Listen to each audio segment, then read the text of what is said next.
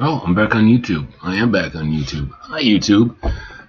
This is me getting back into the second half of my copy edit phase. I've got a bit of a plot hole in Chapter 7 that I'm a little bit concerned about, that I'm afraid runs through the story, and I'm late in the game to really try to address it.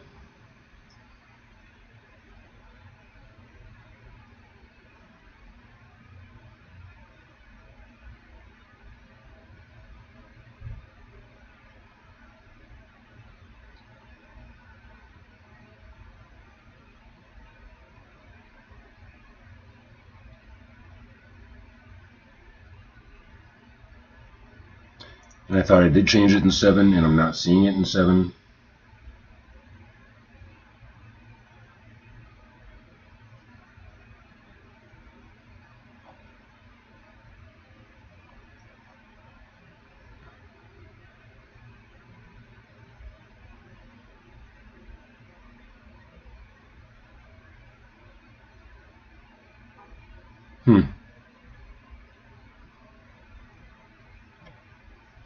That's modified Tuesday 153.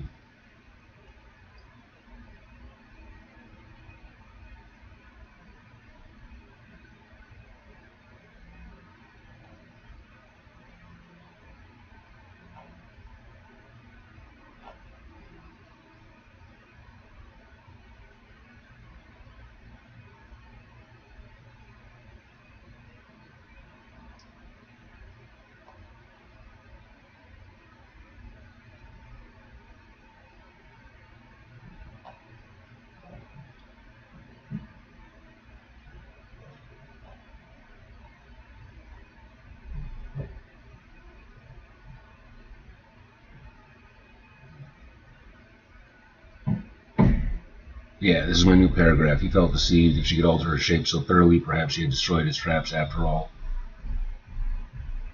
Yeah, it's kind of thrown in there, but it's there. I guess that's enough for now. I'm gonna keep moving on. I was gonna do something with ChatGPT and see if it couldn't help me like figure out where to pop some stuff in, because I've used the hell out of it. But now it's stuck mid thought and won't let me go back to the quick copy editing support chat that I had going. Useful new danger text. Yeah, it's still processing and thinking. Because if you have any chat going for too long, then it struggles. And I've used up all the free memory that I have for this service. So I'm waiting for it to process this. There we go. Now I want to go back to it.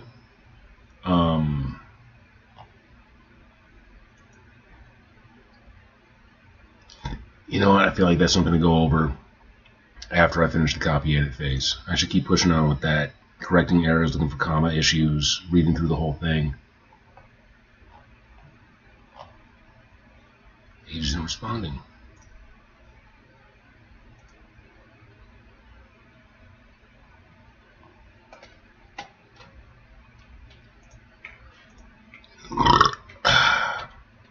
It's bouncing back between conversations now because I keep fucking with it.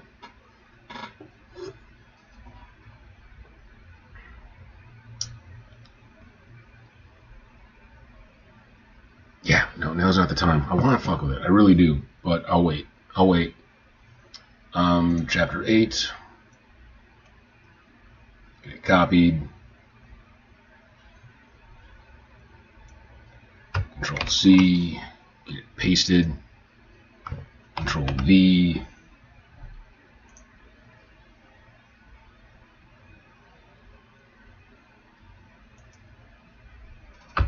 Enter on that.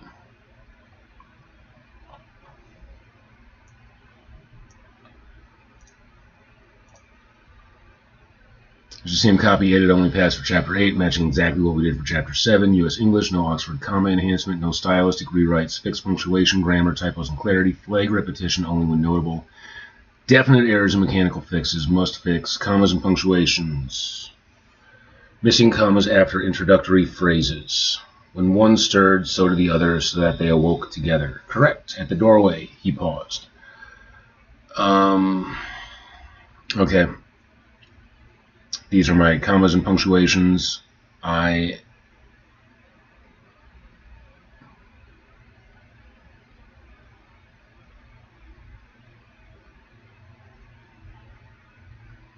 All right.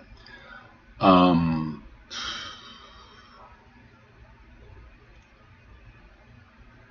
right. Using search tool at the doorway, he paused. Doorway. 1 results. At the doorway, he paused. At the doorway, he paused. That seems a little too Will Shatner, so I'm going to go and not add that. I don't think I need that. Upon closer examination, he spied a jagged crack. Upon closer examination, he spied a gold. See, a lot of these don't feel like natural pauses to me.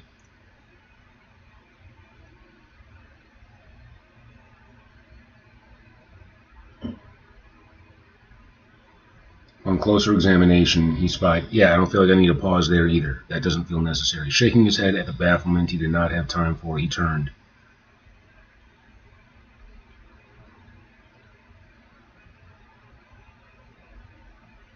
Maybe here.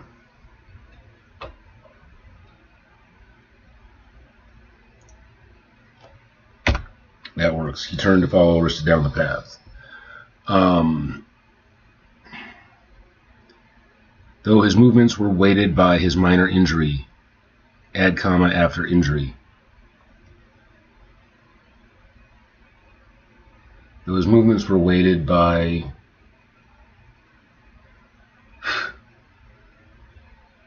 let's say his fading injury. Fading injury. Saying semicolon. Okay.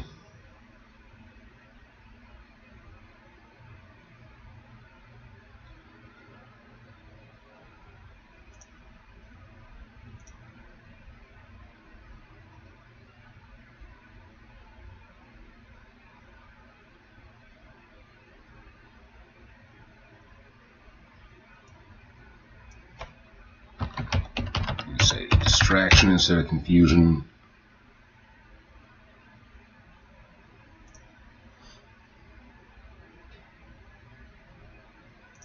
Sure, let's do a comma. I'm not 100% convinced I need it, but comma splice. He suspected she wasn't due to return yet, but hope was irrational, disobedient, and far stronger than he was. Grammatically fine, M- resolves it. Serial modifiers, wide, wondering, and still wanting, acceptable without Oxford comma, yeah. Dialogue punctuation, all dialogue punctuation is correct, inconsistent. Inconsistent hyphen.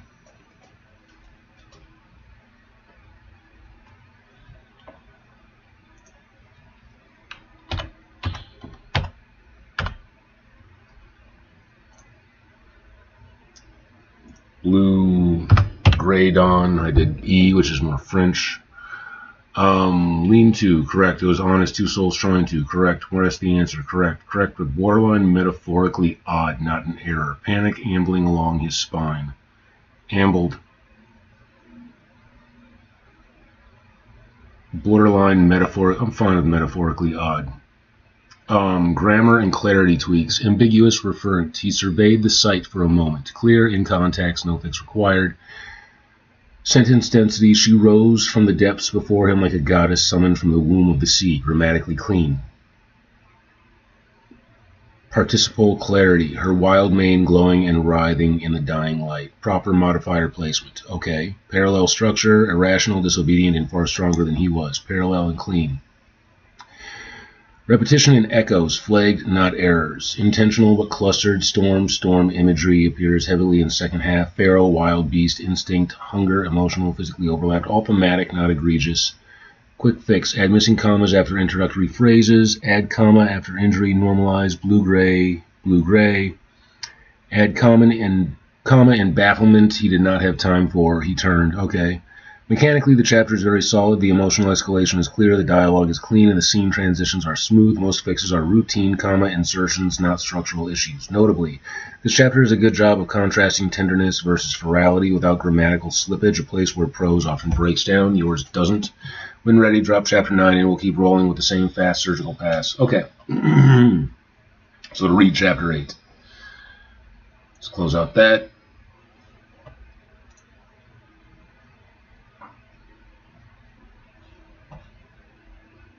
Am I streaming? Okay, start all. Now I'm back on Twitch. There we go. I started this broadcast without actually getting onto the broadcast. I've just been on YouTube alone. Nobody watches me on YouTube. They shouldn't.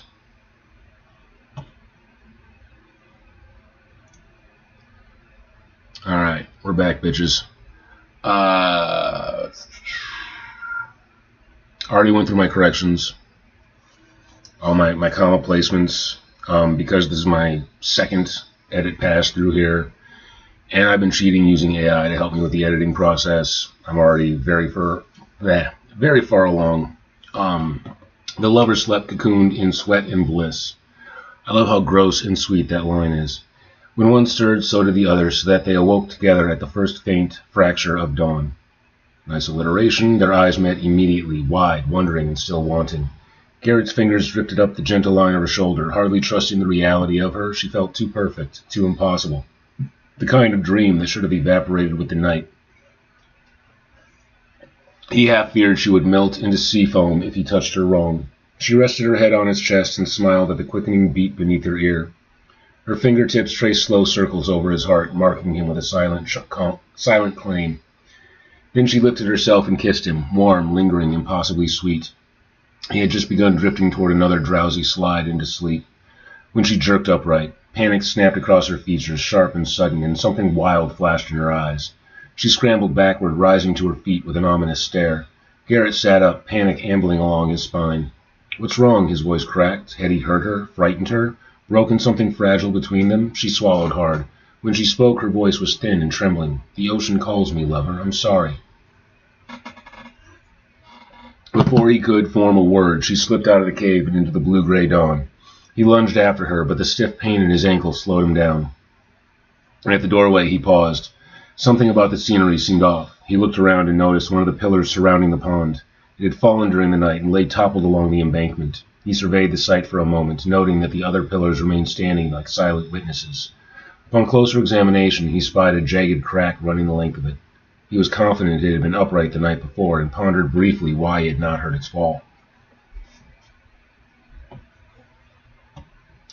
Shaking his head in bafflement he did not have time for, he turned to follow Arista down the path. Though his movements were weighted by his fading injury, he seemed to make up for his moment of distraction.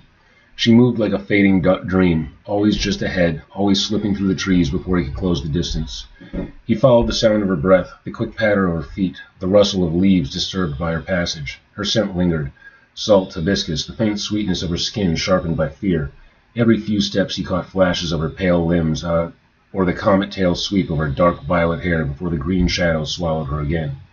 As the trees thinned, he finally caught her wrist and pulled her to him. "Wait," he pleaded. For a heartbeat she fell into him, but then her body curled inward, trembling. "I cannot keep this shape much longer," she whispered. "The ocean demands my return before I slip into the form you fear. Love me as I am now, and let me go." Garrett held her close, desperate. "Then tell me your name. I'll let the sea take you, but I'll want you still." Something shifted in her expression, pride and gentle anguish. "My name," she said softly, "is Arista."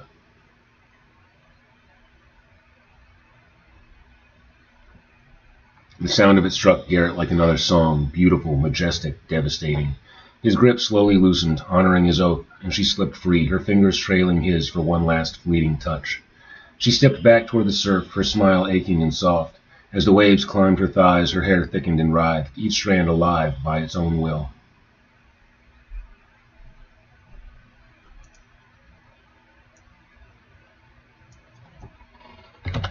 By its own will.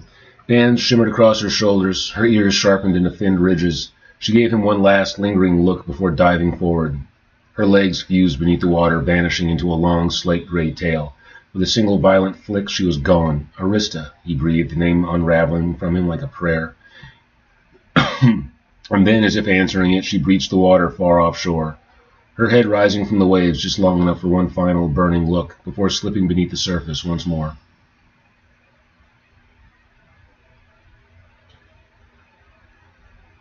Garrett stood still like a statue.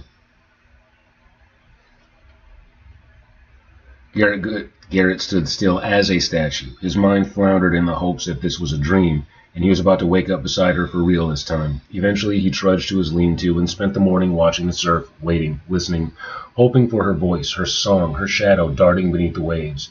But before noon, the weather shifted. The wind knifed in from the horizon, dragging a curtain of bruised cloud with it. Shivering, he wrapped his arms around himself, trying to hold on to the ghost of her warmth. Only when the first fat drops of rain began to fall did he turn back toward his cave, though his heart, pierced and tethered, remained pulled toward the depths where his sweet Arista had vanished. By the time he returned, the storm had built into a full gale that beat vanishing rings into the pond's surface, turning the placid water into a churning, muddied mirror. Wind tore through the trees in ragged breaths. Rain drummed the earth hard enough to sting. Looking again at the fallen pillar, it seemed to weep as water welled in the crack and streamed down in thin rivers of tears. Garrett sank onto the mattress, feeling the hollow where she had lain.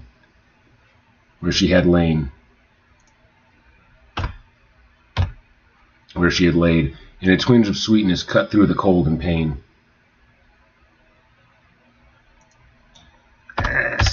Where she had lain, and a twinge of sweetness cut through the cold and the pain. Her words echoed, "I cannot maintain this form.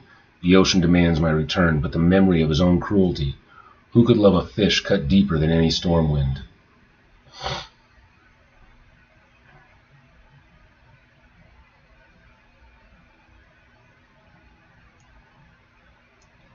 I don't need but.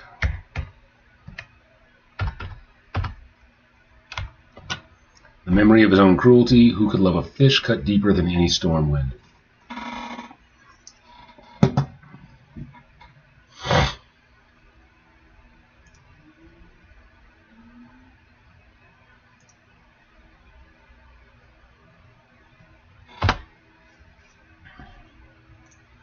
Shame folded him inward, and he shivered. Forcing himself to move, he built up the fire, now beautifully ringed with stone, a little monument to the night that had changed him, and held his hands toward the heat. The wind pushed cold fingers through every gap in the stick and leaf wall, but he lacked the strength or will to repair it. Stone. He would replace the wall with stone, he decided, something sturdy, something with permanence. Something that might make this place into a home she could return to, just not today. Today he would endure the cold and the rain, cradle his shame, and cling to the thin, fraying cord of hope that she would come back to him when the sea released her once more. Hours crept by. The wind shrieked through the forest, the rain hammered the pond until it churned mud and foam. Garrett remained trapped in his hovel, hunched near the heat, listening for any hint, any impossible whisper of Arista's voice carried on the storm, but heard only the relentless drumming of the rain. When everything finally dulled the world to gray,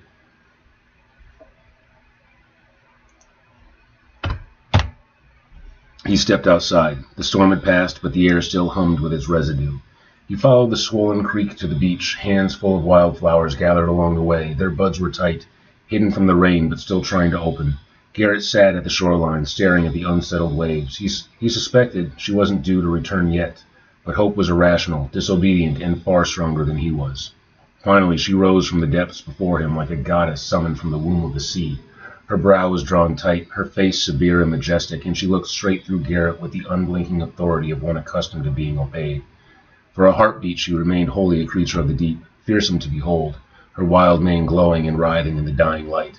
The bands across her cheeks and shoulders darkened with the tide's retreat, and her rigid webbed hands lifted in priestly benediction over the shore. Her torso rose from the surf like a carved column of marble, fitted with hidden blades. She was dangerous, deadly, intoxicating in a way that made every instinct in Garrett's body scream at once.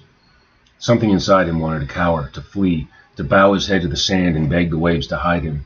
She caught his gaze before he could move, locked him utterly in place with the crushing weight of her eyes, as though she could sense the tremor of weakness. Then, with a single sweeping gesture, the sea's enchantment folded around her. Scales melted to skin, webbing curled into fingers, her hair stilled and fell over her shoulders. She stood before him human again, beautiful, bare, and scowling. She strode toward him across the sand, every step charged. Garrett's breath hitched. The crushed flowers trembled in his grip, their sweetness drowned beneath the sharper scent of salt. When she reached him, she tilted her chin up as though leveling an accusation. "Do you love me, human?" The words struck like a ritual blade, sharp, ceremonial, and brutally precise. Garrett swallowed, throat tight. He lifted the handful of wildflowers, but she didn't spare them a glance. She looked straight into him. searching for something buried in secret. At last his voice broke free. "I adore you," he breathed. "You've bewitched me. I can't think straight. Yes, I love you." For a heartbeat she was motionless, eyes wide, throat fluttering, something raw flickering in her expression. Then the moment snapped. She ripped the flowers from his hand and flung them aside as though they were an insult. She was on him in an instant, slamming against him with a ferocity that knocked the breath from his lungs.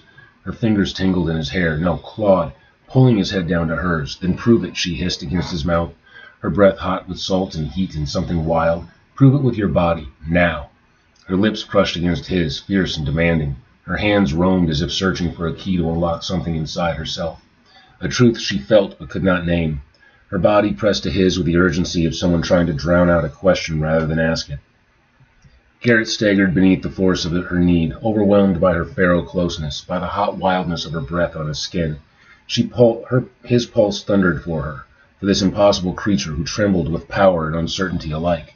She didn't want tenderness. She wanted obliteration. She wanted whatever love meant in the language of beasts, and she wanted it now. Something deep and untamed surged through Garrett, a force answering her ferocity with one of its own.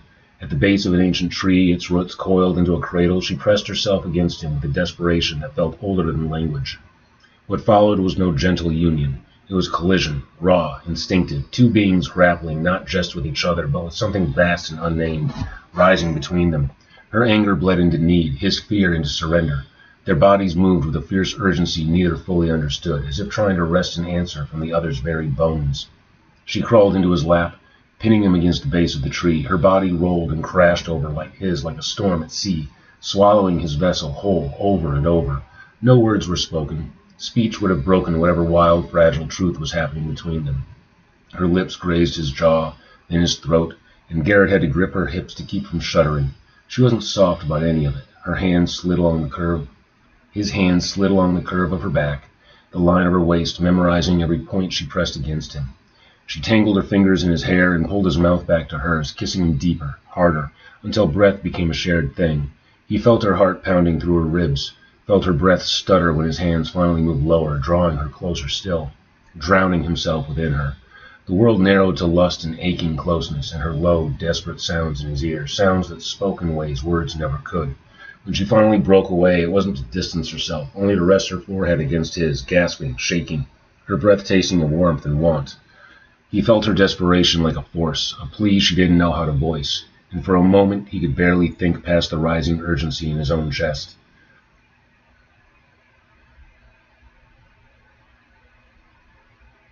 There's that in his chest again. Her movement slowed, weakened into a soft rolling embrace that held him utterly and completely as her body shook. When her trembling finally eased, Garrett moved. He turned her to the tree, and in a daze she complied. He entered again, this time claiming her as his own. At first she was stunned by his aggression, as if shaken by the reversal, but soon came to revel in it, pushing back with equal intensity. What followed was not gentle. It wasn't cruel either. It was honest.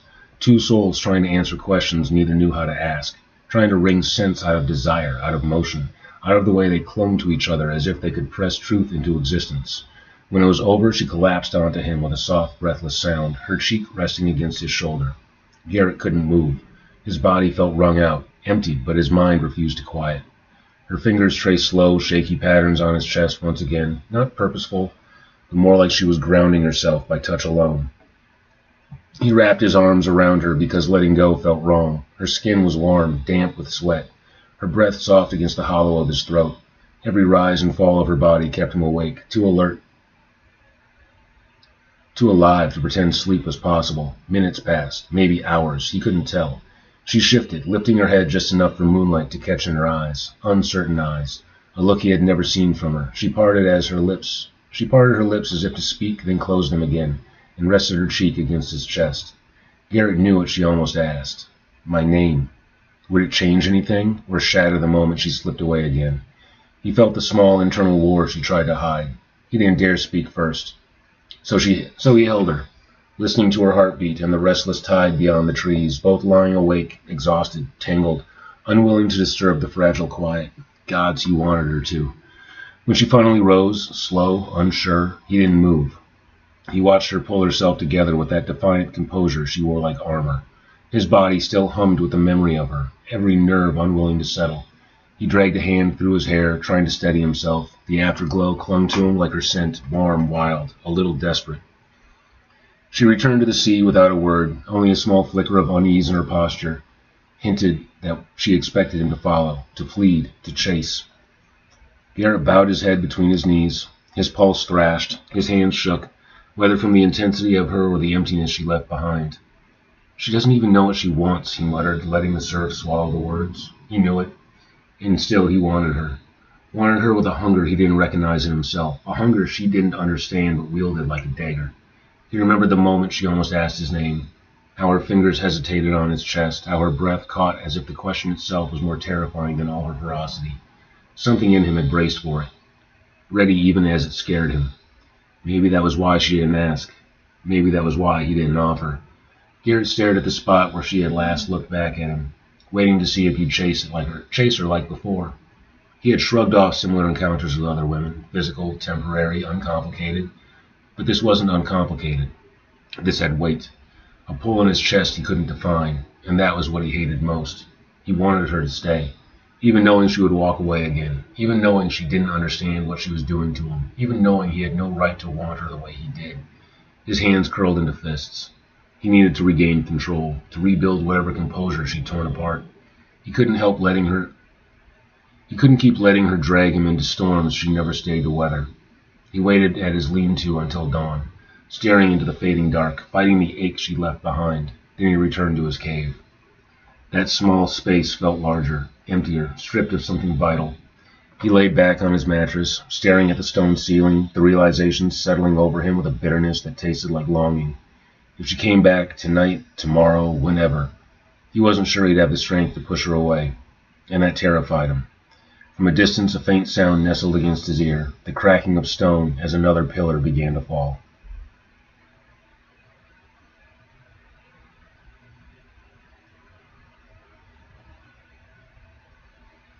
Okay. There's about 17 minutes to read.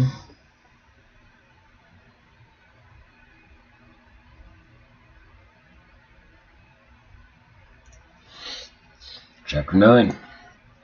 Let's do the same thing. Quick copy editing support.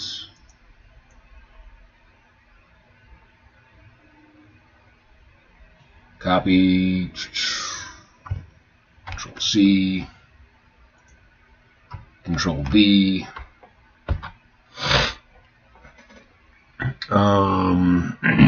Here's the copy edit only passed for Chapter 9. Same rules and tempo as before. U.S. English. No Oxford comma enforcement. No stylistic rewrites. Focus on punctuation, grammar, typos, and clarity. Repetition flagged only when it risks noise. Missing commas after introductory phrases. When the wall was half done, he checked his traps. Correct. Hungry and uneasy. Correct. Rather than idly wait. Correct. For a heartbeat, he suspected her. Then recoiled. For a heartbeat, he suspected her.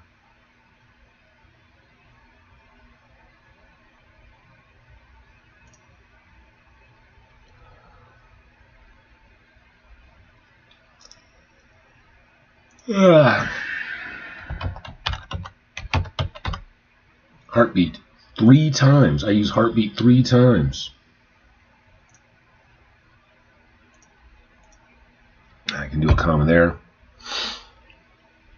As if the entire shoreline were holding its breath. Fragment intentional before he could answer. Correct. Your shore then. Comma misuse. Capitalization is stylistic. Punctuation is fine.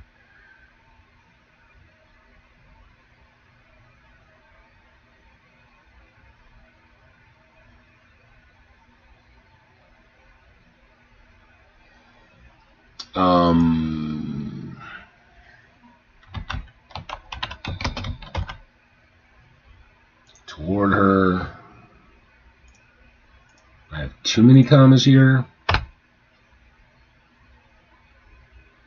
Dialogue is consistently correct. M dashes inside dialogues are used properly. M dashes and capitalizations. Wild and reaching as though to tear down the sky. Wild and reaching.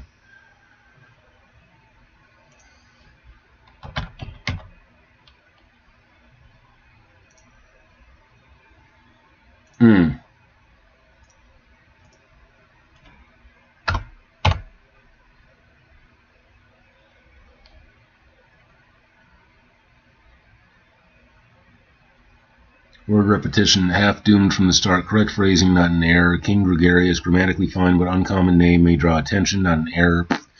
Shorewalker, consistent compound usage. Grammar and clarity tweaks.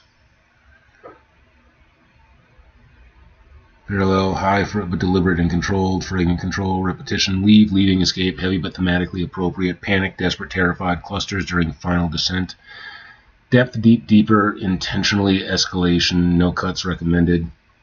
Quick fix, add comma for heartbeats, remove comma, and he either way to deeper or, wild, lowercase. Overall assessment, this chapter is mechanically strong and emotionally intense.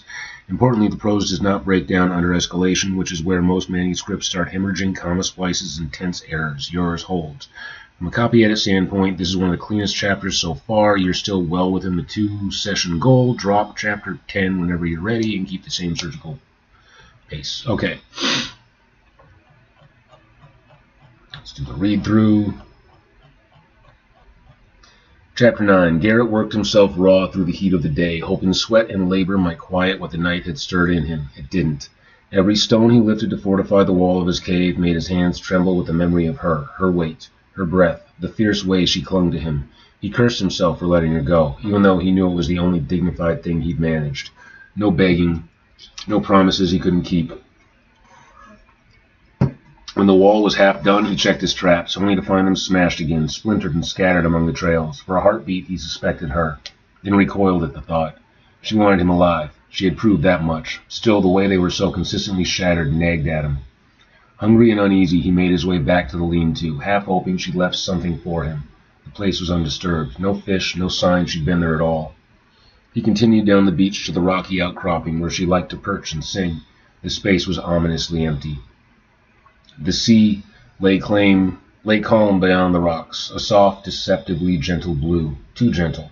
It reminded him of the way she sometimes watched him from the shallows, head tilted, eyes unreadable, as if waiting for him to do something foolish. He hated how easily his mind betrayed him, how a single thought of her mouth, her hands, the casual pride she carried could still his breath. He told himself it had been a mistake, excitement, proximity, hunger, but the lie rang hollow. He had meant it when he said, "I love you."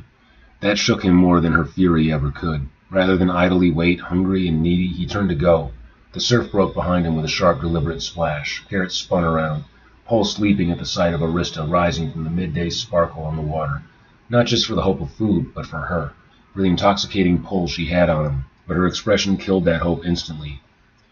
Her eyes were dark with fury, the thin tendrils that passed her hair writhing over her tense shoulders. She propped herself on the rock with her arms, tail lashing once beneath the foam like a warning. "You lied to me," she spat, voice carrying sharp and clear over the waves that were beginning to chop at the air with increased intensity. "You dare confess love, false love, and expect what in return? Another offering to keep your deceiving tongue sated? More gifts to feed your pretty falsehoods?" Garrett's mouth opened, but she plunged on, cutting him off. "You accuse me of keeping you here, of ruining your plans, yet you take everything I give you, my fish, my patience, my time, and offer nothing back but words." Her tail slapped the water, sending spray into the air that rode the wind, stinging his eyes. "Do you enjoy it? Making me look the fool, gaining my trust in exchange for nothing?" She leaned forward as though her face was inches from his across the rocks. Her voice dropped to something sharper that carried over the angry waves that slapped his shins. "All you do is walk my shore and feed on what I leave behind, like a scavenger, like a pest." The accusation hung in the heat between them, raw and shaking, carried over the cool spray of the sea, and Garrett felt something inside him, hope, longing, last night's fragile peace, shudder under the weight of it. "Then why keep me trapped here?" he snapped, fury ebbing only to surge back and burn hot across his face. "Why destroy my raft and scatter my hope along your shore then? Why leave me stranded on this lonely island where you can appear at your leisure and swim away from me whenever it suits you? Every time I see you, my heart tears open, and every time you leave, this ache only deepens." The surf broke hard, and she rose with it, half in water, half out, eyes flashing like stormlight under the afternoon sun. Her tail thrashed the foam again as clouds filled the horizon behind her. "More pretty words as you blame me for your failures," she shouted back. "You build your ambitions out of flimsy sticks and call it survival. You craft a shoddy ship out of refuse. You tell me sweet lies and call it love. And when you starve, when you fail, you look to me, always me, as if I exist only to support you. Sweet lies, Garrett barked, a humorous laugh. You don't even know my name. Her jaw tightened, but she said nothing. That's right, he pressed, anger uncoiling from his chest in a taut, shaking breath. All these days, all these nights, you never once asked. You say I lie about loving you, but you don't even care who I am. The water suddenly calmed behind her, as the thick clouds rolled in closer to listen in to their conversation. She hung her head in something that resembled shame. What good is a name? She snapped, lifting her chin again. Human sounds, human breath, useless things. Meaningless things. You think a name is deeper than touch, than passion, than what you gave me last night? Lover? Heat flushed Garrett's face. Shame, anger, and longing knotted so tightly he could hardly breathe. What I gave you, he said, the words scraping out of him, was more than you could understand. She bared her teeth, not a smile, but a warning. Do not speak to me as if I am simple. Then stop acting like it then. He stepped deeper into the surf without realizing it, water chilling his thighs. You tear down everything I build. You vanish whenever you want. You accuse me of lies while hiding everything that matters. What do you want from me? To kneel, to praise you, to keep guessing what crime I committed this time? Her pupils narrowed to slits. The wind rose sharply, dragging the scent of storm with it. You want truth? She hissed. Here is truth. You do not love me. Not truly. Not if you still dream of leaving. Not if I cannot. She faltered as if the next words hurt. The blow landed deep in his chest. What else am I supposed to dream of? He demanded. You destroy any escape I try to make.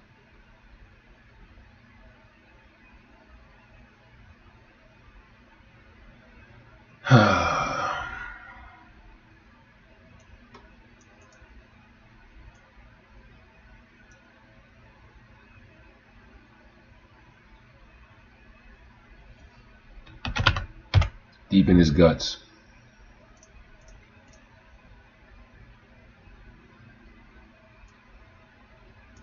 Say heart.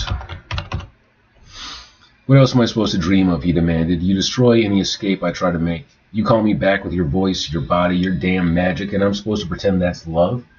He either waded deeper toward her or the ocean rose. In that moment, it was impossible to tell. I never trapped you, she screamed, waves rearing behind her. I saved you. You were meant for me, my gift for all I've endured. Why else do you return? Why else do you come to me? I took human form for you. I made myself weak for you. I bled magic just to lie with you in that cave you think is so precious. Her voice shook from rage to something more fragile. And I did all that for you, he shot back. At first to escape you, yes, but then you kept calling me, dragging me to the shore with your song, nearly drowning me with your appetites. And now that I care, now you don't know what to do with it. Cloud swallowed the sun. The sea behind her swelled in a slow, living rise. Her voice dropped to something low and torn open. I know more than you think. Then prove it, Garrett said. Ask my name. A long, taut silence. Her throat worked. Panic flickered through her expression, real, unguarded panic. The gills along her neck flared, but she did not speak. The silence gutted him. That's what I thought, he said quietly. You want everything from me, yet you won't take a single step toward me. Not even that. Mojo, knock it off, dude. Her gaze hardened, wounded pride simmering into childish spite. You speak as if I owed, she spat. And so he gets louder. Mojo, you have hay. It's not dinner time yet. You're just being shitty. Stop. Let me finish this chapter. Her gaze hardened, wounded pride simmering into childish spite. You speak as if you are owed, she spat. As if I should give you more than I already have. What? He countered. Confusion and wreckage? And you've given me pain, she shot back. You hold me responsible for your happiness and disappointment, and then dare to call it love. For a heartbeat they were suspended, two stubborn creatures who could wound but not admit that they were bleeding. Fine, she said sharply. What is your name then, if lover and shorewalker fail to please you? What crude human grunt should I utter? Garrett stepped deeper until the waves hit his stomach. He lifted his chin in royal pride. My name is Garrett, second son of King Gregarious. Her lip curled. Garrett. She tasted it like venom. Guttural. It suits you. It sounds like dirt, or a creature that slithers in the mud. Before he could answer, she plunged beneath the waves. The sea swallowed her in a violent churn that slammed against his chest. The water did not calm. Not for a long time. Garrett stood there trembling, breath uneven from everything he'd finally released, and everything he still didn't understand about her. Then he turned toward the trees, jaw locked. If she wanted a test, fine. He would build his raft. Whether he intended to use it or only prove that he could, he refused to answer that yet. He smashed his thumb with a rock almost immediately, swore loud enough that a flock of birds took off from the trees. As he sucked the blood away, Garrett glared at the ocean as if daring it to laugh at him, then went right back to work, one-handed and scowling. Brilliant, he muttered to no one. King's son reduced to bleeding on driftwood. What he built was crude, rushed, and half-doomed from the start. He had scavenged whatever wood he could find, too short, too warped, and lashed it with vines, rope, everything within reach. Anything within reach. By late afternoon, it resembled a raft in the same way rumination resembled healing, barely, and only if one squinted. The raft appeared worse for it. He considered pushing it into the surf to watch it sink out of spite alone. Still, it existed, even if it was just a cry for autonomy made of knots and splinters. His palms were raw, his shoulders ached. He ignored all of it. Every blow of anger, of longing, of humiliation from her rejection he drove into the bindings until his arms shook. The raft wasn't seaworthy. It was a statement. Garrett wiped the sweat from his brow as he tightened the last knot. The raft was crooked. Pitiful, really. But it might float, and that was enough. Enough to prove he wasn't trapped. Enough to remind him he still had choice. Enough to spite her. He stepped back to look at it fully, chest heaving from the day's work, feet half on the tide, when he felt the sudden shift, the air going unnaturally still. The waves behind him quieted in a way that made his spine lock. Garrett turned. The sea was flat. Too flat. As if the entire shoreline were holding its breath. A wall of water surged upward, fast, deliberate, wrong, and she erupted from it with a snarl that wasn't human or gentle or anything he'd ever associated with her before. Her hair floated around like a living halo, wild and reaching, as though to tear down the sky. Her eyes glowed, not with rage, but with a wounded desperation that hollowed her face into something heartbreakingly innocent. Her gills flared wide on either side of her neck. Her webbed fingers trembled as she reached toward him.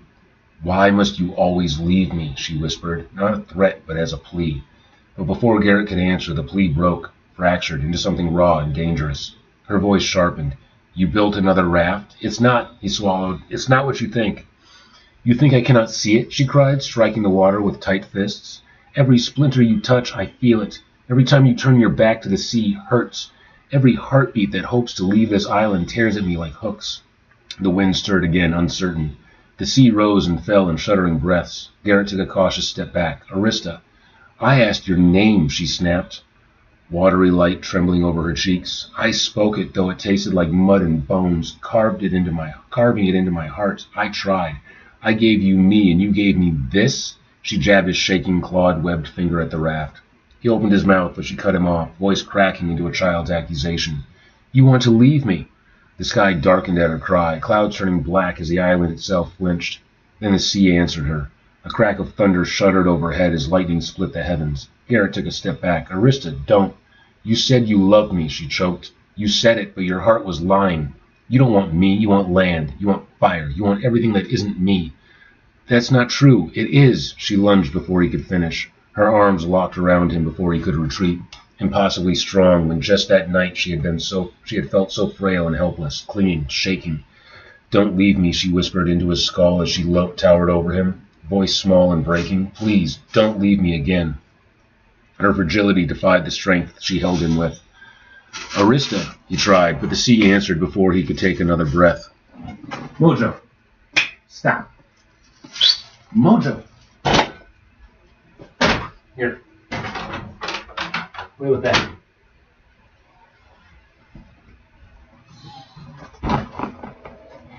He tried, but the sea answered before he could take another breath. A wall of water surged over them both. He was ripped off his feet, dragged under in a cold, violent tumble. Salt burned his eyes. His shout vanished into the surf. Her grip only tightened as she kicked downward, tail slicing through the dark with brutal strength. Garrett fought.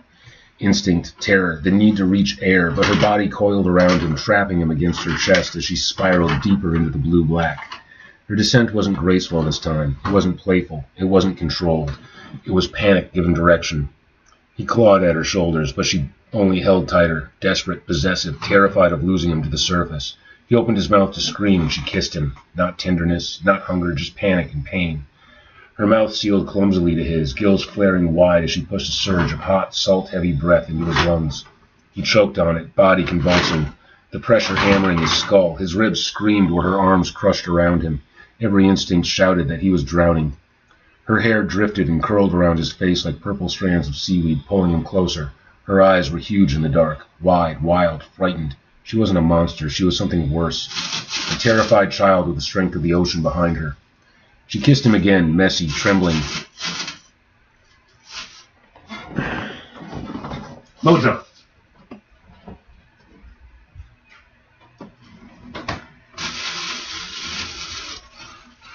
You gotta stop here. You gotta stop. Here, fresh egg. I would feed you, but I refuse to negotiate with terrorists. Knock it off.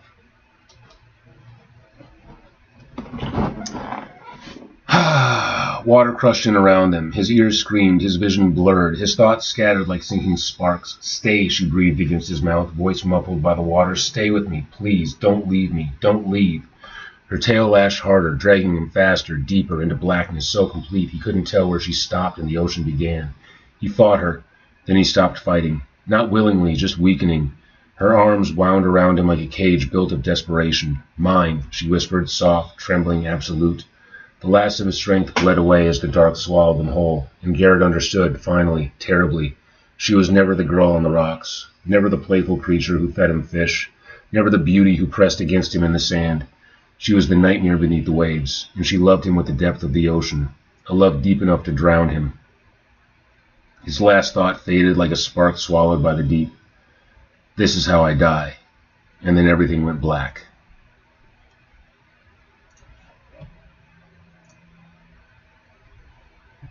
And that's the end of chapter 9. All right, chapter 10.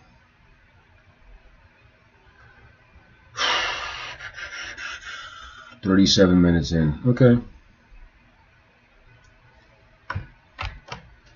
Control C. Pop it into ChatGPT for that quick check. Make that big so it fills the page. Got it. I'll treat this strictly as copy editing, not development. Edits, commas, typos, repetition, minor clarity, friction, and a few U.S. English consistency notes. I'll flag specific fixes and reoccurring patterns so you can move on fast on stream. Yeah. Below is chapter 10, copy, edit, pass. Missing needed commas. That's a big list.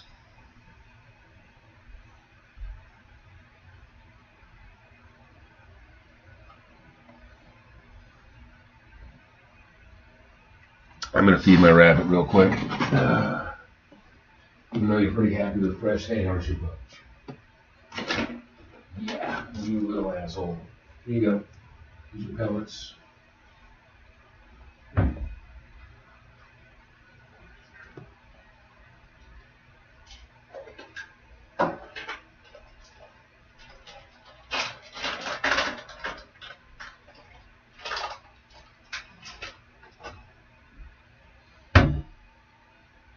You got a pillow pocket, some lube. Boom.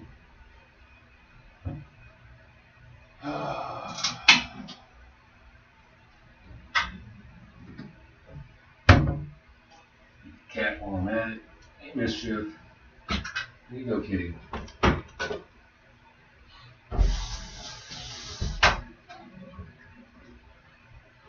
Meow. Yes, meow. All day meow. Every day meow. Meow, meow, meow, meow. Okay.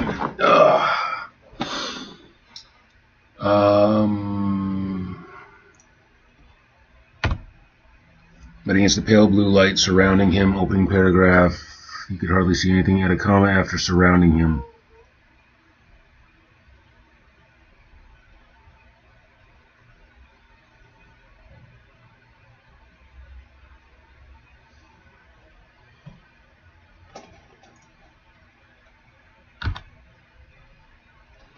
Raising his head even a little, correct as is. Needs a comma for clarity, something ancient, barely preserved from decay.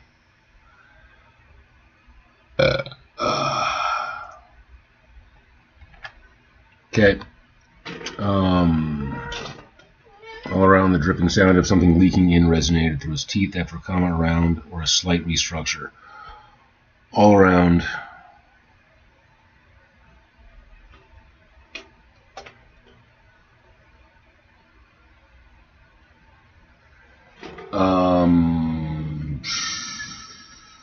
All around, the dripping sound of something leaking.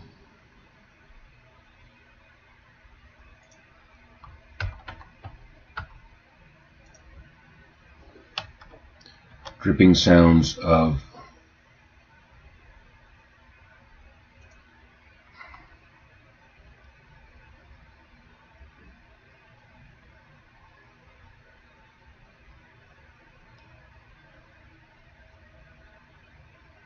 all around, dripping sounds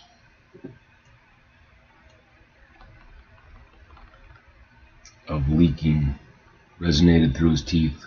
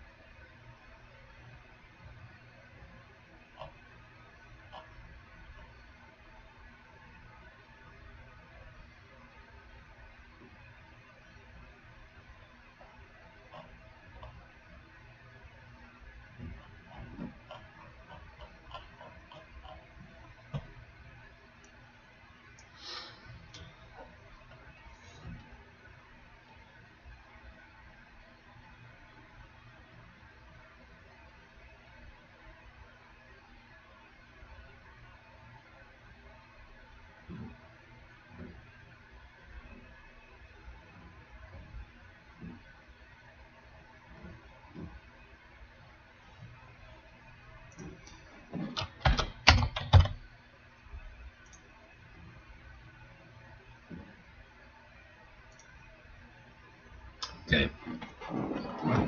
Mojo, stop. Stop.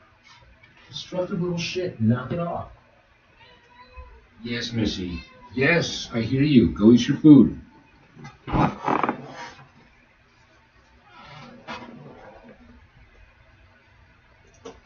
Whispered.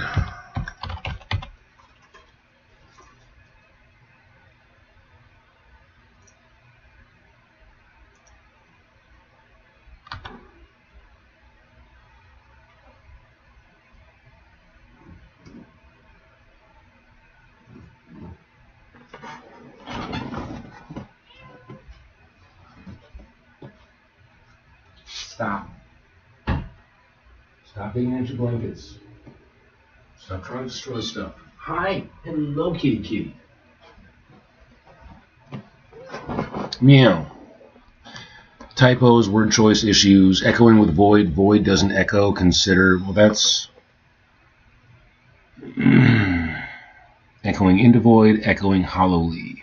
Meow. Keep echoing with void. Above him hung chandeliers, stalagmites. These are stalactites, not stalagmites. Stalagmites rise from the ground. Okay. Fair enough. I figured I would have been called out on that by now.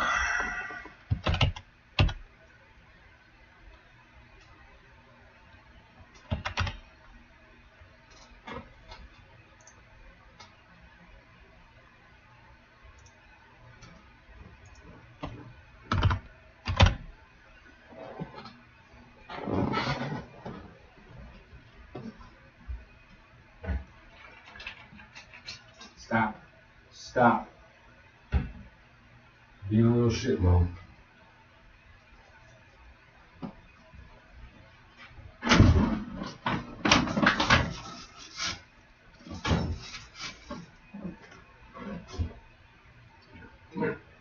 Come here. Alright. Hello, I'm sorry. I'm sorry you're so frustrated. I'm sorry you're so pouty. Sorry I got you wet. Yeah, hi buddy. Hi buddy. Hi. Hi.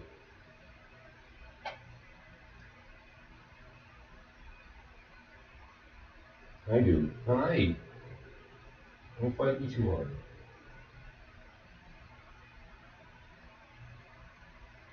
Yeah. Hi. Okay, okay. Here you go. Yeah.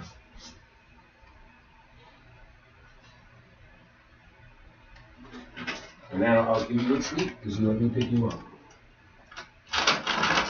Yeah. Oh, there you go, happy boy. Now here's the brat.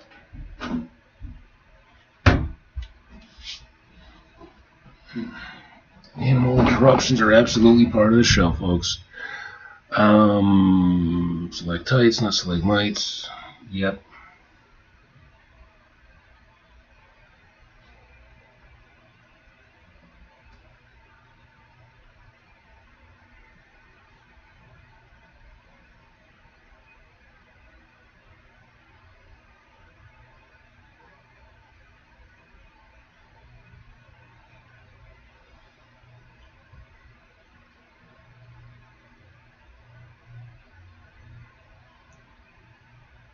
So some make it V.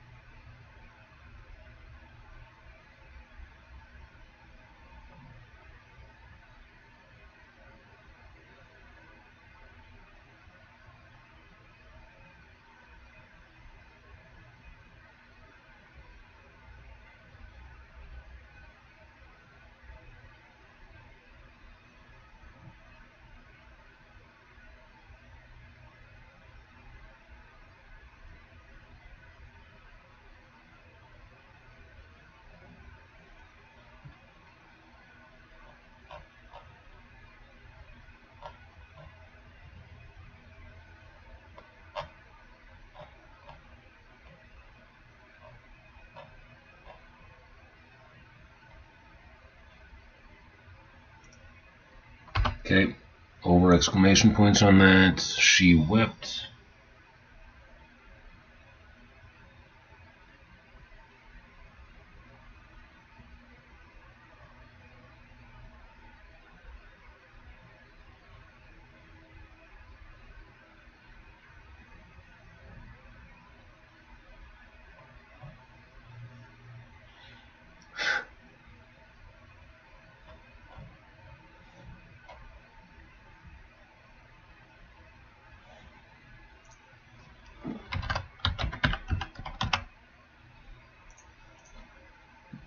Responded, opening his palm to the dark.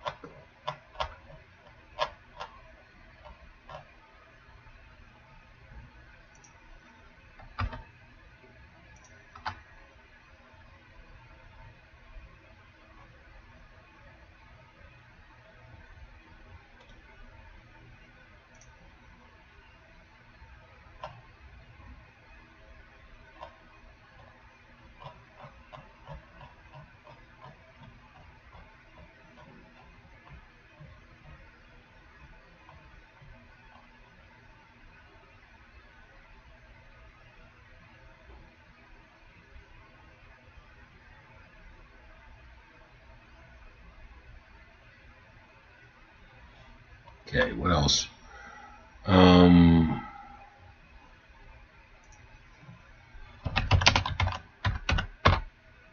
She wept. Yeah, okay.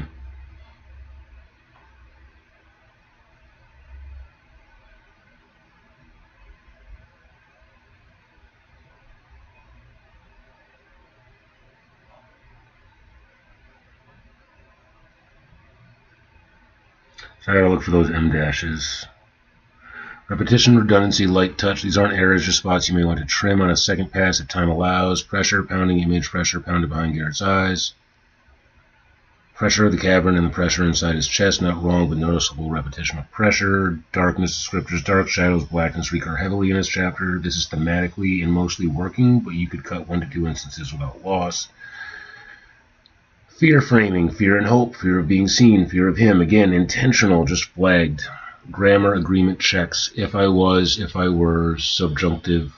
Comma before coordinating conjunctions, and but is mostly consistent, just a few misses noted above. Dialogue, punctuation is otherwise clean and consistent. Quick stream friendly checklist.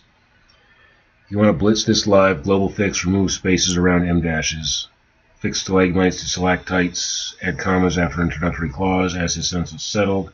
Change, if I was, if I were. Decide if echoing with void stays or changes. Yeah, I'm going to keep that.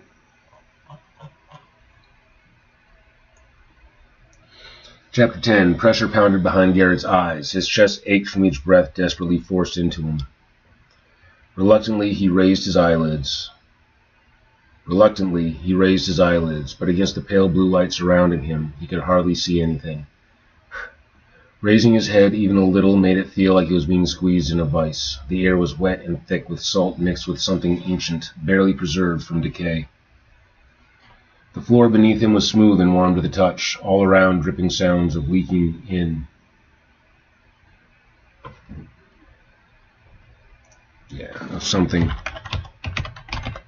Something leaking in resonated through his teeth. He sat up. Doing so made his spine ache with each inch of added inclination, although the space felt vast, echoing with void.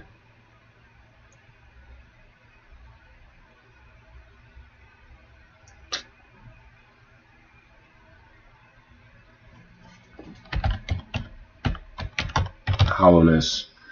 He had the unsettling sense that his head was scraping against some low, rough ceiling. Gradually his vision adjusted to the unearthly light. Shadowed heaps glimmered faintly around him, just enough to stab his eyes. His thoughts came slow and unsure as they echoed back the same repeating question. What hell had he been dragged into now? As his senses settled, Garrett realized he was in a vast cavern. It was many times larger than his cave by the pond. What little light there was emanated from the pools that rose from the floor around him in raised stone basins formed from the rock, like cauldrons brimming with magic. Above him hung chandelier stalactites, dripping the ominous threat that the ceiling might give way to a flood at any moment. He was surrounded by mounds of gold and jewelry, shells and bones, mostly human bones. The skulls ornamenting the treasure seemed to mock him as well as inviting him to share their fate. Beyond these were stone pillars set in the walls like the ribs of some leviathan. Garrett stood, but remained bent from the mix of pain and caution. Something breathed nearby that felt like the cavern itself. His every instinct told him to escape, but there was nowhere to go but back in the water. Logic told him to do so would mean death. What then? To become another ornament of macabre decor? He noted the skeletal remains were laid out in ornate blooms and spirals, as if lovingly placed. Garrett wandered the vast room and felt the pang of how long Arista had been alone. He wondered how many of these gaping skulls were past lovers who had shared this same fate. At his feet lay lanterns and compasses, coins and jewelry, all littered with equal carelessness. Only bones and shells received delicate, precise placement. These were her treasures. Everything else was just recklessly abandoned filler. He checked one of the lanterns, but found it was without oil or flint. A fire, no matter how small, would have been a welcome warmth down in this place. Anything to push the dark back, even a little. Setting it aside, he picked up a compass. The needle refused to move, rusted fast to its housing, frozen in a single useless direction. When he tossed it away, the clang shattered the silence. Coins shifted and slid from a nearby mound, cascading down in a soft metallic rain, wasted wealth settling back into stillness. Garrett took a position in the center of the dim ring of glowing pools. Something watched him from the blackness. He felt it. The fine hairs on his arms prickled. A faint tremor rippled through the cavern floor, subtle as a heartbeat, like something vast moving along the surface somewhere in the dark. The scent reached him then, salt, hibiscus, something faintly sweet, like crushed flowers left too long beneath the water.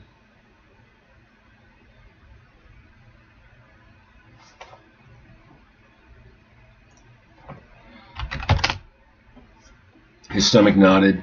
He had smelled it on her skin, on her hair, on her kisses. "Arista," he whispered. The shadows answered with a soft shift. Stone scraping stone, or perhaps scales brushing bone. The sound was gentle, almost timid, but it rattled him. He swallowed hard as his throat tightened. Slowly Garrett inched toward the deeper shadows, toward the far wall where the piles of treasure grew denser, the bones more frequent.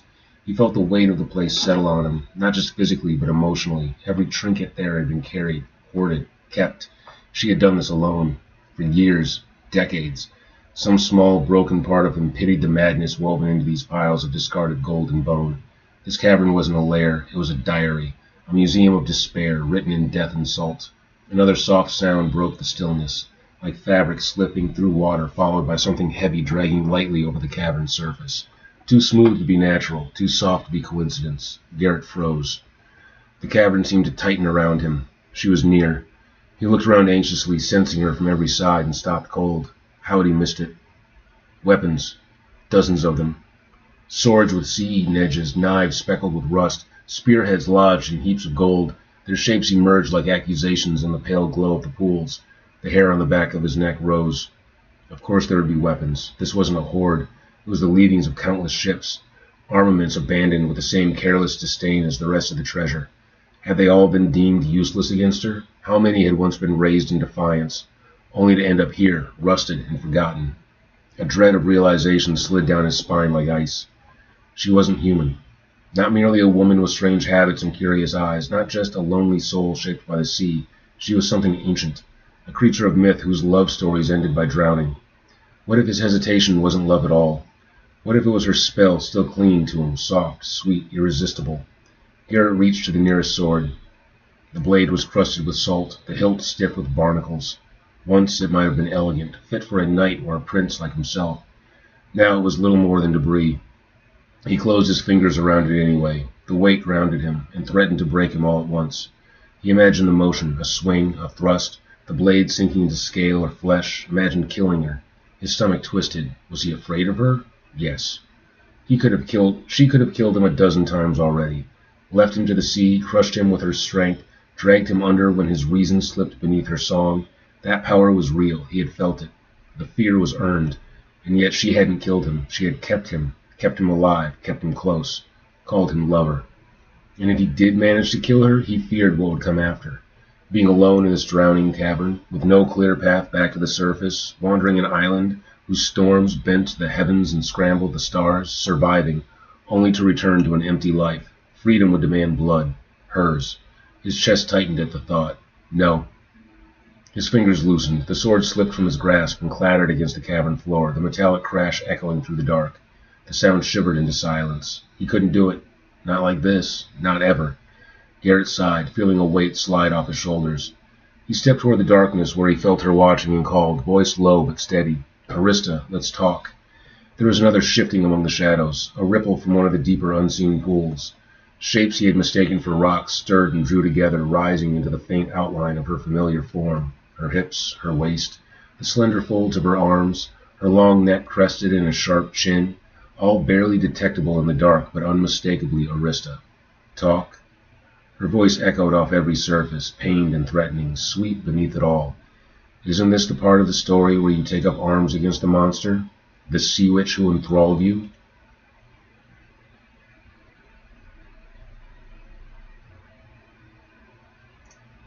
You slay me, gain your freedom, and sail away? Garrett hung his head in shame. That she guessed the thought he'd just entertained made him feel laid bare. And then what? He called back. Her words came hot like steam in the dark, dank cold. Then you'd be free to take this treasure, load it onto your precious raft, and sail away the hero who slayed the evil siren, of course. Become some legend as you grow old, with some human wife who could bear you a pack of mewing infants.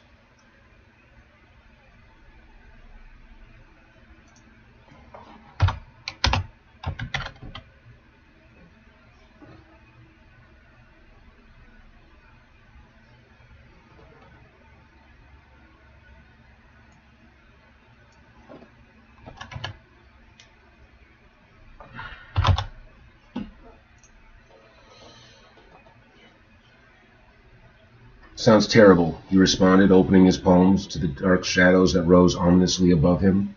His own shadow seemed small and frail on the distant wall beside hers, like it was about to be consumed by her own. I'm in love with you, Arista. There is no shore I want to see if you're not there. Are you sure you...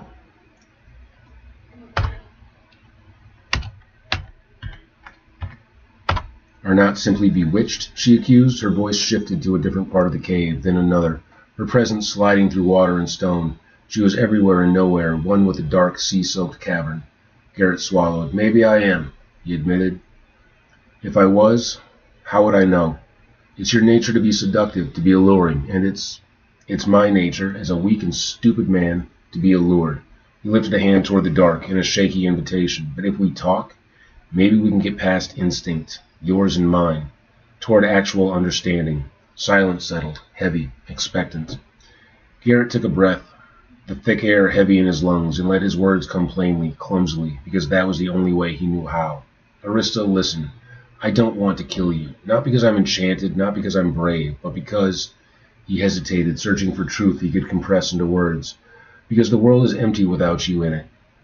I've had more than enough cold nights, too many lonely days without a connection like this, and when I think of leaving you, even if it's what I'm supposed to want, all I can imagine is going back to that emptiness, that loneliness.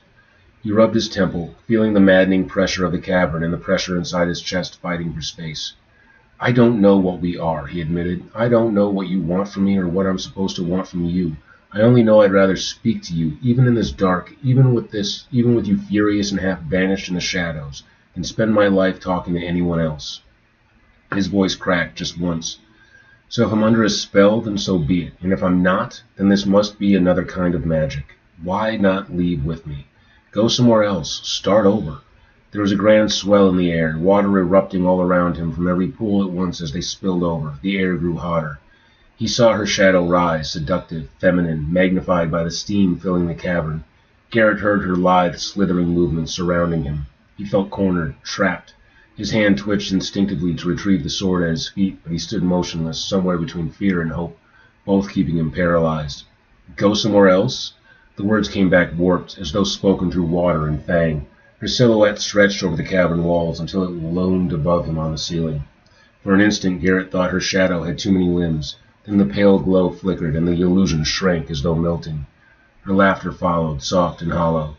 Do you think I haven't tried? Water surged in one of the deeper pools, then another, bubbling not from the heat, but from something rising beneath them. A slick sound, like wet rope dragged across stone, circled behind him. Garrett spun, but the shadows moved quicker, twisting, recoiling, slipping out of sight. Her voice echoed across the cavern, no longer anchored to a single point. You speak of leaving as if it were easy. Another shift, close this time. A shape brushed the edge of the light, too big, too serpentine. I'm trapped here, she hissed from the dark. The sweetness in her voice twisting under strain. This island is a prison, my prison. The scraping resumed, circling him, stone against stone, skin against shell. The cavern felt like it was trembling in fury. Her voice dropped suddenly to something that sounded like the sad song she used to sing.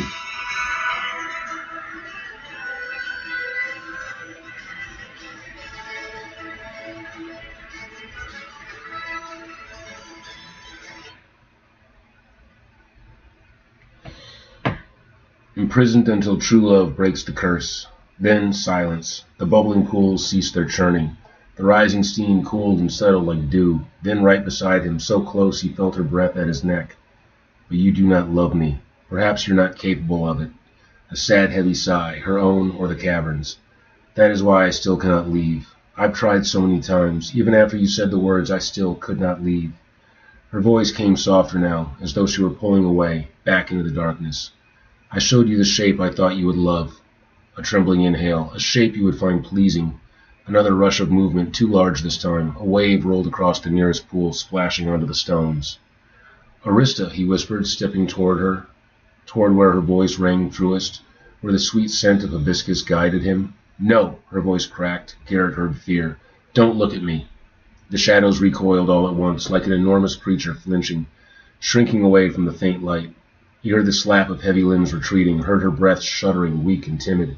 That girl you met? Her voice was breaking. She was the lie. This, a limb the size of a ship's mast thudded against stone emerging from the darkness, rattling gold and bone alike. This is me. Garrett stood frozen at the edge of the light, staring into the shadows where she hid, and somewhere in that vast shuddering shape, she wept. Perhaps I don't love you enough. Yet, Garrett said into the dark. His voice quivered but did not break. Perhaps I'm still falling, or better yet, still rising, into this true love you speak of. But how is anyone supposed to love someone who keeps half of themselves hidden? His breath shook. Isn't love more than surface beauty, passion, or instinct? If I am ever to love you truly and completely, then I must see all of you. Otherwise, it's not really love, it's fantasy.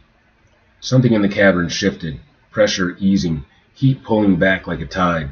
The glow from the pools flickered as though startled, and from the deepest shadow Arista moved forward. At first he saw the woman he loved.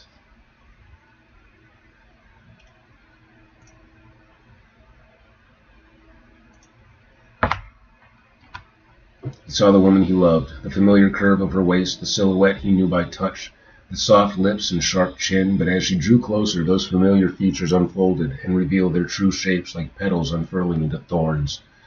Her brow rose into a crown of bone, dark at the base, fading into violet, ending in brilliant blue points that shimmered like jewels drenched in moonlight. Beneath this crest her eyes were widened, no longer the slitted feline shape he knew, but vast, wickedly beautiful, horizontal pupils ribboned in gold. Her hair, once flowing and strange, thickened into tendrils, each moving with its own slow, deliberate will.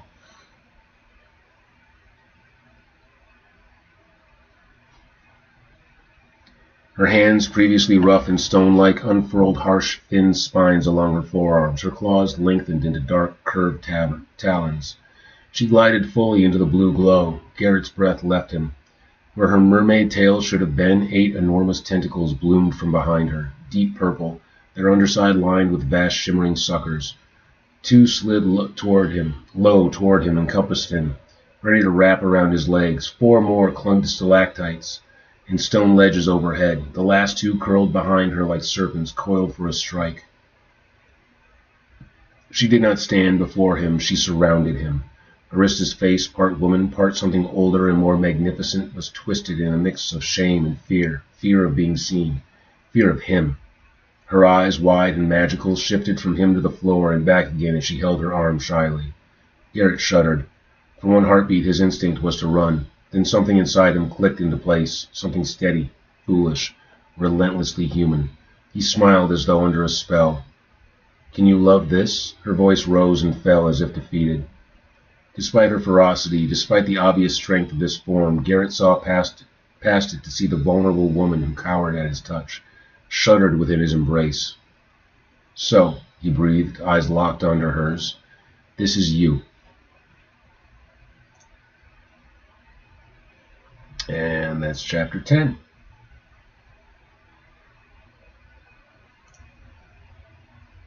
On to chapter 11.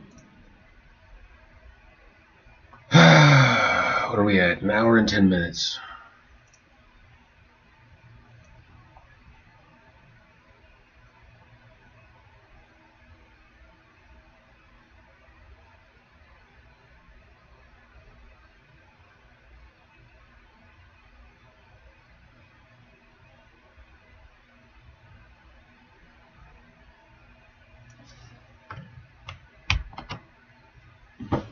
Control C. Back to this. Control V.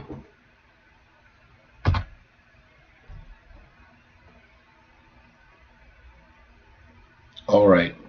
Same surgical copy edit pass as before. I'm not touching structure, pacing, or emotional beats unless something is technically obstructing clarity. This is about commas, punctuations, typos, repetitions, and U.S. English polish, so you can move fast on stream. Below is chapter 11, copy edit notes. Commas, punctuations, U.S. English, missing needed commas. Half swallowed by shadow, fine, her expression flickered, fear at his nearness, disgust at herself, mistrust sharpening into anger, clean and effective. Garrett swallowed, correct. You're here because I trapped you, lowercase dialogue tag. She said, not she said.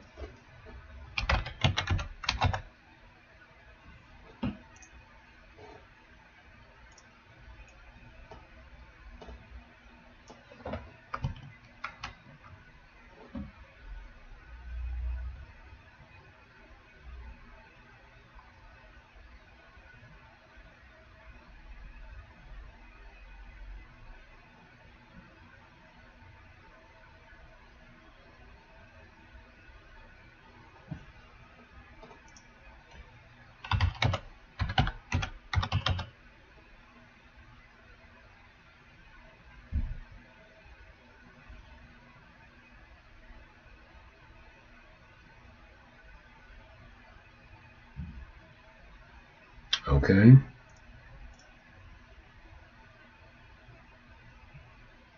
Upside down, dizzy, half nauseous, and staring into a monstrous beauty. Yeah.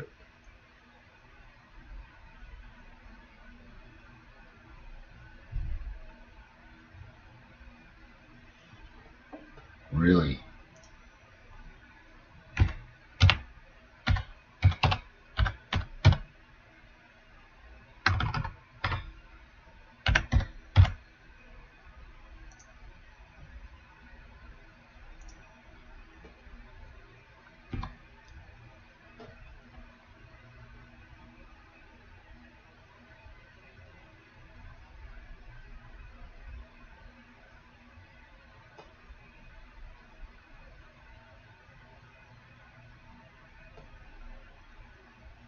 Okay.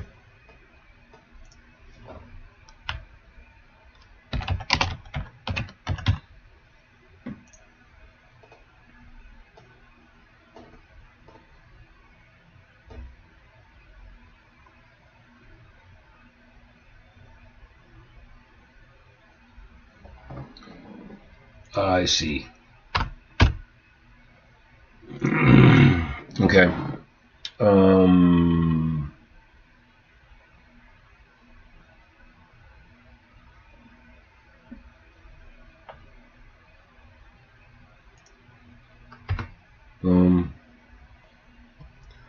I tell you said, but you must stay where you are. Multiple issues. Extra space before closing quotes. Capitalized. She. Comma misuse corrected.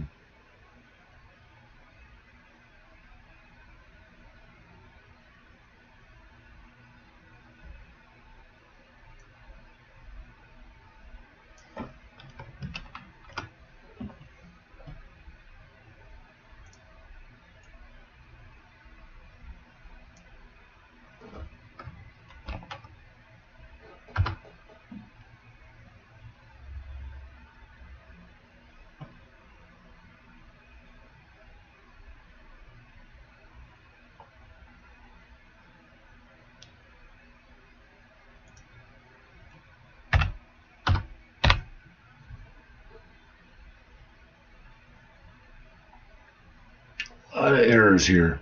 So that from Garrett's perspective, she was a shadow of a woman. Add comma after perspective.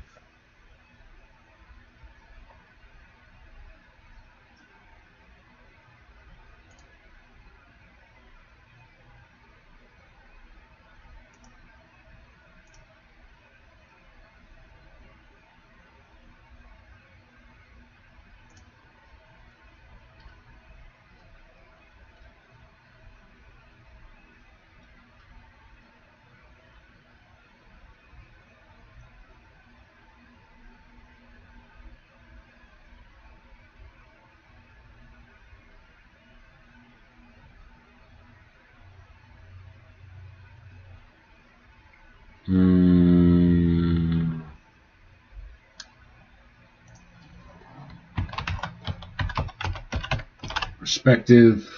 One perspective.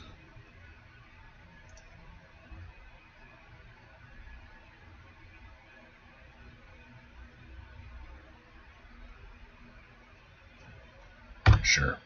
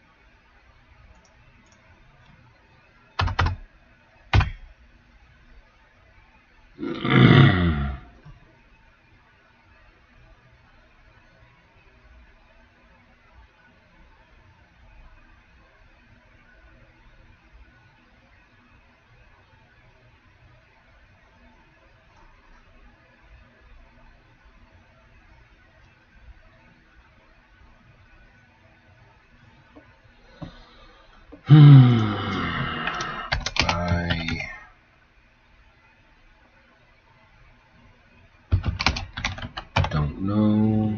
Two results.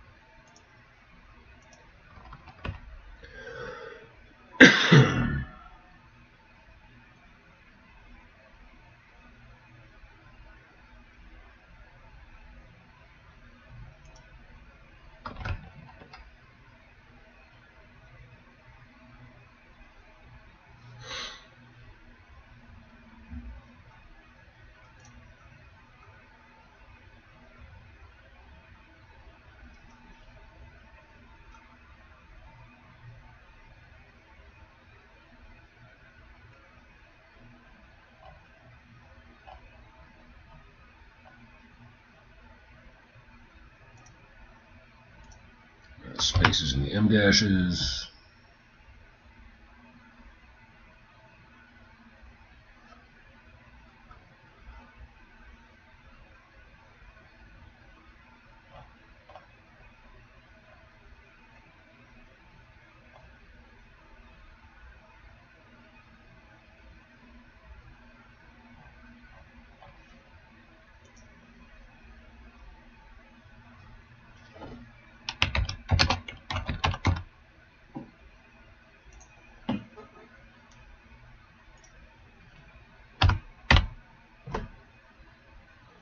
Half nauseous, acceptable U.S., more commonly nauseated, bioluminescent, correct spelling, he never pitied anyone, correct grammatically or stylistically, dash consistency, global fix again, no spaces around M dashes, repetition, redundancy, trust is repeated heavily in a short span, thematically appropriate but noticeable, upside down, dangling imagery appears several times, works but you could trim one instance of pacing drags, monster, sea witch repeated intentionally, no need to change, unless you want variation. Dialogue mechanics, overall, dialogue is strong and mostly clean, but watch capitalization after dialogue.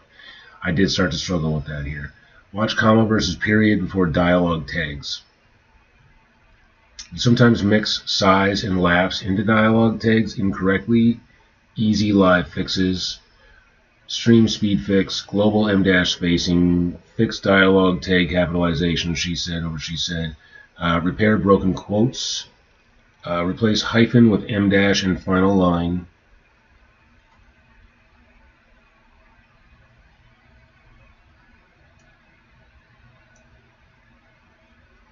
I don't know how to add an M dash.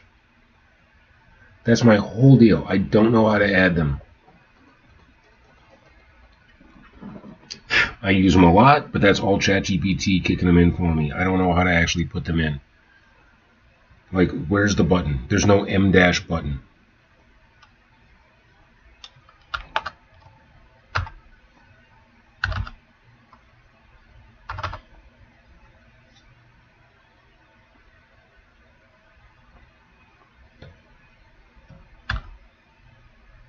No, it's not. It's not what I wanted.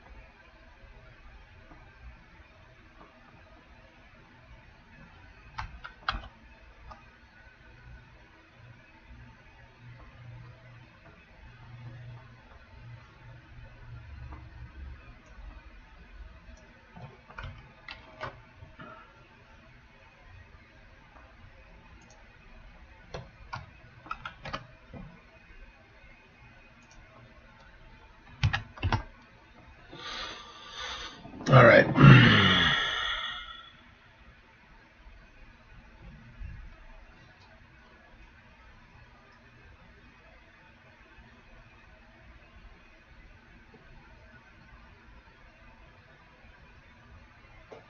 All right, let's read chapter 11.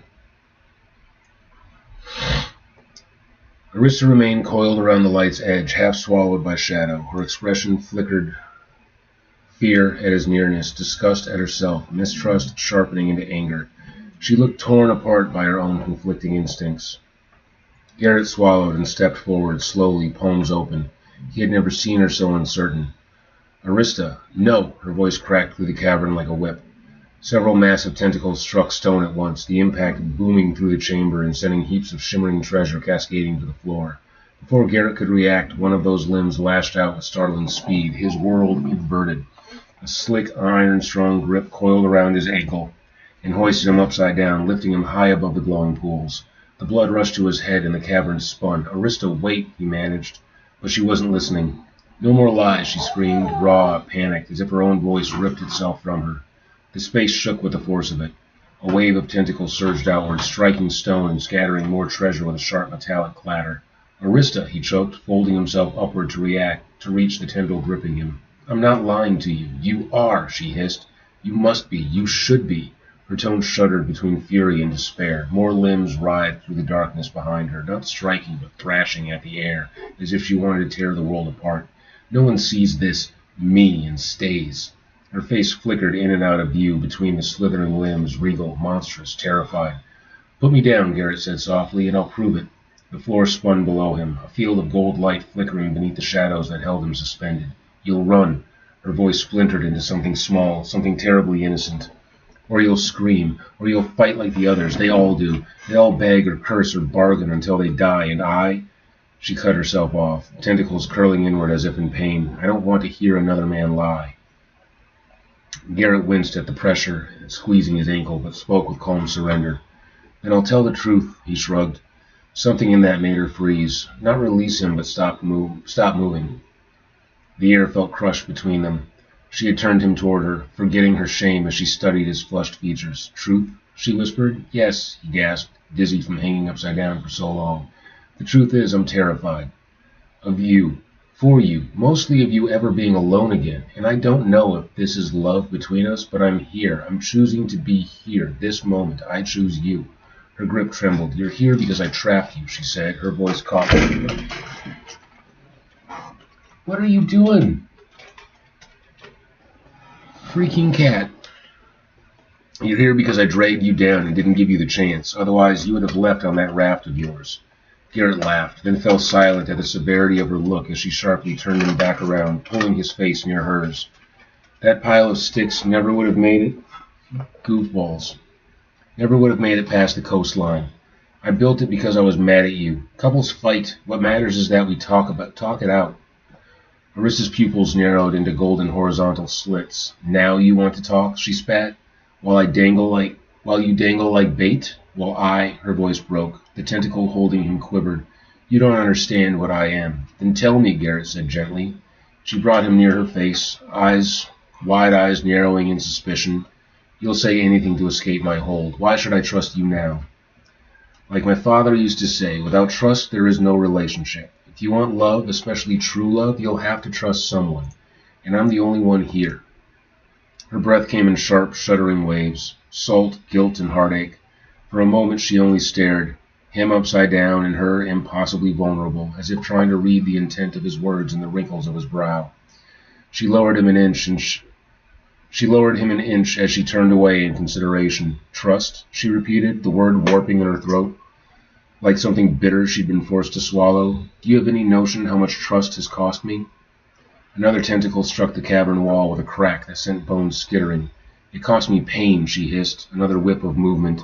Shells shattered across stone. "Betrayal!" The glowing pools rippled violently as her limbs dragged through them. "My home!" Her voice splintered like fractured coral. "My crown! My destiny!" She pulled him closer, not roughly now, but with a trembling restraint. He hung inches from her otherworldly yet familiar face, close enough to feel the mist of her breath and smell the faint lingering hint of hibiscus. "I can't trust anyone," she whispered in his ear. And for the first time the great cavern seemed too small for her grief. "Not my own kind, not my own family. I've been attacked, hunted, stolen from, even here, in my own cave, my own prison." Her voice cracked on the last word. Garrett's heart thudded painfully as if trying to reach for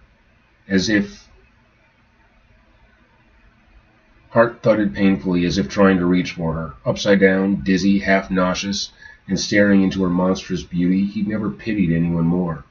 "Arista," his voice was soft as he raised a hand to touch her cheek. "You're the only treasure I want."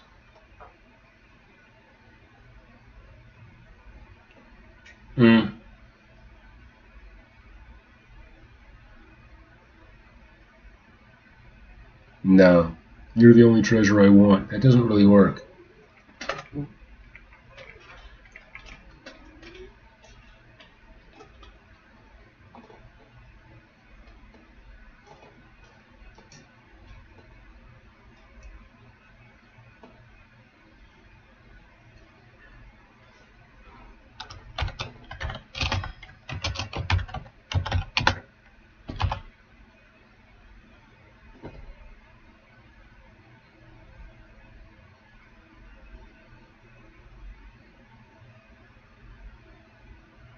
pupils widened. Fear or hope, he couldn't tell. Every tentacle around him unfurled. Her entire mass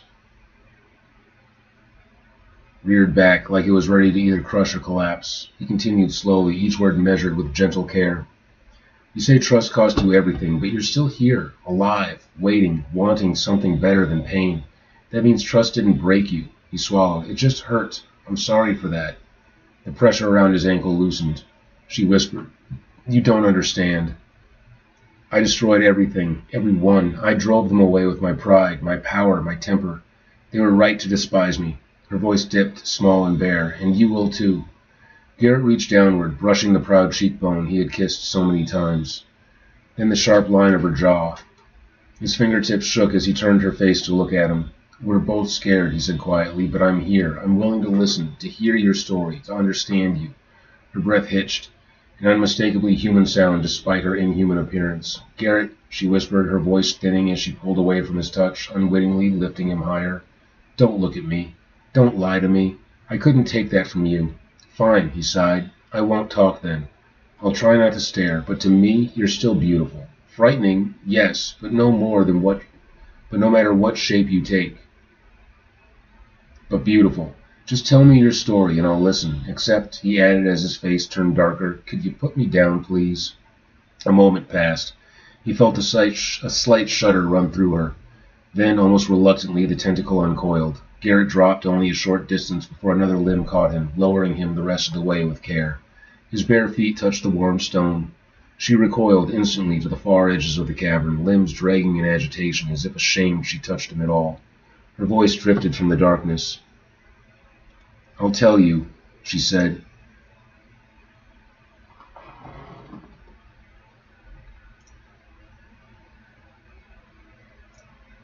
But you must stay where you are. If you come closer, I'll break, and if you try to run... A tremor shook the cavern. I might shatter. Garrett steadied himself, heart hammering, and nodded into the shadows. I'm listening, he said as he sat on the ledge of a raised pool and massaged his tender ankle. There was a hiss of breath, like a sigh she'd been holding far too long. Good. Because everything that happened to me, everything I am, her voice wavered, then hardened like glass, is my own fault. Arista began hesitantly. Her voice carried over the cavern. Again, Garrett felt like he was surrounded by her. Her tentacles coiled tighter around her until only the silhouette that remained was her, small, feminine figure, so that from Garrett's perspective, she was the shadow of a woman he longed to touch, and wondered if he ever truly had. I am the firstborn of a king. My father ruled the waters long before men counted days. He had no throne in heaven.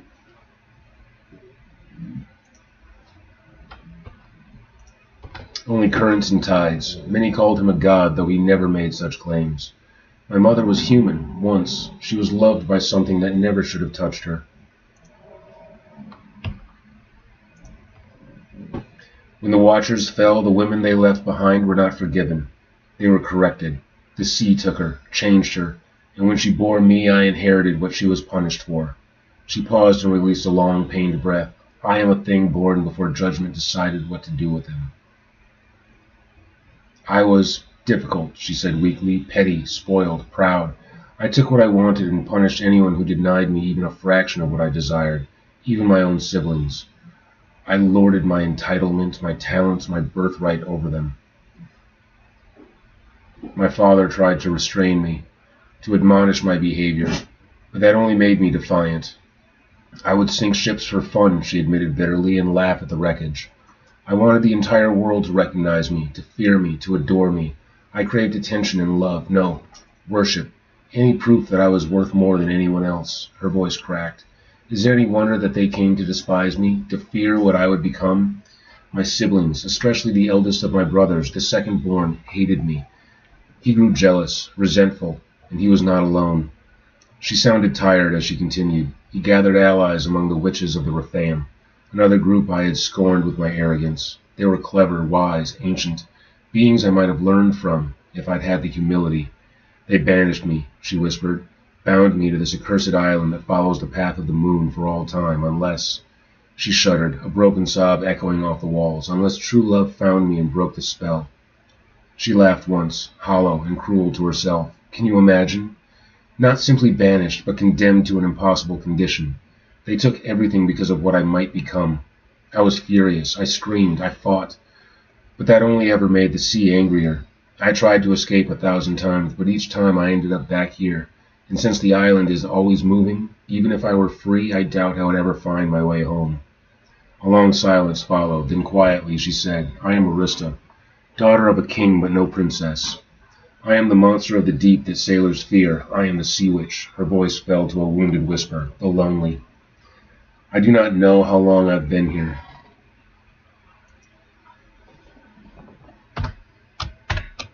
I do not know how long I've been here anymore, Arista whispered. How many moons, how many years, or decades? Time doesn't move the same when you're cursed. It just swallows you. Hi, what do you want? You need to go outside? You need to go potty? Alright, you heard her, folks. I gotta take care of the bitch. Yeah? Okay, give me a second. Yes, of course. Let me just do the thing with the thing and then the other thing. Because it's winter. Yeah. Lou, I hear you. I appreciate that you're letting me know that we're communicating. Yeah, come here. You gotta put your harness on. Come on. Can't do it like we used to. Nope, I don't get to just put you outside. Stop moving.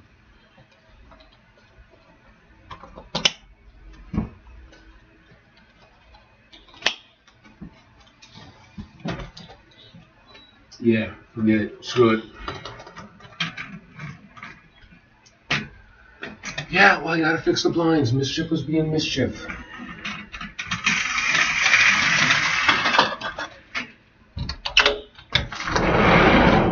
Alright, wait. That's not waiting.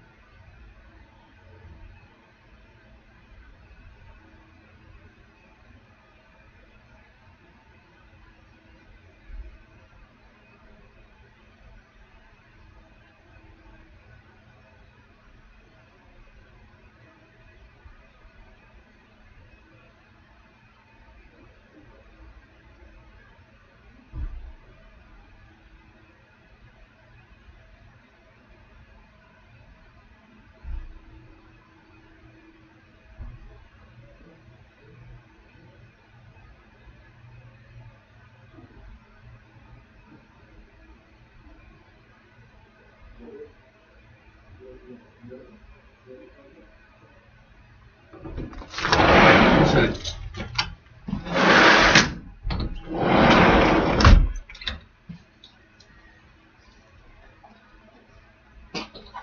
All right.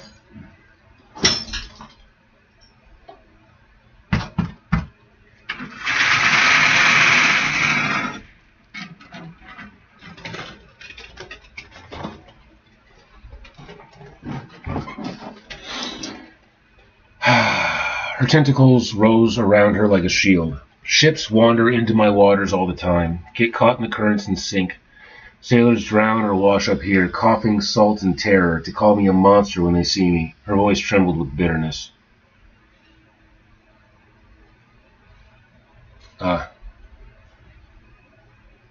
So I have her not using contractions.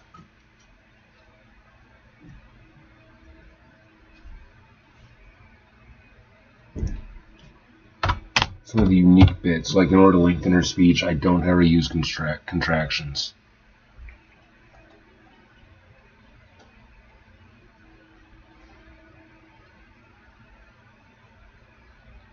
Ships wander into my waters all the time, get caught in the currents and sink. Sailors drown or wash up here, coughing up salt and terror, to call me a monster when they see me. Her voice trembled with bitterness.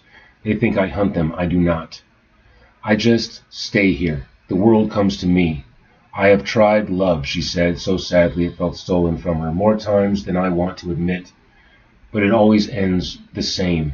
Each one becomes part of my tragedy. She drew a shaky breath. Many tried to kill me outright. Others, her voice lowered, tight with remembered disgust. Others thought they could take advantage of me, as if I were some lonely, stupid creature begging for affection. Some came for the treasures, thinking they could steal from this wreckage of a cave, this grave. A bitter laugh scraped her throat. Most of them drowned before ever reaching the entrance. They never understood that this place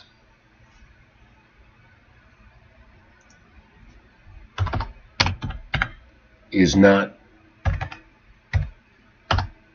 my lair. She paused. It is a prison. Her eyes glowed faintly in the shadows as she gestured at the heaps of gold and bone and broken armor. This collection, she faltered, voice cracking.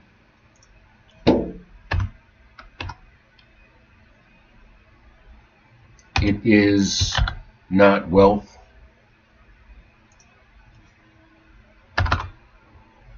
It is not power. It is a testament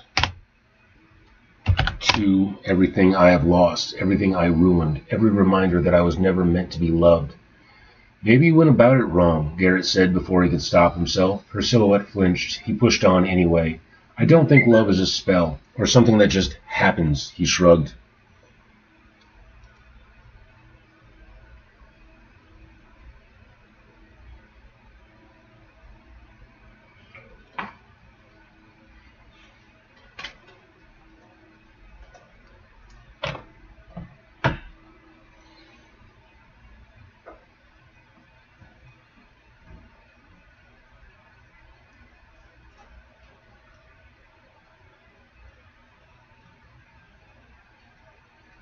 I don't think love is a spell, or something that just happens, he shrugged.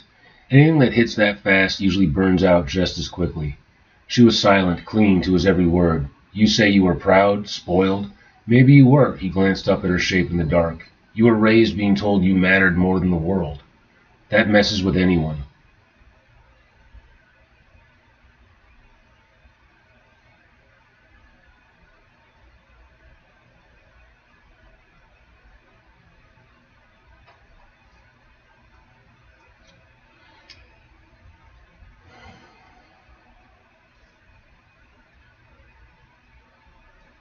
You were raised being told you mattered more than the world. That line doesn't really work here.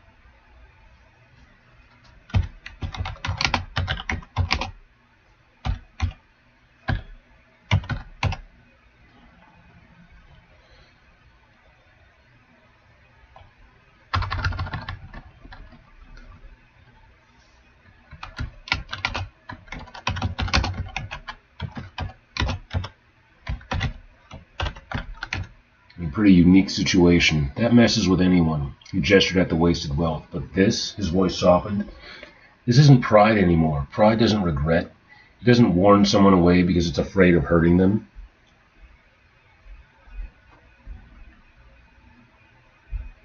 Her tentacles curled inward. And whatever love is, he went on, I know it isn't worship. It doesn't fix people. It doesn't make things easy.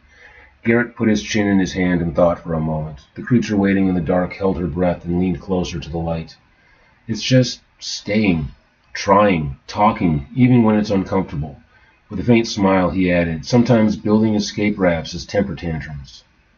She slowly emerged from the dark, her tentacles folded beneath her, flowing backwards like an evening gown, hands folded at her waist. You asked why you should trust me, he shook his head. You shouldn't. Not yet.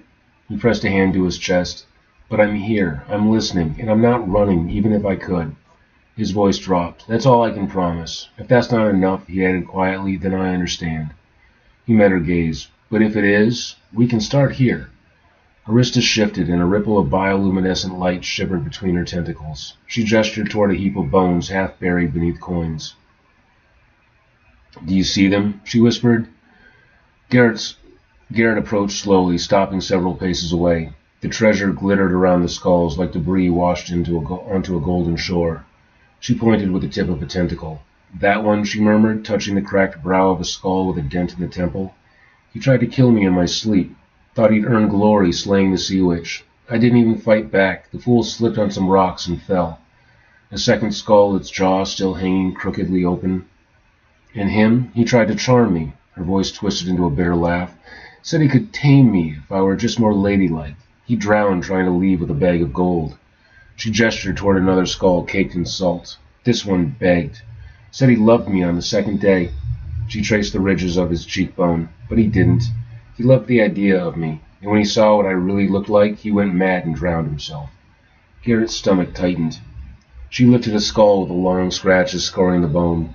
"This one attacked me out of fear, just fear." Her voice cracked. She hesitated. "I had to defend myself."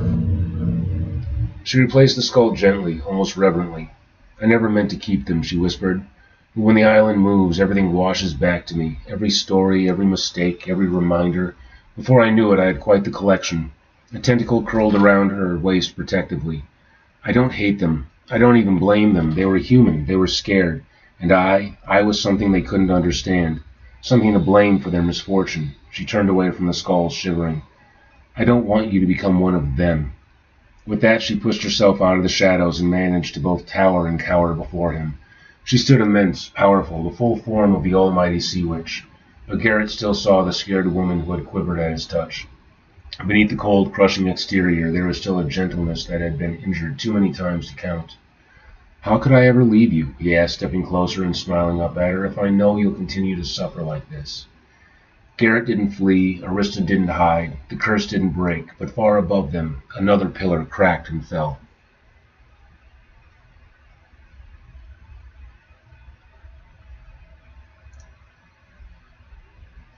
Chapter 12.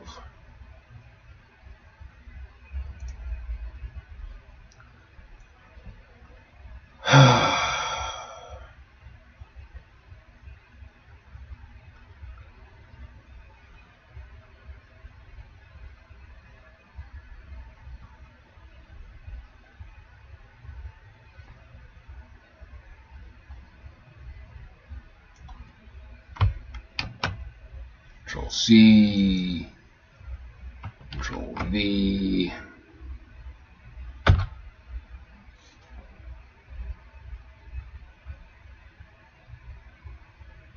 Got it. Some fast surgical copy edit pass. U.S. English, no Oxford comma, no stylistic rewrites unless something breaks clarity or mechanics and flaking commas, typos, dialogue mechanics, repetitions, and a few grammar fixes only. Below are Chapter 12, copy edit notes. Clean working as is. Opening fragment. Arista looks small, effective. M- usage is mostly strong, consistent. List commas without Oxford commas are already consistent with your preference. Paragraph rhythm is excellent. No over punctuation. Fixes and adjustments. Get her shoulders rounded inward. Hi.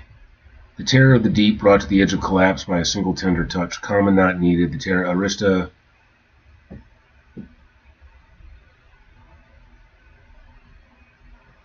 slid in.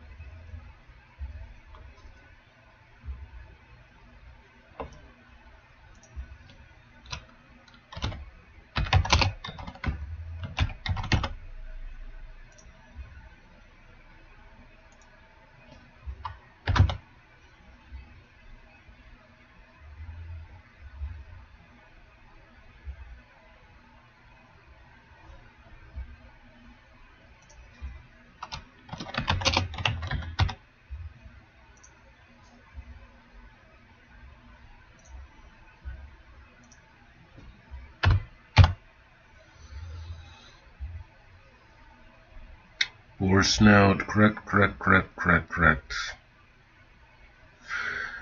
Nothing egregious, but noticeable in a copy-edit pass. Fragile, breakable, appears close together, works emotionally, just flagging awareness. Exposed, appears twice in quick succession during the boar sequence. Intentional but noticeable. He lunged, occurs several times. Fine for action pacing, no cuts required. Dialogue mechanics overall, capitalized dialogue tags. She said, he asked, missing commas before tags. One awkward breath description sentence, fixed above. Stream speed, fixed dialogue tag capitalization throughout, add mixing commas, correct backwards to backward, fix as Arista slid in her enormous body, comma, repair, he asked. This chapter is clean, vivid, and mechanically tight. One of the strongest so far. Says that a lot. I'm not sure if I believe it every time. I need another beverage. Floor on my throat. So let's see, we did 8, 9, 10, and 11. That's 4. I still got 5 more to go. Alright, we're at almost a halfway point for this session. Jeez. Hi, Mo. You seem to go to the show right now. Oh.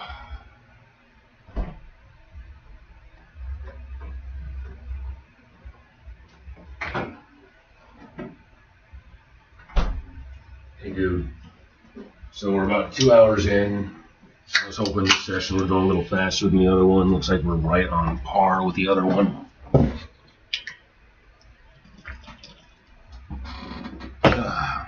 Arista looked small.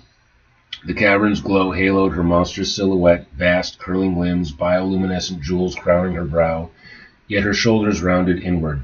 Garrett, the words tangled. She swallowed, tried again, voice barely more than a bruise. I can't keep you here. The admission looked like it hurt her physically. Garrett glanced around the damp cave, the mounds of treasure piled like washed-up refuse, and tried to ease the tension with a light breath. I suppose not, he said quietly. There's nothing to make a fire with anyway, and I'm getting hungry. That made her flinch. Her gaze darted away, landing on one of the nearby skulls. Her jaw clenched, fighting back tears. All right, she whispered at last, the word trembling with old wounds and fresh loss. All right. Arista lifted a hand, hesitant, apologetic, then froze at the sight of her own webbed fingers. She began to pull back, but Garrett stepped forward and took it before she could retreat. His grip was warm, unwavering. Her breath hitched in shock. He lifted his free hand and touched her chin, coaxing her gaze upward until her large, round eyes met his. His gentleness felt impossible in this cold place marked by death and sorrow. I trust you, he said softly, to keep me safe.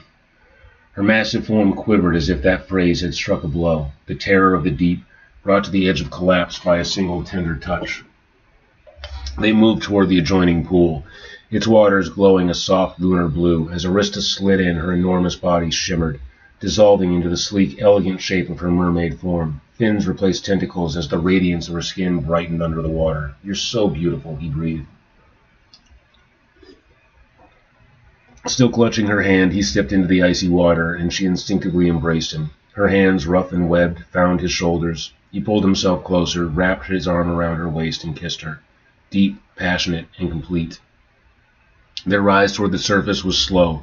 The lovers remained in a soft, lingering kiss the entire way up, not the frantic, possessive mauling of their descent, but one full of quiet reassurance. Arista's gills kept Garrett's lungs full of air, her arms around him as though he might drift away. When they reached the surface, they lingered in the rocking surf, holding each other as the tide carried them closer to shore. Garrett's feet brushed sand, and still he did not let her go.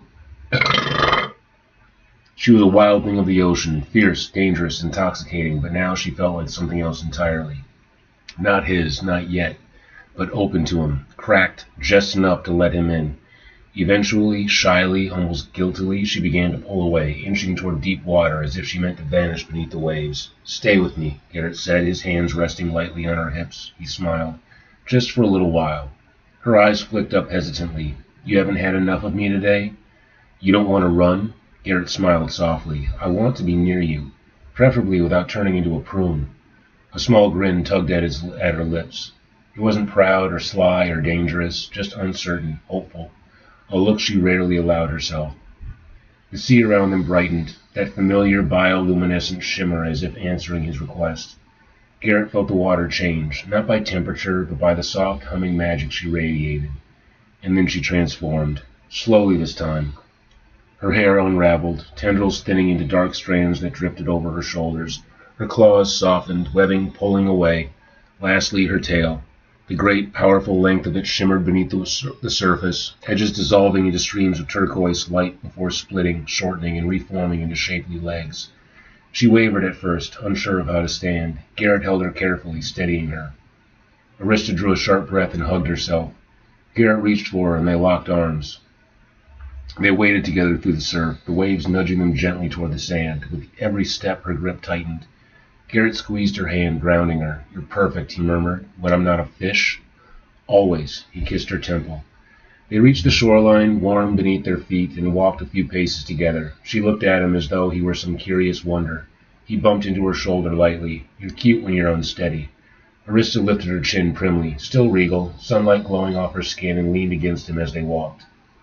They passed the familiar outcropping of rocks, their rocks, and something warm flickered between them. Their first argument, their first apology, the first hint of something like trust. Now walking side by side, fingers brushing, this moment felt almost unreal. Arista wobbled on her unsteady legs again and huffed in annoyance. Garrett caught her elbow with a grin. "Careful, land is much trickier than water." She scoffed and then smiled before nearly tripping again. They were giddy, almost drunk off each other, but as they neared his lean-to, the mood shifted. Arista slowed first. Her hand tightened on his. "Something is wrong," she whispered. Garrett saw it a heartbeat later. The structure was sagging, as if shoved, not toppled by the wind. Then, as they watched it, it finished collapsing in a clatter of sticks and woven vines. A shape moved within the rubble, large, stocky, bristling. Garrett heard the grunt and felt every muscle in his body snap taut. "It's a boar," he breathed excitedly. "A big one."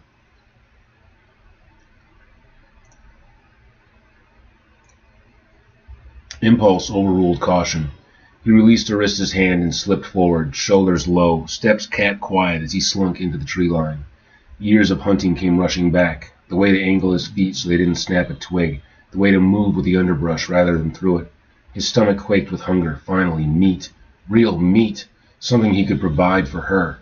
He glanced back. Arista stood frozen on the beach, confused, tilting her head like some strange shoreline bird.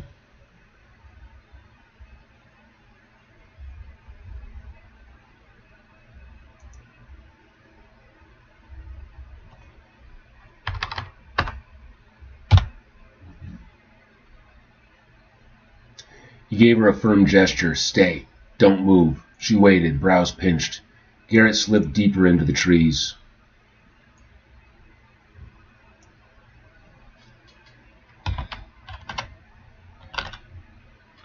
Deeper into the forest, hunger sharpening his focus. He knew a boar could kill a man, but not today. He would feed her. He would be the strong one for once. The boar rooted through the remains of the shelter, tearing vines and splintering wood. Garrett took a slow breath, measuring distance. 3 steps, a leap, grab the back legs, twist. It was reckless, but he didn't care. If he could catch it off guard and act quickly, he should be fine. A soft sound behind him shattered the moment. "Garrett?"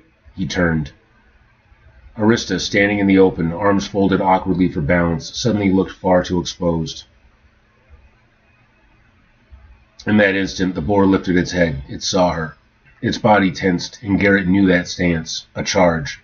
Instinctively, he lunged for the longest piece of timber left from the ruin of his shelter. A branch no thicker than his wrist, splintered on one end, salt-warped and far from deadly. The creature swung toward him, startled but not fearful. Not like a wild pig, one with the contempt of familiarity.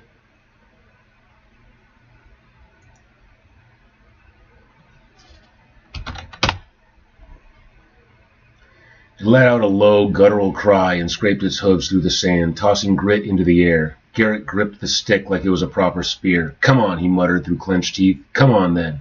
He jabbed at the boar's snout. The tip of the stick glanced off its thick skull, doing no more than irritating the beast. It snorted violently, foamy saliva gathering at its tusks. Behind him, Arista gasped, a soft, startled cry. Garrett did not look back. He could not let her see fear in his eyes. He lunged in again, angling for its face. The boar twisted with surprising speed and barreled toward him. Garrett barely managed to sidestep, the creature's tusk clipping his thigh. ripping open a shallow but painful gash. He stumbled, nearly sprawling into a fern. Adjusting his footing, he kept his stance low and ready. The boar lowered its head for another charge, and only then, when the creature's bristling back arched, when its tusks gleamed wet under the sun, did Garrett's logic scream one undeniable truth. He might not win this. And Arista, fragile, awkward Arista, was standing behind him, helpless on land. He stole a glance at her, confused, frightened, exposed. The boar turned. Garrett's blood ran cold. "Hey!" he shouted, slamming his stick into the sand to get the creature's attention. "Come after me!" But the boar had already decided. "Arista!" Garrett shouted. "Get to the water!" He wished she was in her monstrous form. Those long, terrible tentacles could have torn the beast apart. But here on land, she was a trembling woman with her toes sinking into the sand, struggling to maintain balance. Arista's eyes went wide.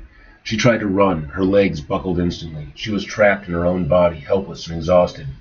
Garrett didn't think. He moved. He lunged forward, nearly tripping over himself to reach her first. He planted his feet between her and the charging beast, heart pounding. He had nothing but the broken length of driftwood in his hands, a splintered stick, not a spear, not a proper weapon, but it would do.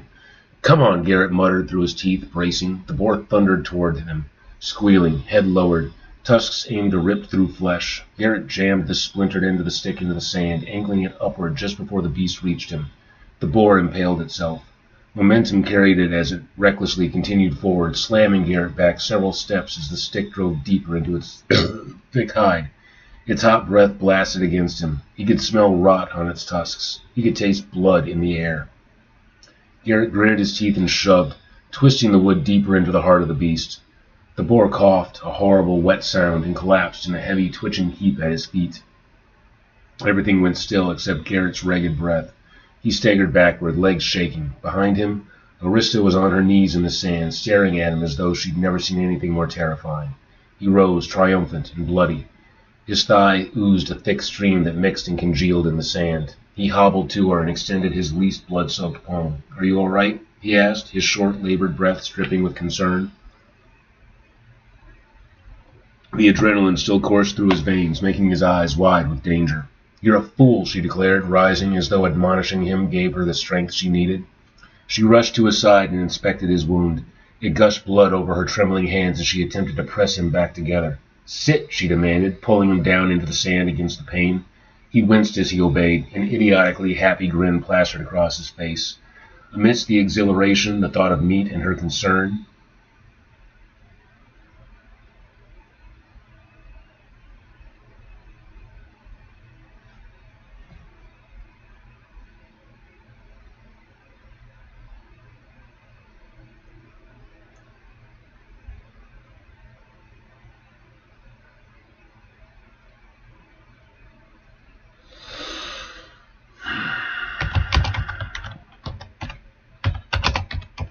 he couldn't help grinning.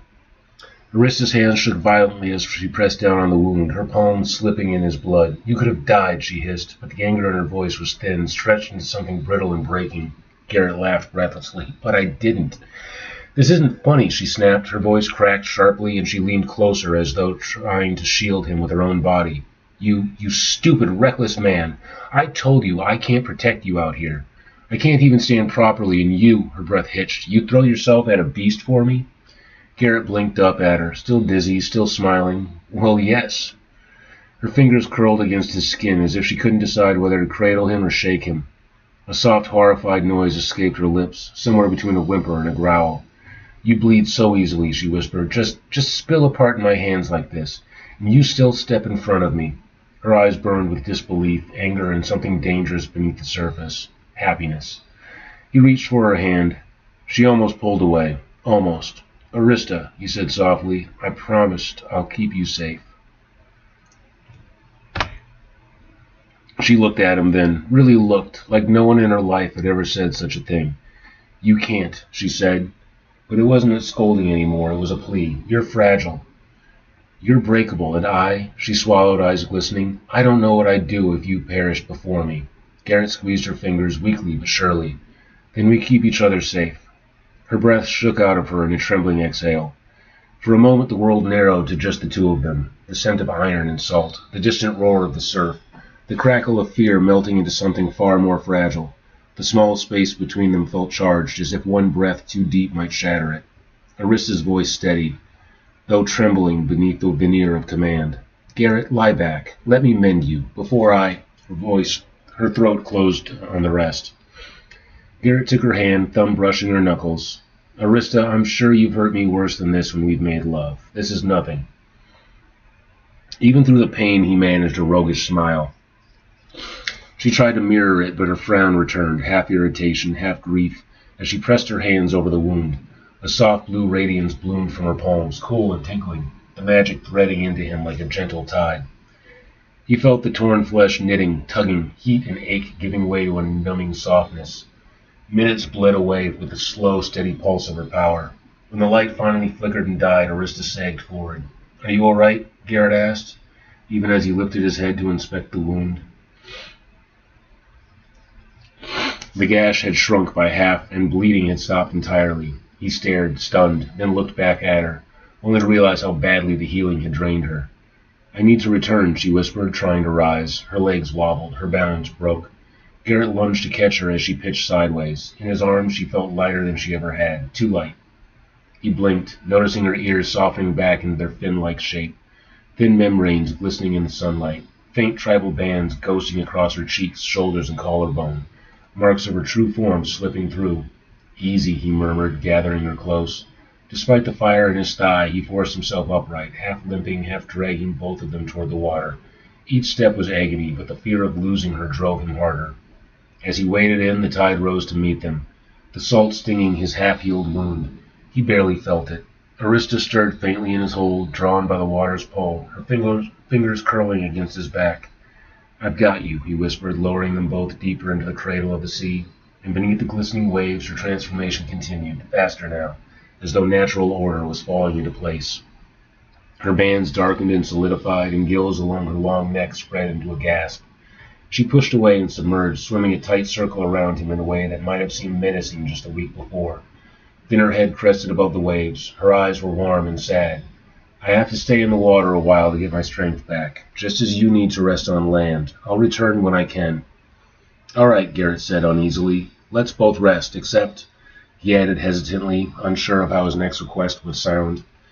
"Could you bring me a knife from your cave? I have meat I need to prepare." She looked back at the boar carcass on the beach, and then back to her brave and foolish champion who had protected her. "Tonight, then," she said softly. He reached for her to hold her one last time, but she slipped away into the surf with 2 short bursts of her tail. She was gone.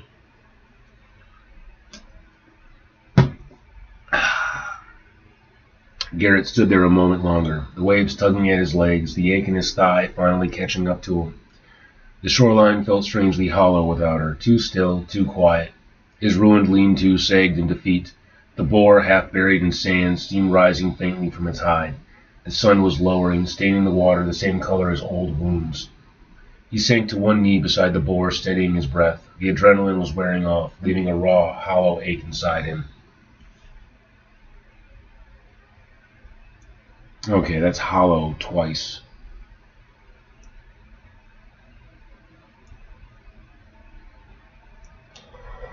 I can say empty without her, too still, too quiet.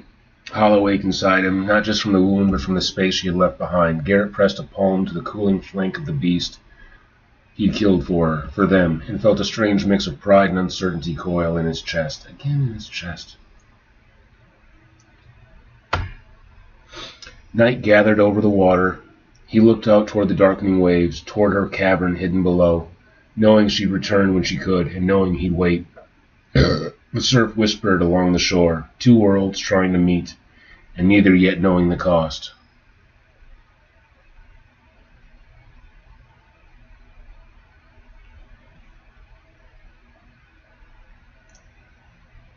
Chapter 13.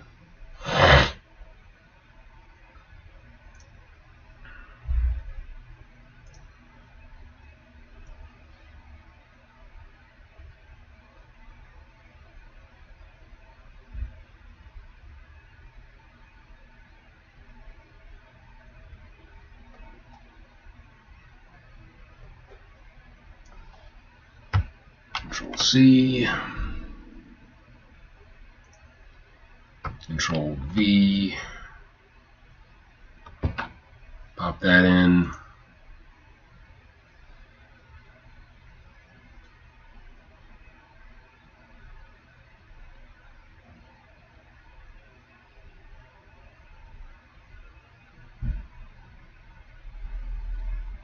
Thank you.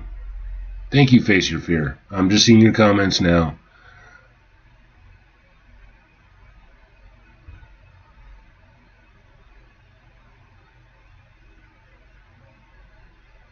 You're telling me about the M dashes. And press 151. What?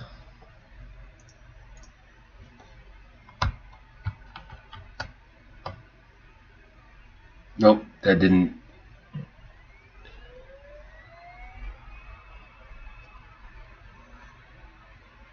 No, that opened up a message.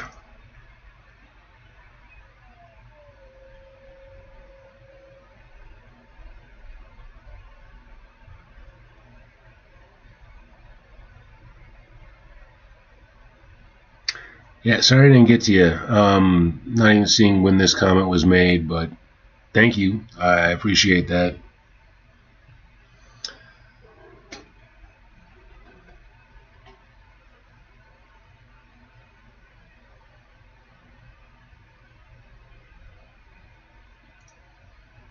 Let's see.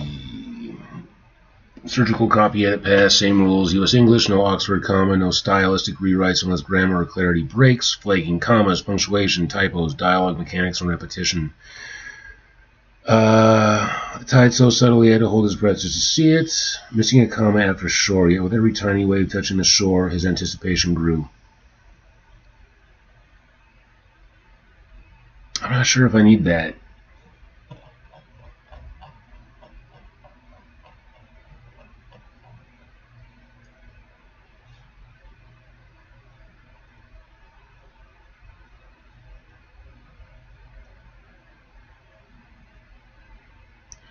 Caught between the light and moonlight and her fire, her bare skin was radiant. I don't know if that needs a comma either.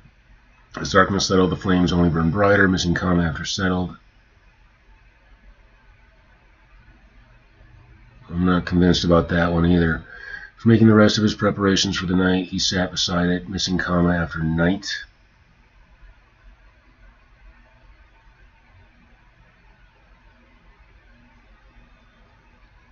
Maybe. Dialogue mechanics, important section. Garrett, wait, she pleaded, putting a hand to his chest. Multiple issues. Capitalized dialogue tag. Missing comma, action tag, needs separation.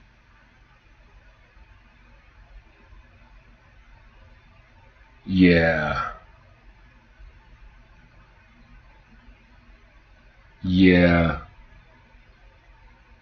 Garrett, wait. Yeah, right here. Garrett, comma, wait.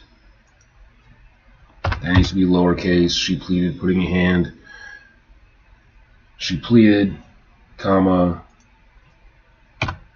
putting a hand to his chest.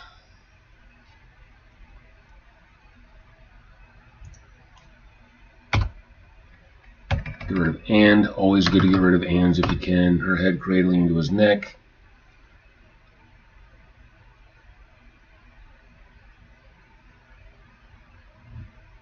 The sigh of resignation at her stubbornness.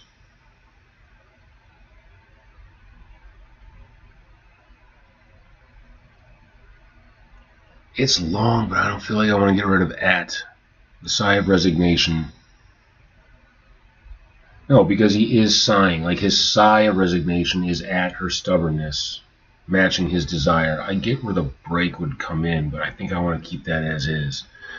More conversation. He lowered her feet to the sand as he said, incorrect phrasing. Ah.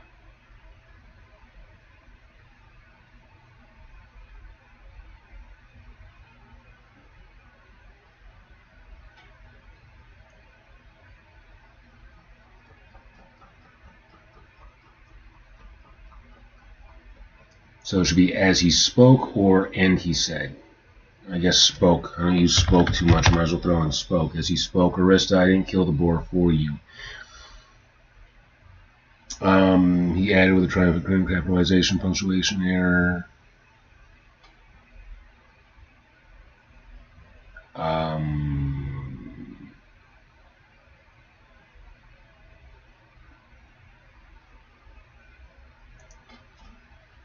Comma, and he added with a triumphant grin to pay it back for ruining all my traps.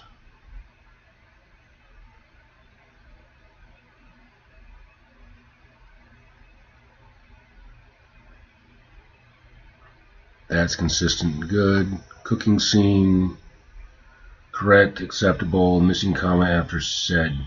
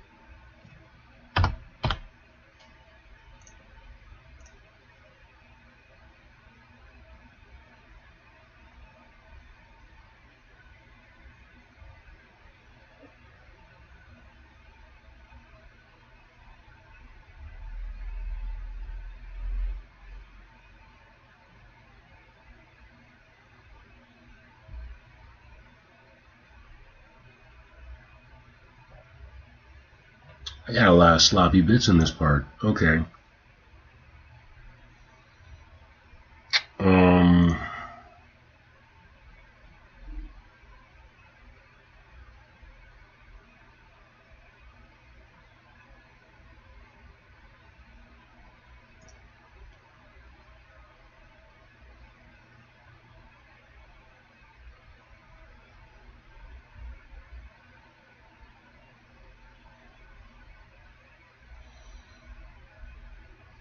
Okay.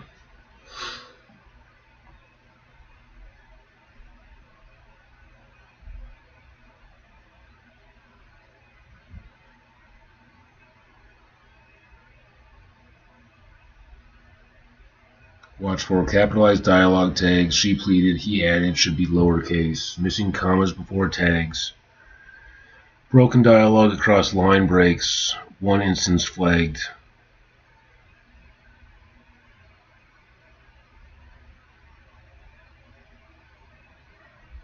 Add missing commas. Shore, night, settled, fire, said. Fixed dialogue takes capitalization. Repair broken, my love dialogue line.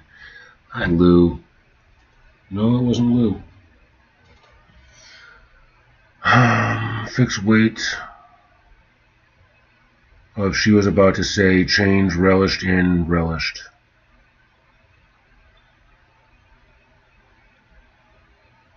Okay. Alright. Not super long either. Alright. Evening chilled the air, but something growing. Evening chilled the air.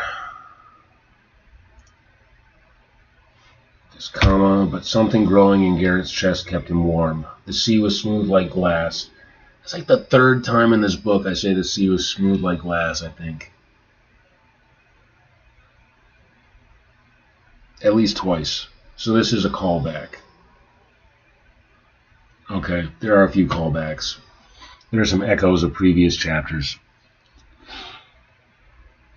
Evening chilled the air, but something growing in Garrett's chest kept him warm. The sea was smooth like glass, with the tide so subtle he had to hold his breath just to see it. Yet with every tiny wave touching the shore, his anticipation grew. Soon he would see her again, touch her, hear her soft melodic voice cradle his soul.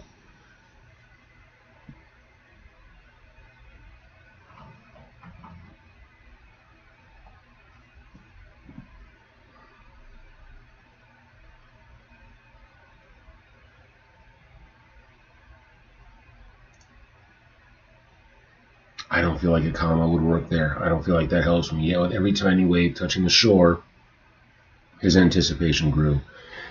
See, it seems like sometimes it's asking me to put in commas to make this sound like William Shatner is reading it. I don't want to go overboard with commas. Your soft melodic voice cradle his soul. Needs soft and melodic. Yeah, there. Your soft melodic voice cradle his soul.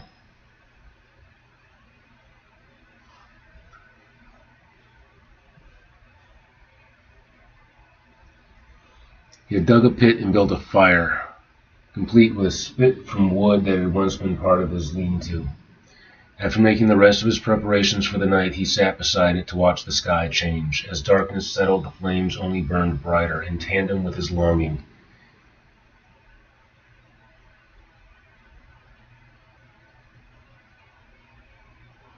As darkness settled, the flames only burned brighter.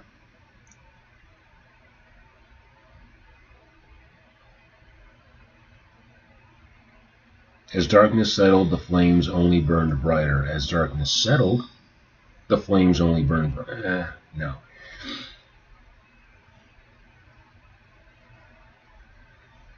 Hearing the splitting of water, he looked to see ripples tinged in moonlight gliding toward him. He rose, another clutch of flowers in his hands. His breath staggered. As his beloved mermaid neared the shore, he walked into the cool, inky water to meet her. As his beloved mermaid neared the shore,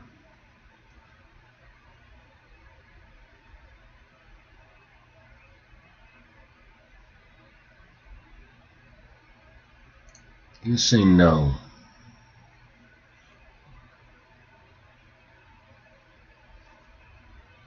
She slid closer, mostly hidden beneath the surface. Equal parts predator of the deep and shy damsel of the shore. The black water glowed a luminous blue as she changed to her human form before rising in front of him. Caught between the light of the moon and the fire,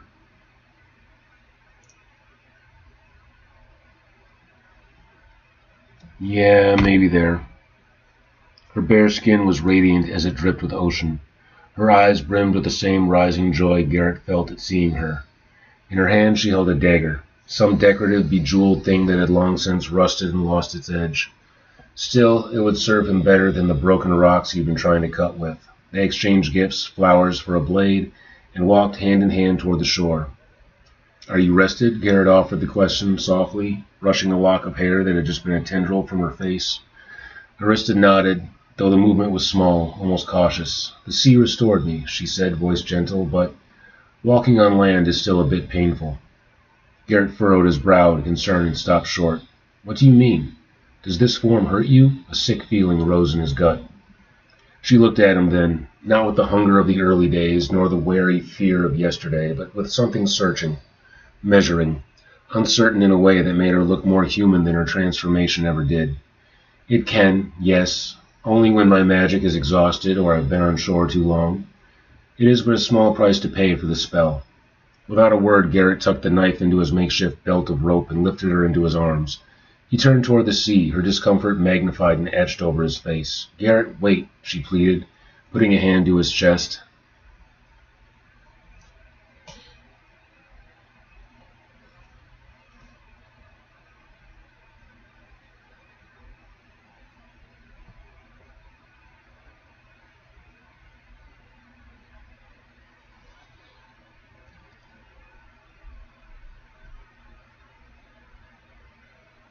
Putting a hand to his chest, her head cradling into his neck. "It is but a minor ache compared to being away from you. I am strong enough to endure, especially when you hold me like this."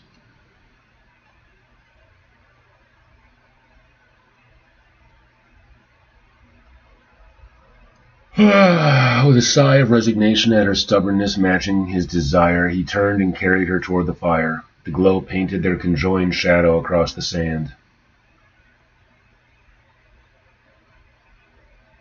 Close repetition of fire, but I'll go with that. The boar carcass lay nearby, awaiting preparation. Arista eyed it with a strange mixture of awe and unease, as though half expecting the beast to rise and charge. Garrett squeezed her tighter. "It won't threaten you again," he promised. "It should not have threatened you at all," she murmured, guilt dragging at her words. He lowered her feet to the sand as he spoke. "Arista, I didn't kill the boar for you." She lifted her brow, confused. "I killed it," he said slowly, "because I wanted to prove to myself that I could provide for you." to pay you back for all you've done. And, he added with a triumphant grin, to pay it back for ruining all my traps. I'm sorry I ever blamed you. She had a seat a little ways from the fire. Its heat seemed to irritate her, and Garrett set to work sharpening the blade she had given him. The rusted edge began to shine in the firelight, as he coaxed what life he could back into it.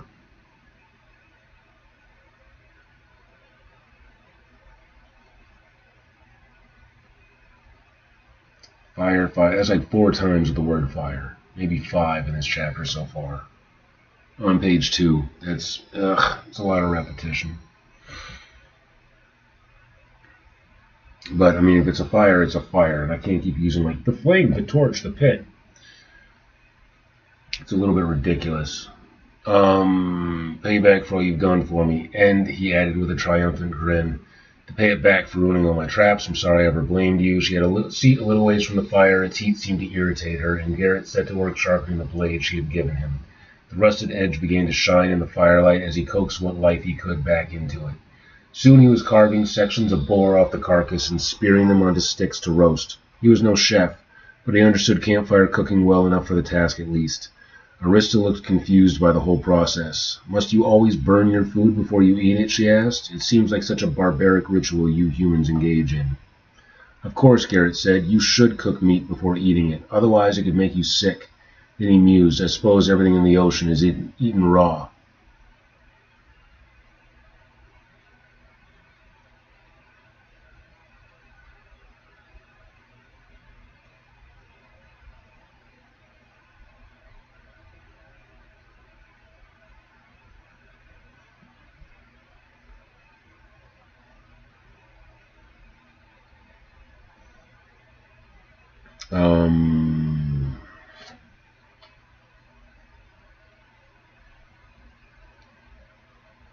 Then he mused, as an acceptable fragment in context.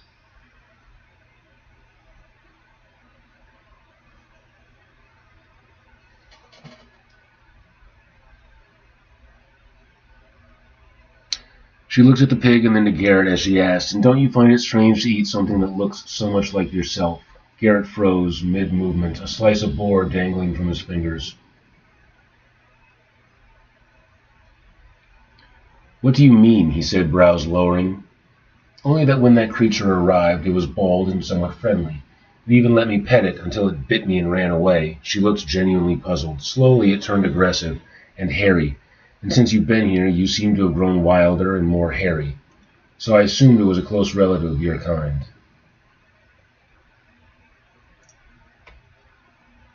Garrett stared at her, horrified. Arista, that wasn't a man, he said carefully. That was a boar, a pig gone feral. Ah, she replied, brows lifting as though this clarified everything. And what of the tiny men who live in trees? Are those relations of yours? Tiny men, and Garrett frowned and groaned as the realization hit. Monkeys? You mean monkeys? I haven't seen any monkeys on this island. No, she said with a small, hesitant sigh. Not anymore. They were delicious, and the surprised faces they made as I held them under water were most entertaining. Garrett stared at her, expression momentarily blank with horror, before surrendering to reality. He handed her a skewer loaded with glistening, sizzling boar meat. Well, he said, hopefully this tastes better than raw monkey. And no relation. Now really don't eat that yet. Let it cool or else you'll burn your lips. Arista held the stick with wide-eyed wonder. Steam rose from the meat, her nose wrinkled at the heat, but curiosity overpowered prudence. He watched her take a large bite.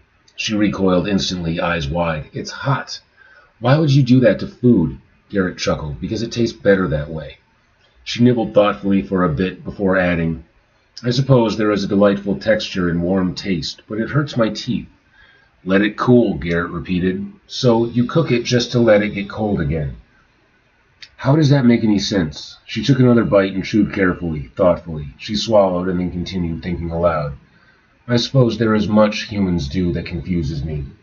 Like, why do you insist on wearing coverings? Why hide your bodies in such ornamentations? Is it to distinguish yourself from boars and monkeys?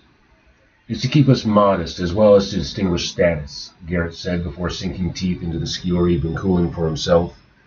He relished in the flavor, and warm grease filling his mouth before greedily devouring the morsels like the starving man that he was. Garrett wiped a line of grease from his chin with the back of his wrist. Garrett said, this could just be he.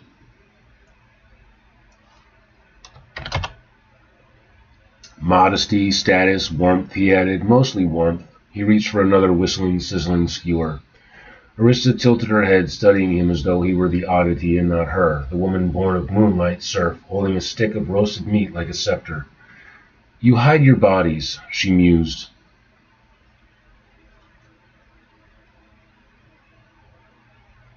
I'll just use mused up here.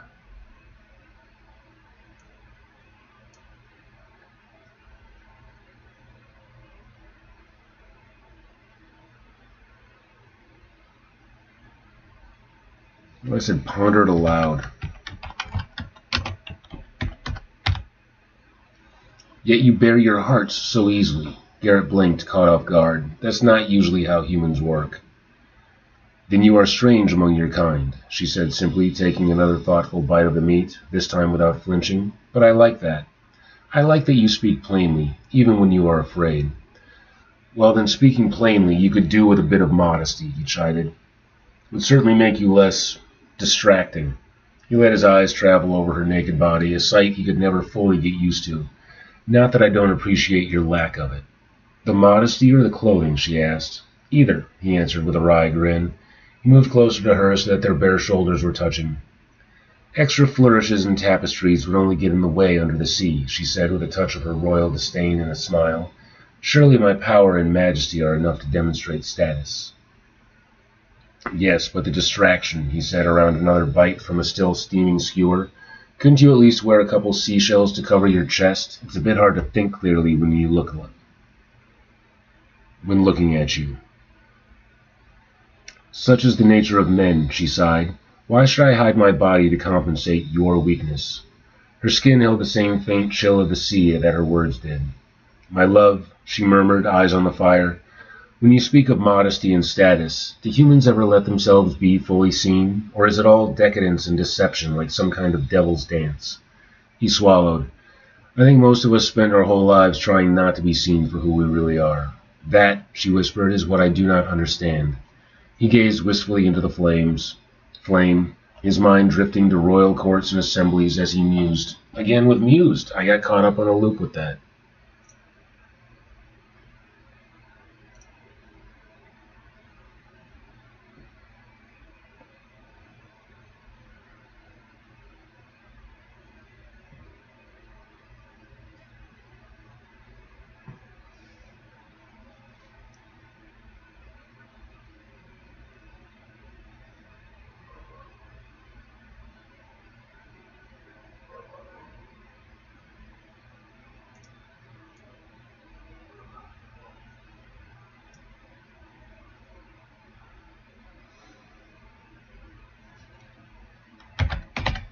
Sighed. As he sighed, humans rely on one another so much that rejection hurts.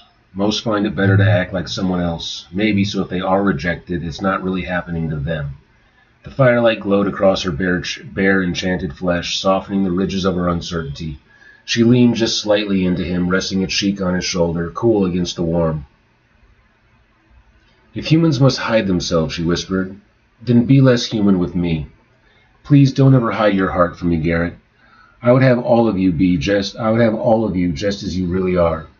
Her hand moved down the course of his body to find his makeshift belt of rope and gave it a distinct tug as though pleading for his honesty. All right, he said, his pulse quickening. Ask me anything. Arista let out a shaky sigh. Ah! Which means his other side becomes a repetition.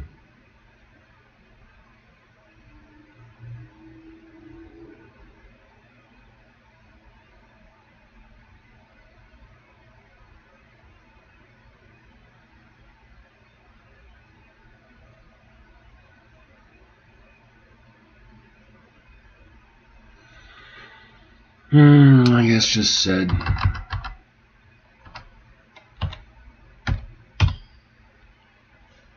And wistfully, I don't think wistfully actually works here. Yeah, thoughtfully, pensively, reflectively, longingly, sadly. Yeah, wistfully into the flame. It's a type of wistfulness. Ask me anything. Arista let out a shaky sigh. Garrett felt her body quiver next to his with the sheer weight of what she was about to say.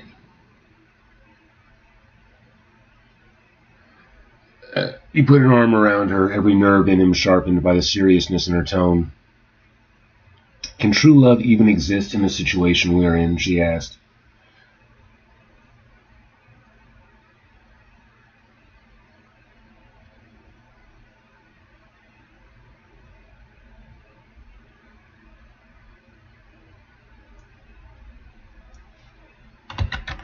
This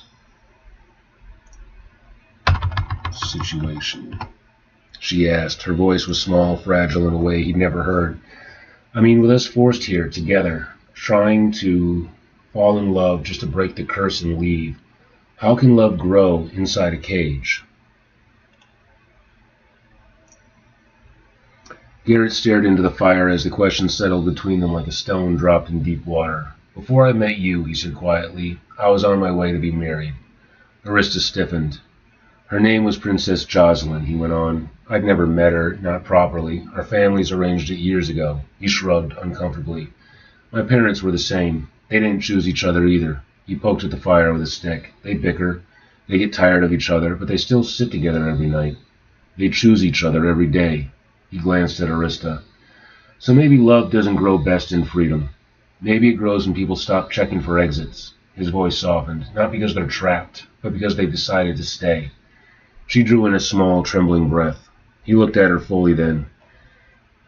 But I didn't know what it meant to choose someone until I met you. His voice dropped as he leaned in closer. This is a cage. It's the first one where I feel like I'm here because I want to be. Arista's eyes glistened with moonlight. Not tears exactly, but something close. I came back because I wanted to, she said, her fingers tightened faintly in his. And that, she whispered, is what frightens me. I'm beginning to hope. She lifted her gaze to him. Wanting has never been safe for me, and hope has always been the cruelest gift the sea has given. I'm scared too, he said. But maybe that's how we know this is real. We're afraid because we're changing. Love is supposed to change you. He stared into the fire, exhaling. What scares me most is the thought of you suffering alone while I sail away. That thought sickens me. So let's not talk about leaving. Let this island be our world. He turned back to her, eyes wet. I never want to see another shoreline if you're not there with me. Garrett's hand slid to her cheek, brushing a few strands of hair from her face. She returned his gaze with the golden glow of the fire reflecting her fear and hope as something that made them shine like the moon. He traced the line of her jaw with his thumb, and she placed her hands around his neck. He couldn't help remembering the first time he saw her, dangerous and intoxicating, an overpowering force of nature, raw, deadly, consuming. He bent down to kiss her, gently, fully. Feeling immersed, he breathed deep the smell of salt and hibiscus. Once again, Garrett was drowning.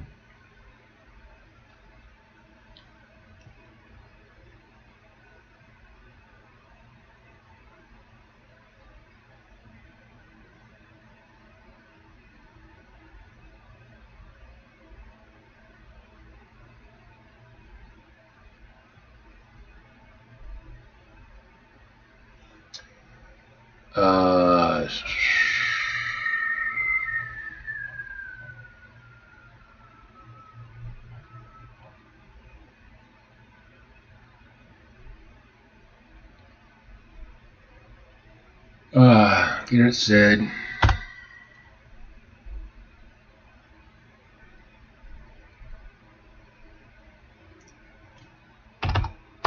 relished the flavor.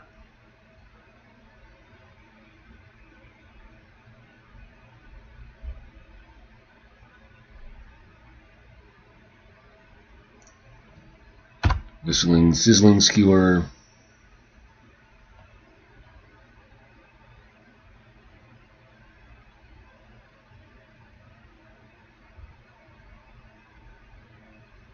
Dialogue broken across lines without closing quotes.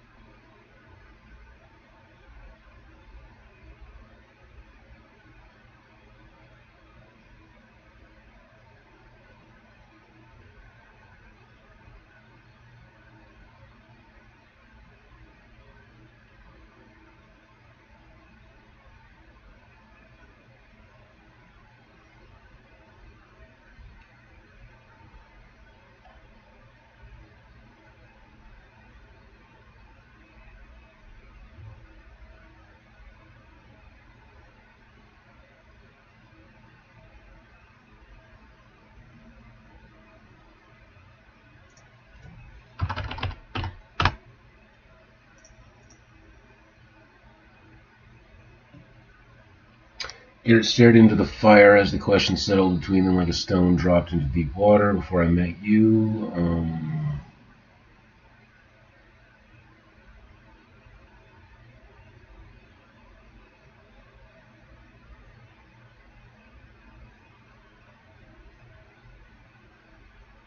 feeling immersed.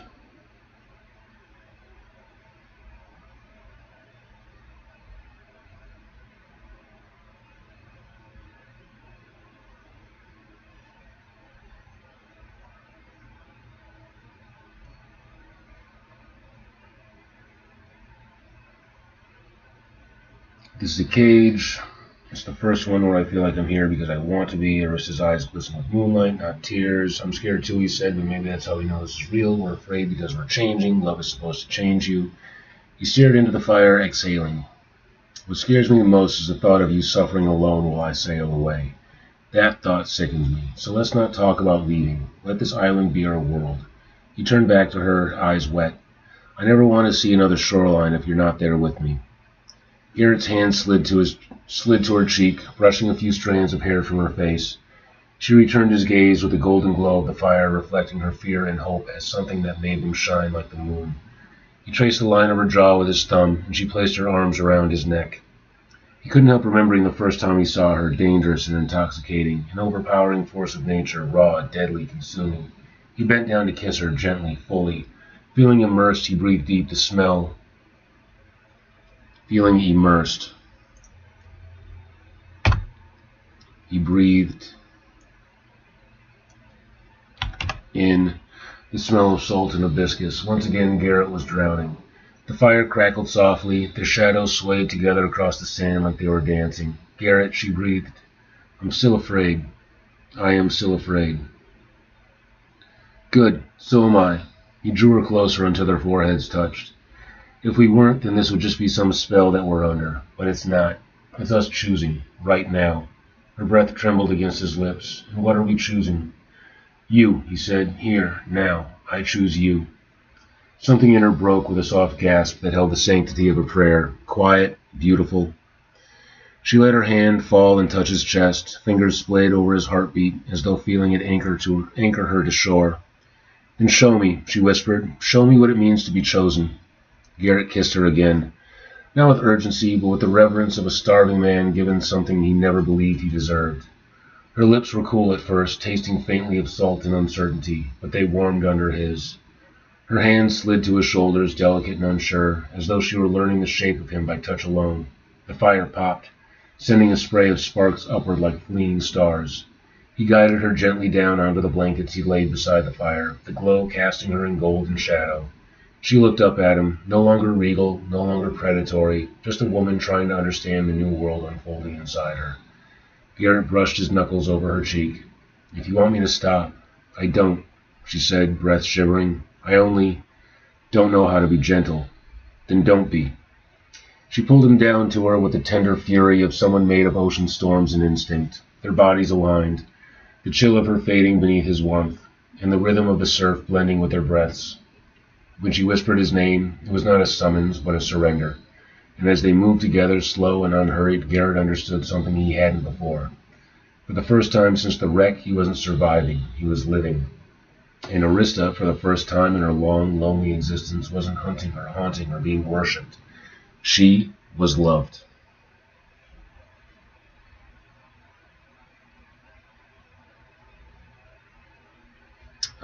Dialogue tags.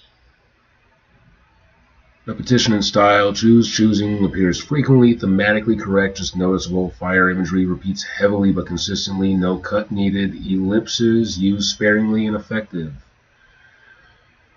Add missing commas, fix dialogue tags, repair broken my love dialogue line, fix weight of what she was about to say, change relished into relished. The chapter is emotionally confident, mechanically solid, mostly polished level fixes, no structural problems. When ready, drop chapter 14. Same pace, same precision. Alright, 13. Done. Ish. Never really done. You're just kind of done for now, I guess. 14.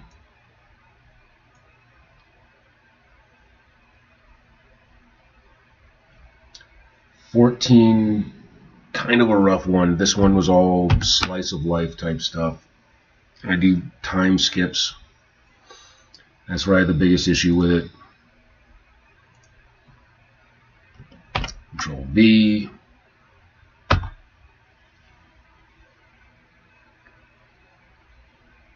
Alright, Chapter 14, Copyedit, pass, same rules, same speed, U.S. English, no Oxford commas, no stylistic rewrites unless grammar and clarity breaks, flagging, punctuation, dialogue, mechanics, typos, repetition. I mean strict here because this is a long chapter with tonal shifts. It's not that long. I've done longer. There are many capitalized dialogue tags and missing commas in this chapter. These are the main mechanical issue. Yeah, I developed some bad habits, I guess.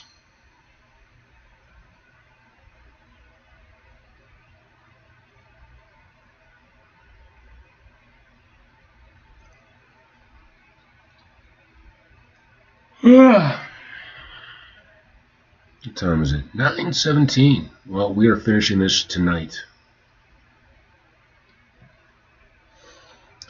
There are many capitalized dialogue tags and missing commas in this chapter. These are the main mechanical issues.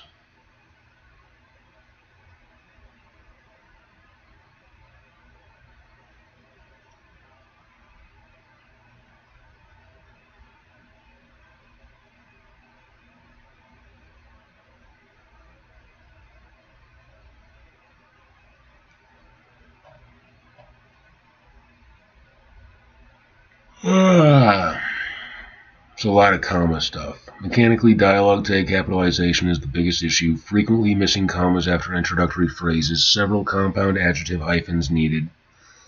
A few its and its split word errors. Alright, narratively the chapter is emotionally dense, playful, and devastating.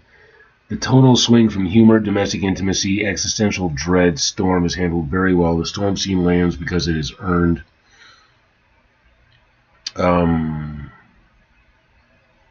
Lowercase all dialogue tags, add commas after introductory phrases, fix its and its into loincloth smoky. Add missing punctuation before dialogue, hyphenate compound adjectives. The chapter is long but strong, mechanically fixable without rewriting. If you want next pass, do global dialogue tag sweep or comma only cleanup. Move straight to chapter 15. Your call. Alright, let's get through it.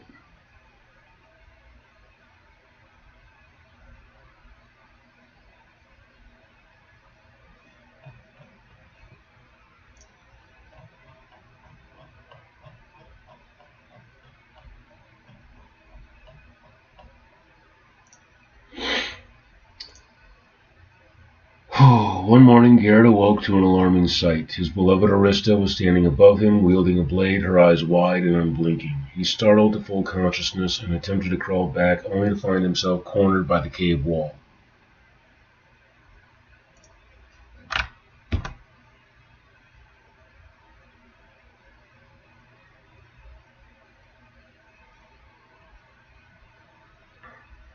Arista, no, he pleaded. Okay. Crestfallen that it had come to this.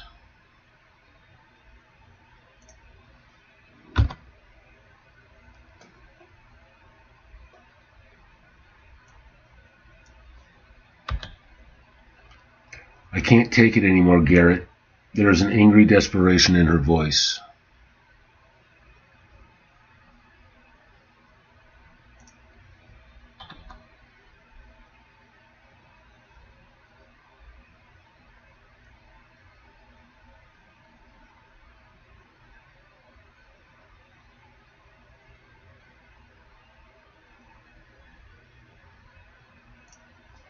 Arista, please, he pleaded softly.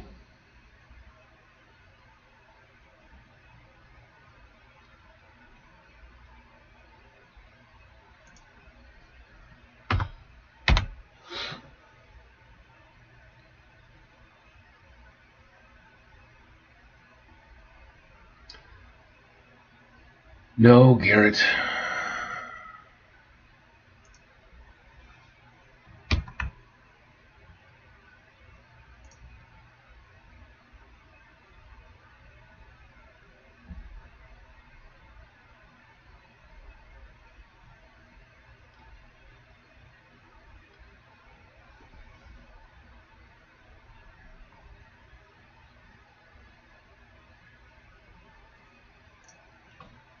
Period. Okay. One moment, Garrett awoke to an alarming sight. His beloved Arista was standing above him, wielding a blade, her eyes wide and unblinking. He startled to full consciousness and attempted to crawl back, only to find himself cornered by the wall of his cave. Arista, no, he pleaded, crestfallen that it had come to this. I can't take it anymore, Garrett. There was an angry desperation in her voice. Her stare was vacant, unholy, as the knife edge gleamed. This has gone on far too long. I must cut this short. His heart sank. Arista, please, he pleaded softly, terrified of what would come next. No, Garrett. I've put up with this long enough. She pointed the blade closer to his face. This thing between us is over. I'm cutting it off. Arista, my love, please, he begged. Can't we talk about this? No, my darling, it's over. She leapt upon his lap, straddling him, and pressed his shoulder against the cave wall with her free hand. She brought the edge of the blade to his throat as it quivered in her grasp. I can't stand your beard any longer. I must shave it off. Now stay still.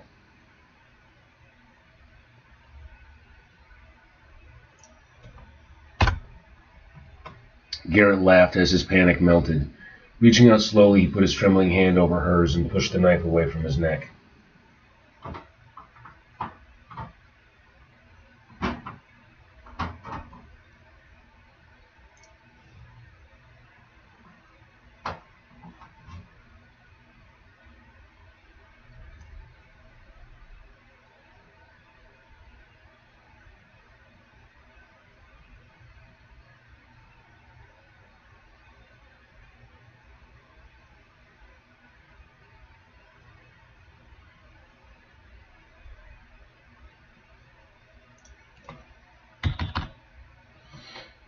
Well, no, she responded.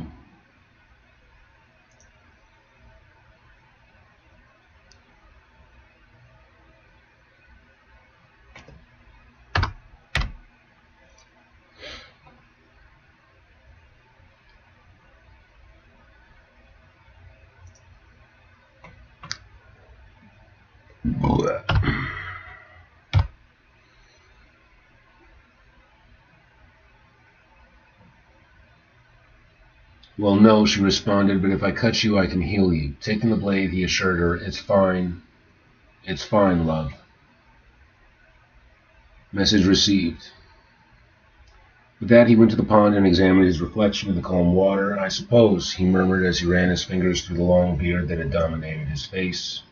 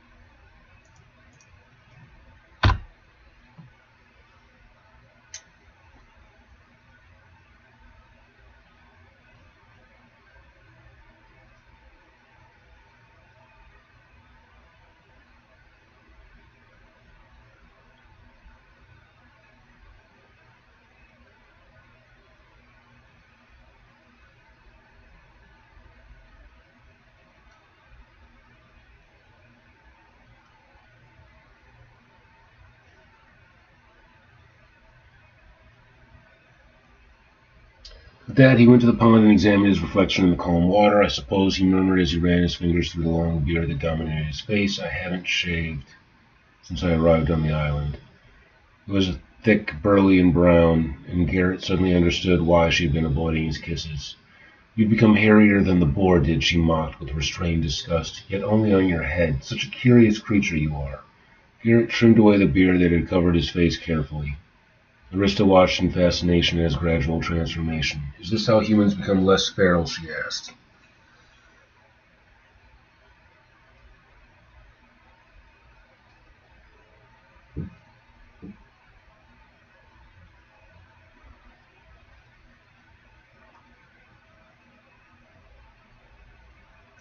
I suppose so, he murmured while gliding the blade up his throat, exposing a path of soft skin brimming red with irritation. Do human women shave? Should I grow a beard to appear more normal for you?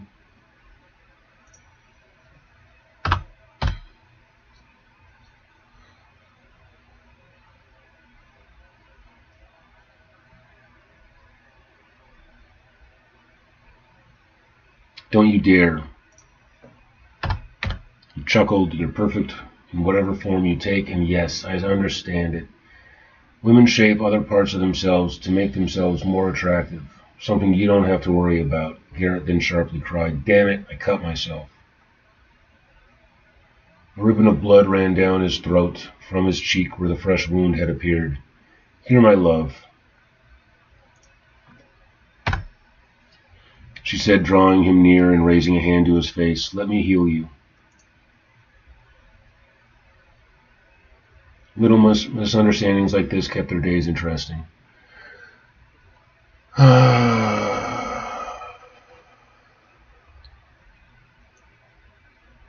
M-dash. I hate M-dashes. Arista drifted in her mermaid form through the water beside the rock where Garrett had been working for hours waiting for her return. He showed her the net he had been knotting, pride plain on his face. She recoiled, her tail slapping the surface, a vile contrivance. The ocean is choked. It's choked with these. I have torn myself free of them more than once. They do not catch life, they murder it. But this is the best way to gather fish quickly, Garrett said.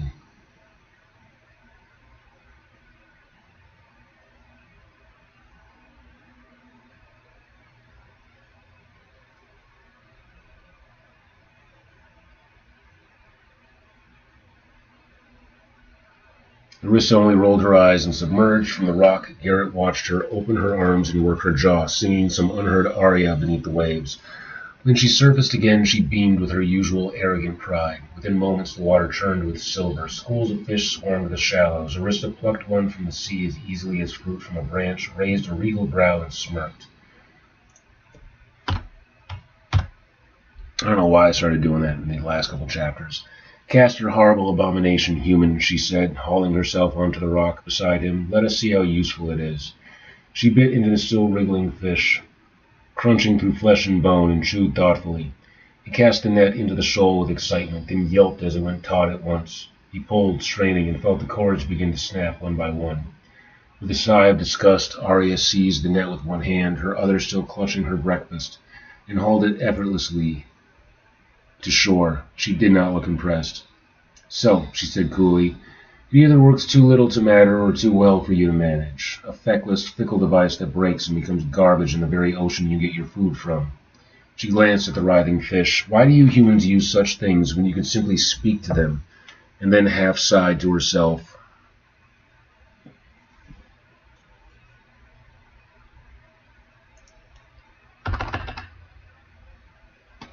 They are such simple creatures, after all. Garrett squinted in dismay as he looked at her. The fish, my dear, she added sweetly, not you. He was not fully convinced.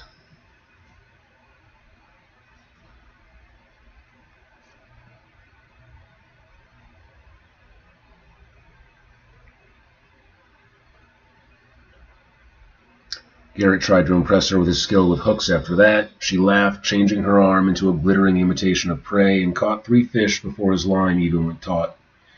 Garrett nodded with a resigned grin. I think I'll stick to hunting on land from now on. An excellent choice, she said, with regal satisfaction, flicking her hair back as though she just won some grand domestic challenge.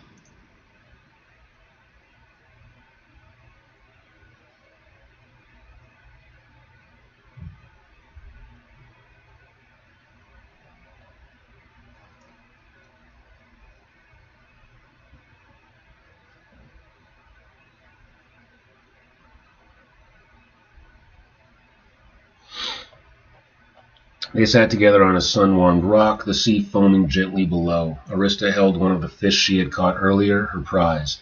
Garrett reached for it. Here, give it to me. I'll gut it and cook it for you. Cook? She repeated, eyebrows lifting. You'll ruin it. It's fresh and vital now, filled with salt and nutrients from the sea. She clutched the wriggling, gasping creature to her breast. Before he could argue, she bit into the fish's belly with a swift, unapologetic rending of flesh. Garrett recoiled. Arista, gods no. At least remove the organs and bones first. She chewed, pleased, juice and brine running down her chin. Why? She asked through a mouthful. It is perfect as is. Perhaps it is difficult with these flat human teeth to bite through, but delicious. The soft organs blend in a myriad of flavors, and the bones, although sharp, offer a satisfying crunchiness that I adore. Garrett pressed a hand to his forehead. You can't just... You didn't eat... It's raw. And she blinked.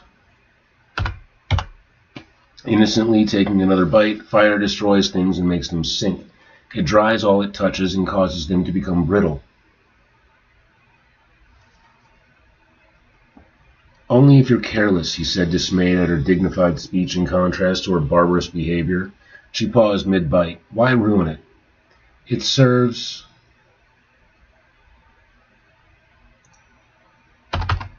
its purpose, my life in exchange for it.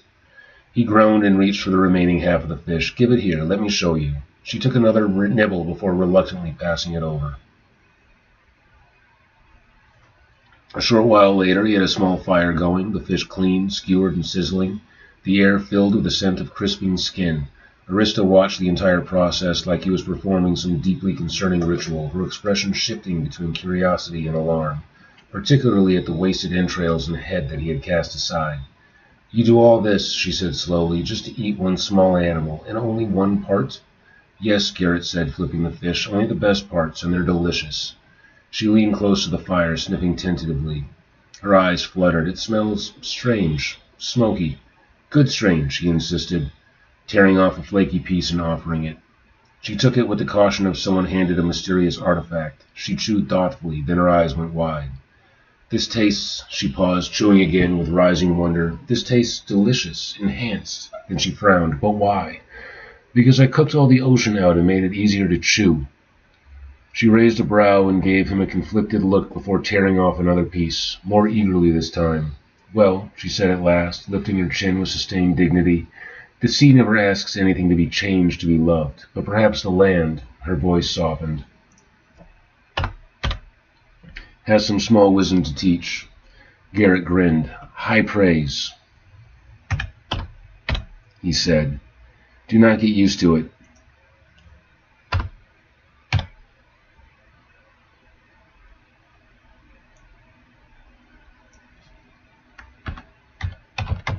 She muttered around another mouthful.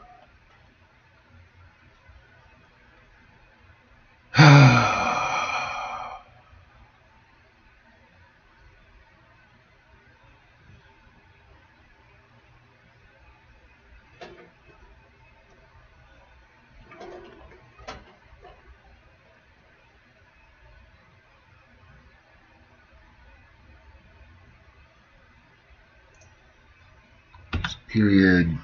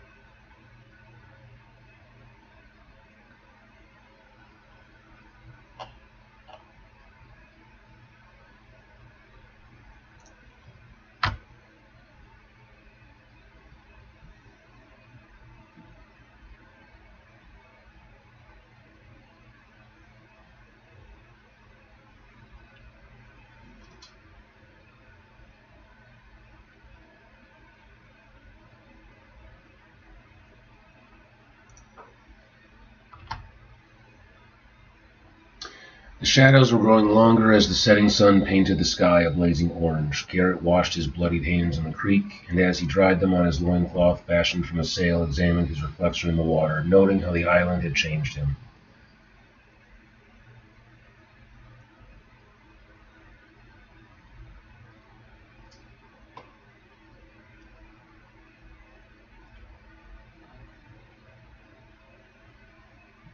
At his side hung some skinned rodents, the bounty of his traps, which had become successful after slaying the boar. His body was tan and lean from his island diet, and the work that went into finding it. His hair had grown long and was tied back in a long, wavy tail, in contrast to his face that was clean-shaven for Arista's happiness. He hardly recognized himself from the pampered prince that had washed ashore so many months prior.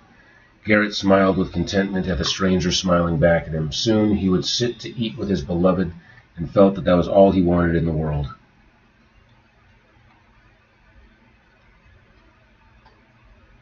On the gentle breeze was the familiar scent of salt and hibiscus, and the sound of a soft, sweet song. Though he knew its cadence well, he had never learned the words, but still felt every note etched on his heart.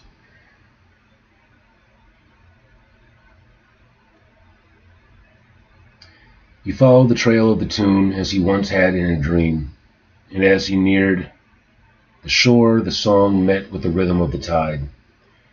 Garrett walked the beach, pulled along by the melody.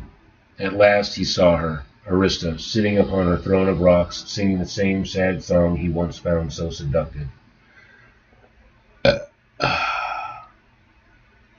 Marveling at her beauty in the waning day, he felt the familiar longing to wander into the waves, yet steadied his resolve by waiting on the shore. Looking out over the distant horizon, Garrett shared in the emotion of the song. He recognized the desire to leave that place, to no longer be bound. Garrett rekindled a fire at a familiar site situated with logs for sitting that they had used many times before, and started cooking his quarry.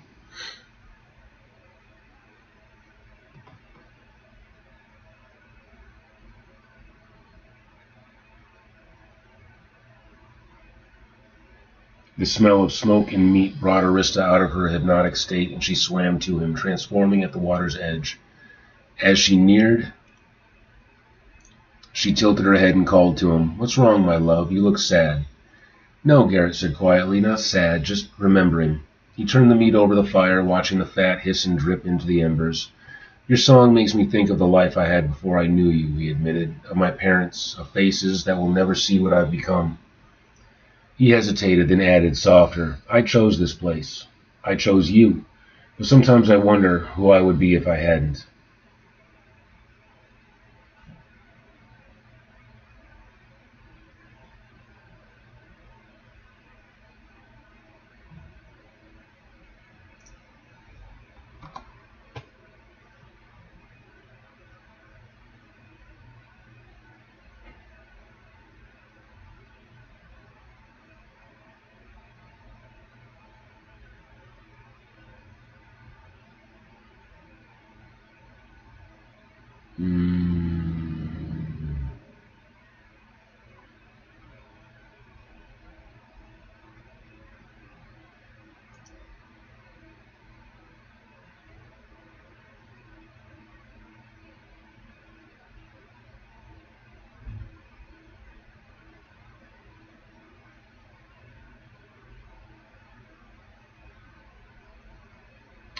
In the creek as he dried them on his loincloth fashioned from a sail.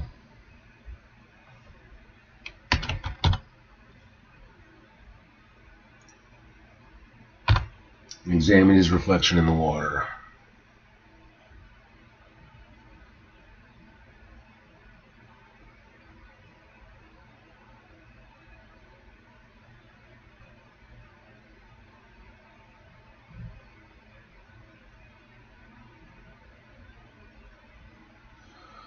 Okay. The next day, Arista seemed particularly forlorn. Where there had been joy and happiness, she suddenly seemed to be withdrawn.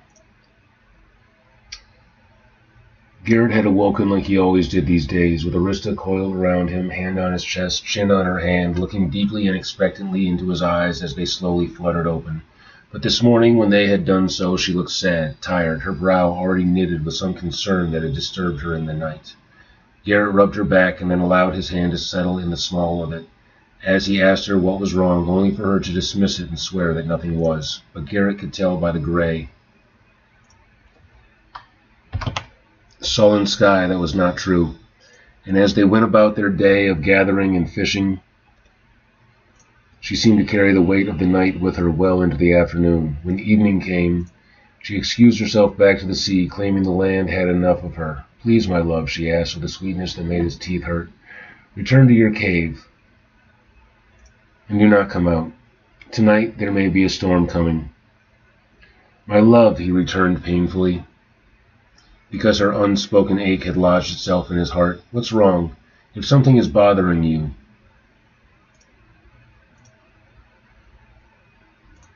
please tell me, so you at least feel better. It is nothing, Garrett, she said. She looked away.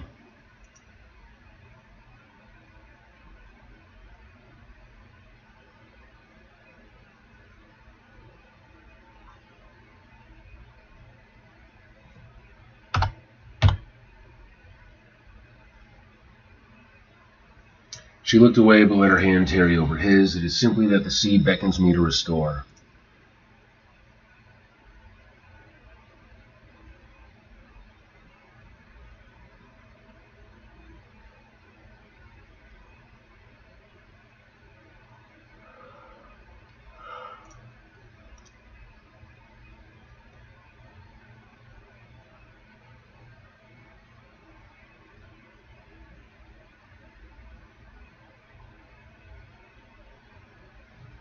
She let her words and her feet dwindle away as she seemed to walk with extra pain in her steps down the beach and into the sea.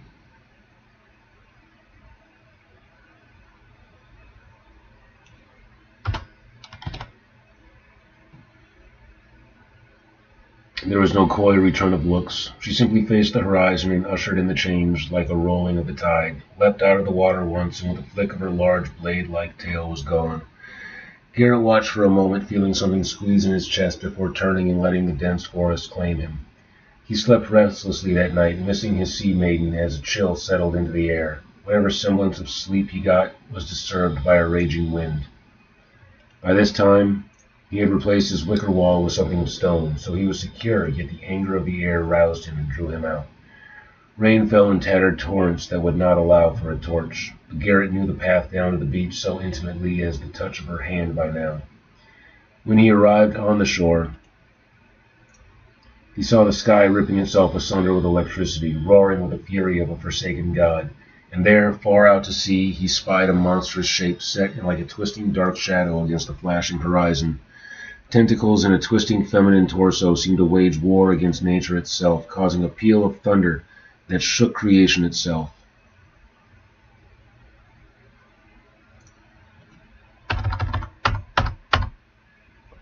It was Arista, to be sure.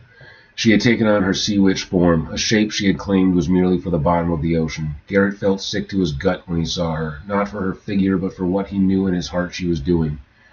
Her cry of fury and anguish caught on the wind and was delivered to his ears where it crawled inside him. Arista! No! He breathed and then screamed, Arista, no! Until his throat ached, but the same wind tore. But Garrett moved forward.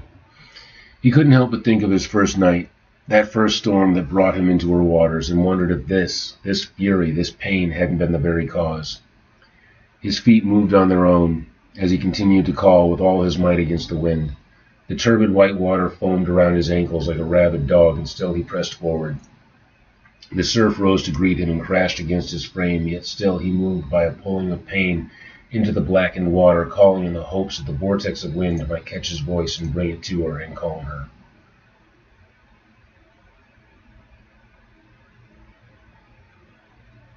He swam against the current with all his human awkwardness. His land-born limbs flailed against the volume that threatened to swallow him with every roll and pitch of its turbid surface. He dove and kicked forward even as he felt the sea try to push him back to land, back to where he belonged. He raised his head and breathed deep the rain-soaked air, but by then it was too late. His passion and his hubris had brought him too far, yet not far enough to save her from her torment.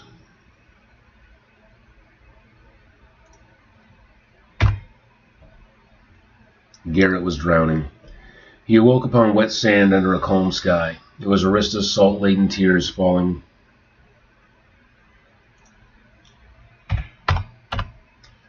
Salt-laden tears falling on his face that roused him from the brink of death. His hand raised to her face, catching her sadness. When she saw he was awake, her sobs came harder, and her body shook between regret and relief. "Garrett," her breath burst into another round of renewed weeping. "Garrett, I'm so sorry. Sorry for trapping you here, for not being able to leave."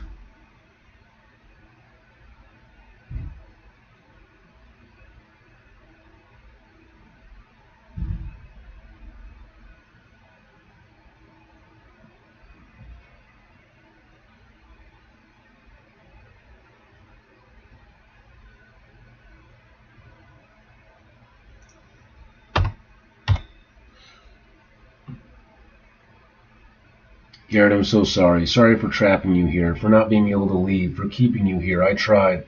I've tried so many times, and I just can't move beyond these borders, the horizon. It beckons and rebuffs me. I know there is a better life for you out there, but you stay. You stay for me." "I stay," he said, smiling through tears of his own. "For me. I stay because I found a treasure here I can't leave behind. The horizon, my kingdom, the whole world beckons me, but I made a choice, a vow. And if I can't see it with you, I don't want it at all." "You're a fool," she sighed as though defeated. Sitting up, he reached to put his arms around her, but she pushed herself away, and with a languid, foreboding stare returned to the sea.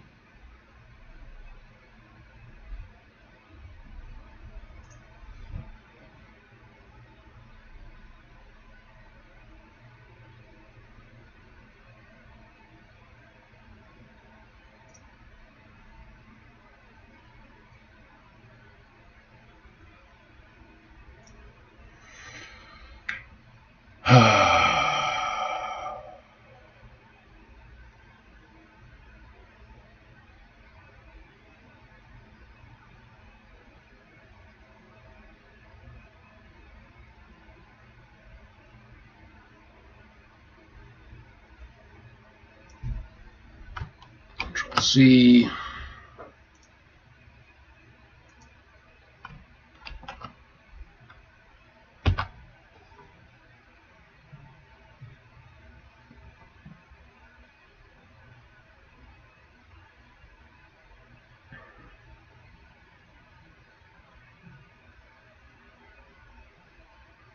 One, missing comma after an introductory phrase. This morning, as Garrett combed the shoreline to search for her, he saw her at last. Correct. Comma splice overload. Garrett's heart swelled to the point.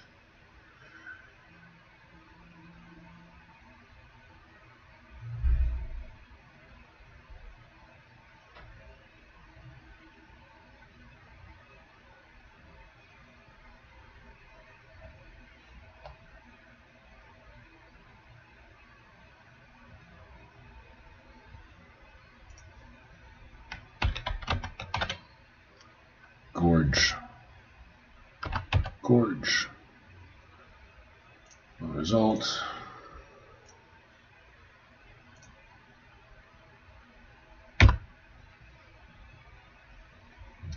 Sturdy, seaworthy on the island shrank behind him.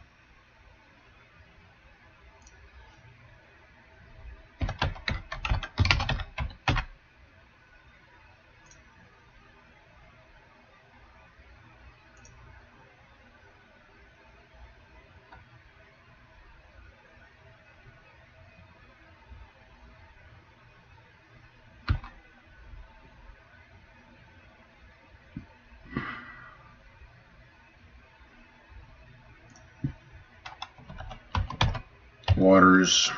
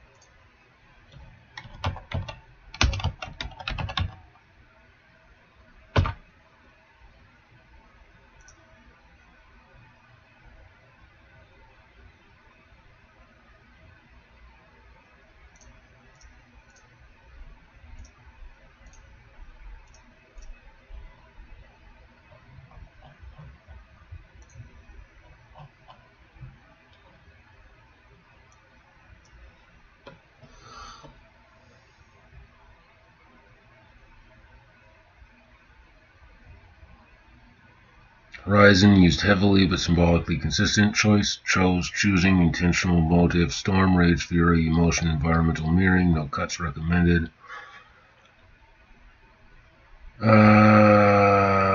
Comic Gorge behind him.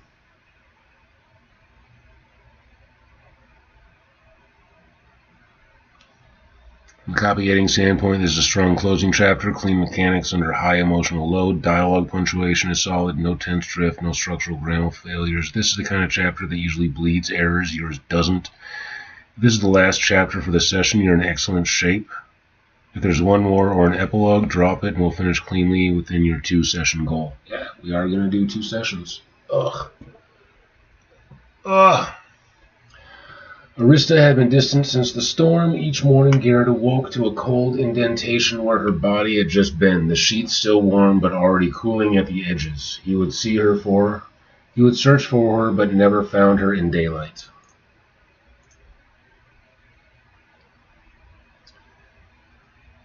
Nights were still theirs, in the small cave that served as their home.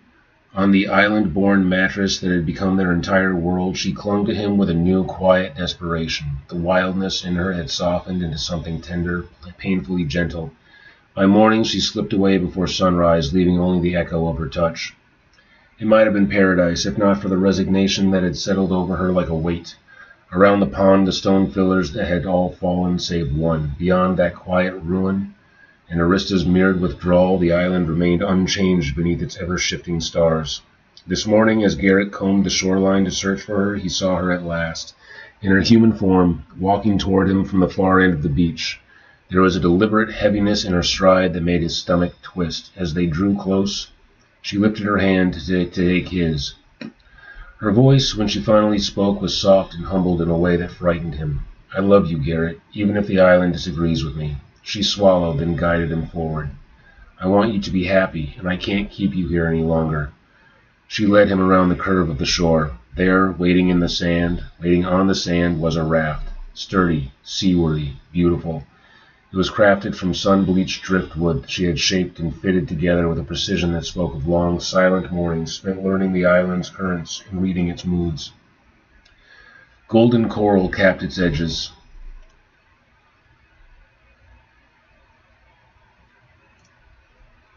Shells made of soft chimes when the breeze touched them. She'd even carved patterns into the planks, swirls that reminded him of her swimming, of the way she danced in the water like she belonged to it. He realized then why she had left their bed so early every dawn, why her shoulders had grown more tired, why her eyes had shifted between hope and sorrow. She had built this for him, alone. Garrett's heart swelled to the point it might burst, and tears welled in his eyes. "Arista!" He wept as fury rose in his gorge, twisting his insides. "How dare you? After all this time, would you really set me adrift without you?" He seized her shoulders, not hard but firm enough to still her, and tried to lock eyes as she looked away. "I traded the entire world for you. There is nothing I want more than to grow old by your side. That is the only desire I have left. Would you really take that from me?" Arista flinched, not from his words, but from the grief wrapped inside them. Her fingers tightened around his just once before pushing herself away. "Garrett, you cannot stay here."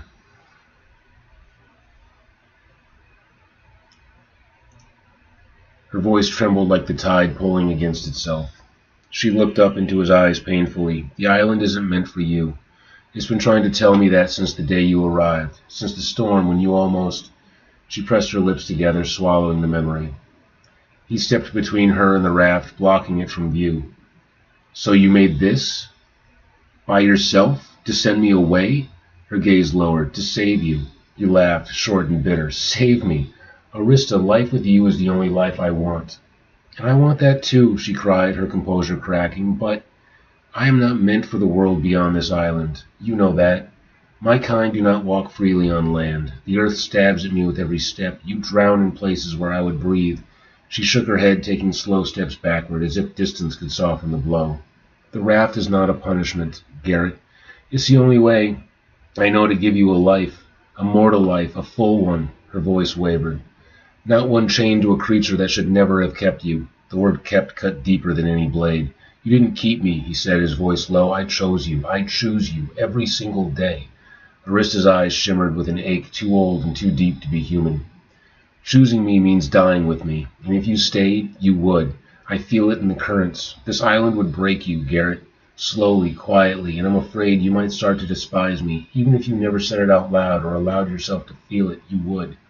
Her breath caught on the next words. I would rather lose you to the sea than watch it hollow you out. Garrett turned toward the raft, looking at the etched patterns, the polished coral, the careful knots. Each detail was a love letter carved in splinters and salt. She had poured herself into this, and he hated it. You built me a future without you, he said, and now you want me gone. Arista didn't deny it. She only whispered, I want you to live. Garrett's throat burned as the world blurred. He stepped toward the raft, placing a hand on the sun-bleached surface. Then his voice dropped to a trembling whisper. If you send me away, Arista, there will be no future left for me to live. I've already given myself, my hope, to you. She looked him dead in the eyes with a slice of the same severity that once pulled him under the ocean. You've made me the bearer of that hope, and it has gotten too heavy for me to carry alone. I cannot be your only happiness any longer. I made us a last meal together. I cooked. Hopefully it is to your liking. After that, I need you to leave before my heart stirs up another storm. He prepared himself to argue, but she had already moved to the fire that burned low and slow nearby. If he was going to argue,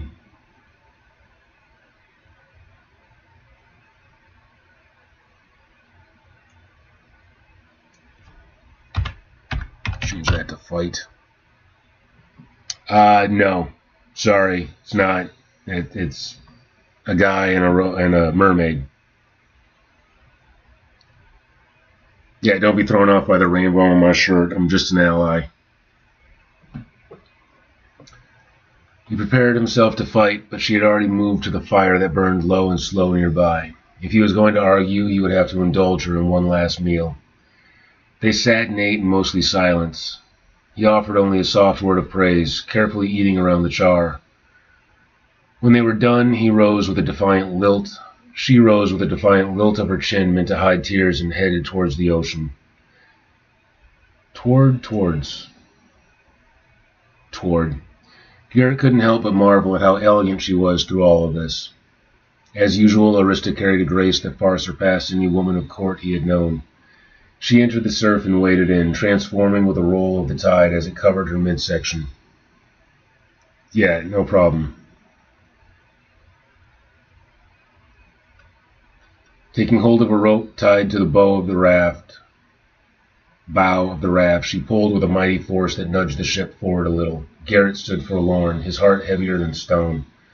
After another mighty tug that dug furrows in the sand, she glanced back with a look of irritation, and Garrett caught the meaning. He was to help her. His heart sank further as he put his shoulder to the stern of the raft and pushed with all the might his regret would allow. The cobbled craft slid forward easily and lifted its bow to dance above the waves. He was slightly stunned at how well it floated. This is well made, he sighed through a heavy ache in his chest after he boarded the vessel. She responded with sadness, I have sunk enough ships to know how to make something seaworthy. With that she dove, and Garrett felt the boat move forward against the waves as she pulled the tow rope from beneath the water. The speed and ease that took him from the island reminded him of just how powerful and dangerous she was in her native form. As the island shrank behind him, Garrett couldn't help but notice how small it really was, or how the waters around it twisted and churned. He noted that it was drifting away just as he was. Suddenly there was a sound of a thud, and the air before him seemed to shiver and ripple. He saw the rope leading him out to sea become slack. Then Arista was behind him, holding on to the back of the vessel. I can go no further, my love, she said, her voice trembling. The island is already pulling me back along its course.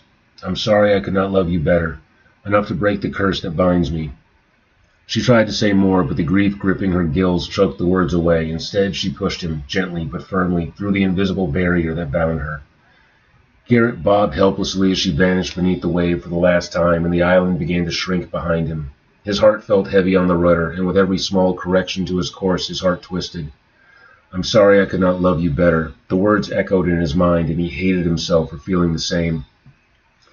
He turned his eyes to the horizon and unfurled the sail. It truly was a marvelous vessel, beautiful in every sea-washed detail, stocked with treasure and provisions enough to reach any port.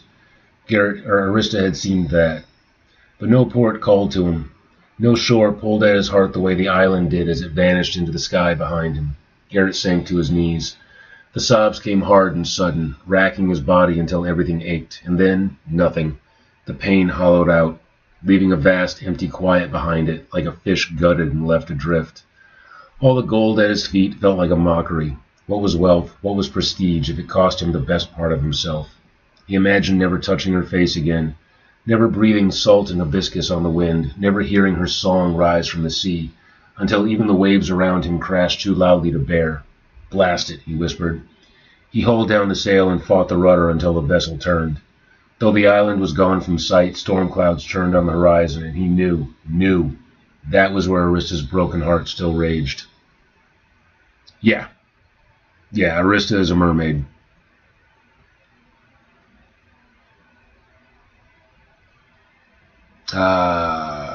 He set his course toward the storm, toward her, toward the only place that felt like home. He would do better. He would love her more. And if he left that place again, it would be with her by his side. He pressed the ship onward and rowed with all his might. Garrett spent hours fighting the current. When he finally reached the storm-ravaged waters, night was close at his heels. The shore was a gauntlet of angry waves that he maneuvered through despite feeling he might capsize at any moment. The treasure? No more than an inconvenience that slurred his steps and weighed his vessel down like a ballast. The shoreline seemed to fight him, as if trying to flee and rebuff his efforts. The waves kicked at his helm as if rejecting him. Still, he pressed on and angled the vessel through the chaos until he had run aground. He leapt from the deck onto the rain-soaked familiar shore and ran like a madman through the wind and gale, screeching Arista's name. Lighthouse 2019. Let's see if I can find that streaming.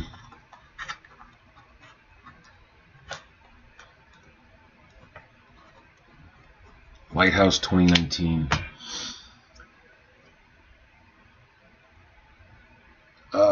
Through the chaos until it had run aground. He leapt from the deck onto the rain-soaked familiar shore and ran like a madman through the wind and the gale, screeching Arista's name. Suddenly the weather stopped short as if the island recognized him and held its breath.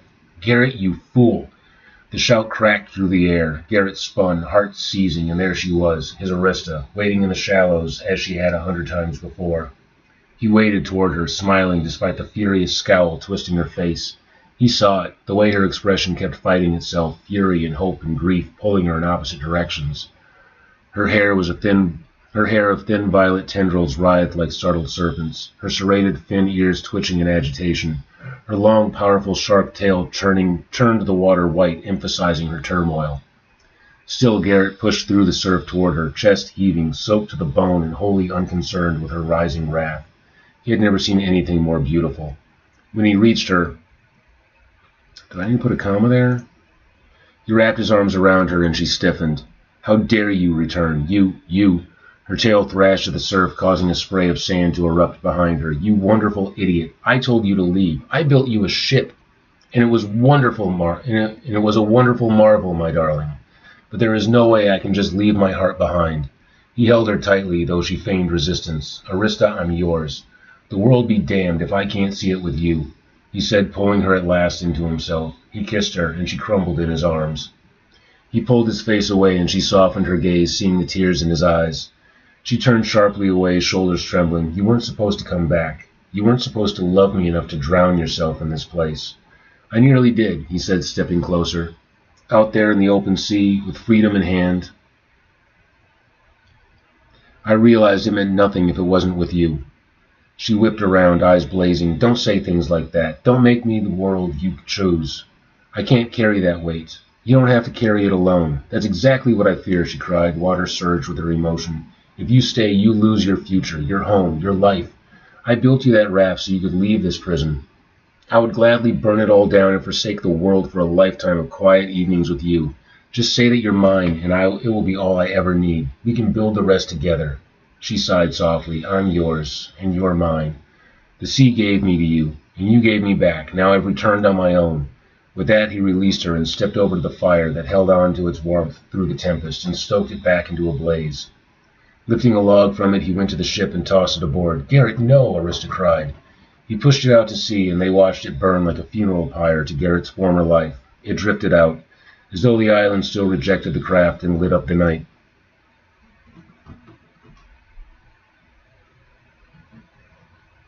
Yeah, the first half of the book, especially the first like 25%, it's very horror based. And yeah, a lot of Lovecraft stuff, a lot of Greek influence, very based in mythology. I kind of write modern myths.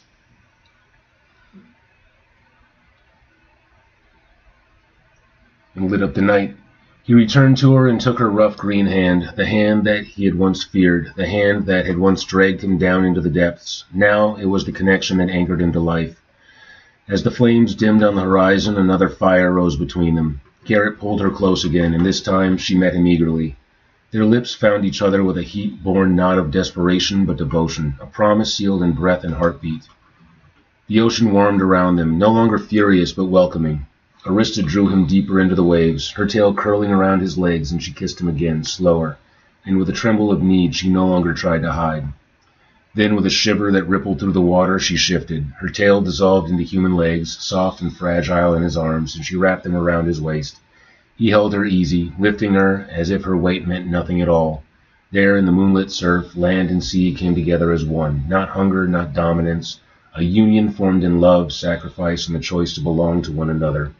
When the waves grew quiet around them, Garrett carried her ashore. She rested her forehead to his, breath warm against his mouth. "Will you still be here when I wake?" he asked. "Or is all this just a beautiful dream?" "I'll be with you," she whispered, "now and for as long as you want me. Forever, then." He kissed her once more, and they walked to their cave, their home, and curled together upon the mattress of sweet reeds and moss. Her head on his chest, his arms around her, the storm far behind them. They fell asleep like that, wrapped in each other. At dawn the earth shuddered beneath them, the island moaned, the sea roared, and the last pillar fell. Water was rising from the ancient pond and was filling the cave. The fire that warmed them that night had long gone out into a hiss of smoldering steam. Garrett startled awake when he realized the mattress was beginning to float. Arista awoke slowly, unbothered by the wetness at first. They rose and left the tiny shelter to see that the island itself was under the water, as if the sea were reclaiming it. Trees shrank as tides invaded the forest. "The island!" Arista exclaimed. "It's happening!" She looked at Garrett with concern and shock. Together they trudged through the muck and mired soil to the shore to find it gone entirely, and soon so was the island itself. Arista transformed back into herself, into a creature of the sea, and Garrett had no choice but to cling to her once more to save his life. The water swelled and churned as it swallowed in the magical lonely island, and the pair found themselves being tossed about as they held fast to one another. Soon it was just them, alone in a vast ocean of emptiness, with barely a division between sea and sky, as if they were the only markers in between. Arista looked startled and elated as the sea calmed, and she said with profound realization, "I'm past the border. Garrett, the curse, it's broken." Garrett held her fast for both life and love, and then said, "I really shouldn't have burned that raft, should I?" And that's chapter 15. And final chapter. And this is my copy edit, so I'm throwing everything into a chat that I got going with ChatGPT, telling me what I need to fix still, mostly like commas, checking for repetition, that sort of thing.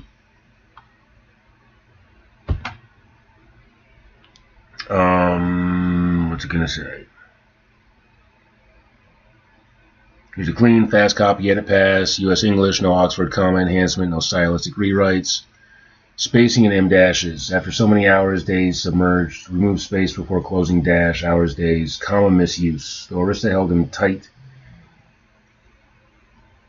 Remove comma after tight. Missing comma, Garrett inhaled deeply the sense of home. Okay.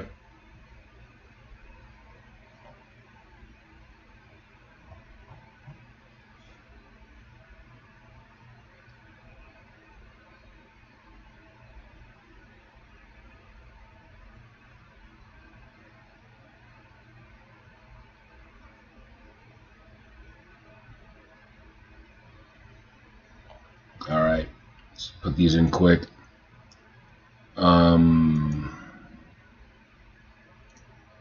That's a small enough chapter, I should find them as I go. Chapter 16. They washed ashore on a beach Garrett had once believed he would never see again. The journey had been long, though Arista held him tight. Don't need that.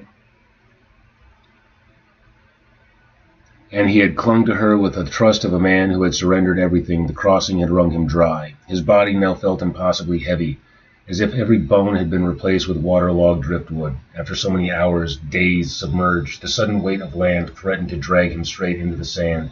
He collapsed face first on the shore with a groan. The coarse, familiar grains against his cheek felt like a relief. Arista stood beside him, in her human form, victorious, radiant, unashamedly bare. She shifted between her forms now with ease. The months on the island had made her fluent in it, and she had shed one body for another like a sigh of relief. Garrett, similarly unclothed, was far too exhausted to care, or even to be embarrassed. Nearby were the city walls that appeared washed in early morning gold. If he had even a sliver of strength left, he might have wept, or at least covered himself, but he could do neither. He was jelly-limbed and hollow-chested, his breath still wrecked from being flung through the wave crests and crushed through depths in Arista's exuberant freedom.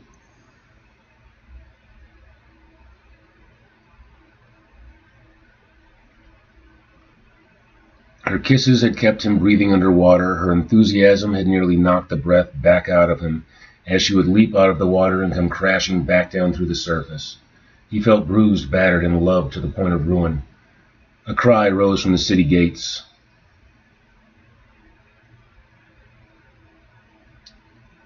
Okay. Then another, then a chorus. Peasants, merchants, fishermen, faces he recognized and faces he didn't, poured down the sloped road toward the beach. Their shouts rolled toward him in shocked, excited waves. It wasn't just the strange couple washed ashore that drew them. It was the treasure. Mountains of it. Gold, silver, jewels glittered in great heaps around Garrett and Arista, as if the island had granted them one last extravagant gift, a tribute, a blessing, a testament of their love. Arista planted her feet firmly in the sand, hand on her hips, shoulders thrown back with arrogant regality. It was unclear whether the crowd feared her more for her impossible beauty or her wild, unyielding posture. Garrett inhaled deeply the sense of home. It says I should use a comma there. Inhale deeply, comma, the sense of home. No, Garrett inhaled deeply the sense of home. The warm bread from distant bakeries, the briny tang of the docks, the lingering smoke from market hearths. He closed his eyes and whispered into the sand, every ounce of remaining joy funneling into the words, Arista, Arista, I'm home. She looked down at him, pride blooming across her face in a radiant, unapologetic smile. She lifted her chin like a queen surveying her new domain. Of course you are, darling, she said. I brought you here on instinct alone. These smells, she sniffed the air suspiciously. They reminded me of you. Garrett might have been flattered if she hadn't wrinkled her nose. Arista's demeanor was the exact opposite of one might expect for a woman in her position. Naked, washed up on a foreign shore, surrounded by gawking strangers, she stood proudly as if this were her coronation. A merchant woman approached timidly and offered a shawl. Arista accepted it with polite confusion, thought of how Garrett used such scraps of cloth, and tied it around her waist with great ceremonial seriousness. A murmur passed through the crowd. That looks like the lost prince. Aye, it does. He's been gone over a year. His funeral was months ago. Garrett managed to raise a hand from the sand in faint acknowledgement. He barely turned his head. By all the gods, it is him! Oh, the king and queen will be overjoyed. Arista snapped her fingers and addressed them with commanding clarity. Now then, take your future king and this dowry to the castle. I would meet my future in-laws. The crowd stared at her, stunned, yet they obeyed. Several men stepped forward, lifting Garrett carefully onto their shoulders and covering him with a blanket. Others began bundling the treasure, the murmurs growing louder as the spectacle transformed into an impromptu parade. Arista walked beside them with regal stride, a second shawl, gifted by a wide-eyed peasant girl, draped across her shoulders like a cape. An old woman, bent and wrinkled by the years, hobbled forward on a cane and drew the cape around Arista's chest. The elderly woman patted her shoulder and then nodded. The mermaid in human form blinked in confusion until she noticed how every other woman was similarly covered. Arista, Garrett whispered, reaching weakly for her hand. She clasped it immediately, firm, possessive. He swallowed hard. Arista, I'm not the heir. I'm the second son. I will never be king. She lifted her chin even higher, her tone a vow carved from the depths. We shall see about that. And that's it. That's the end of the book. That's me getting through the entire copy edit today. So proud of me for that. Wanted this done by Christmas. Still got to work on the cover art. Still in the early stages of that, but it's done-ish, mostly done. I mean, they say you're never really done as an artist, as a writer. You're just done enough. So, yeah, that's my novella. Second book I've ever written. Shortest amount of time on this. I think this is better than the first one. Yeah. So thank you, Fitz von Falk, for joining me at the end here. Appreciate that. Face Your Fear. Appreciate your comments earlier. Yeah. This has been a process. So, yeah. Oh, I gotta get to bed. I gotta chill. Thank you. I'm done. Peace out. Everybody have a great night. Later.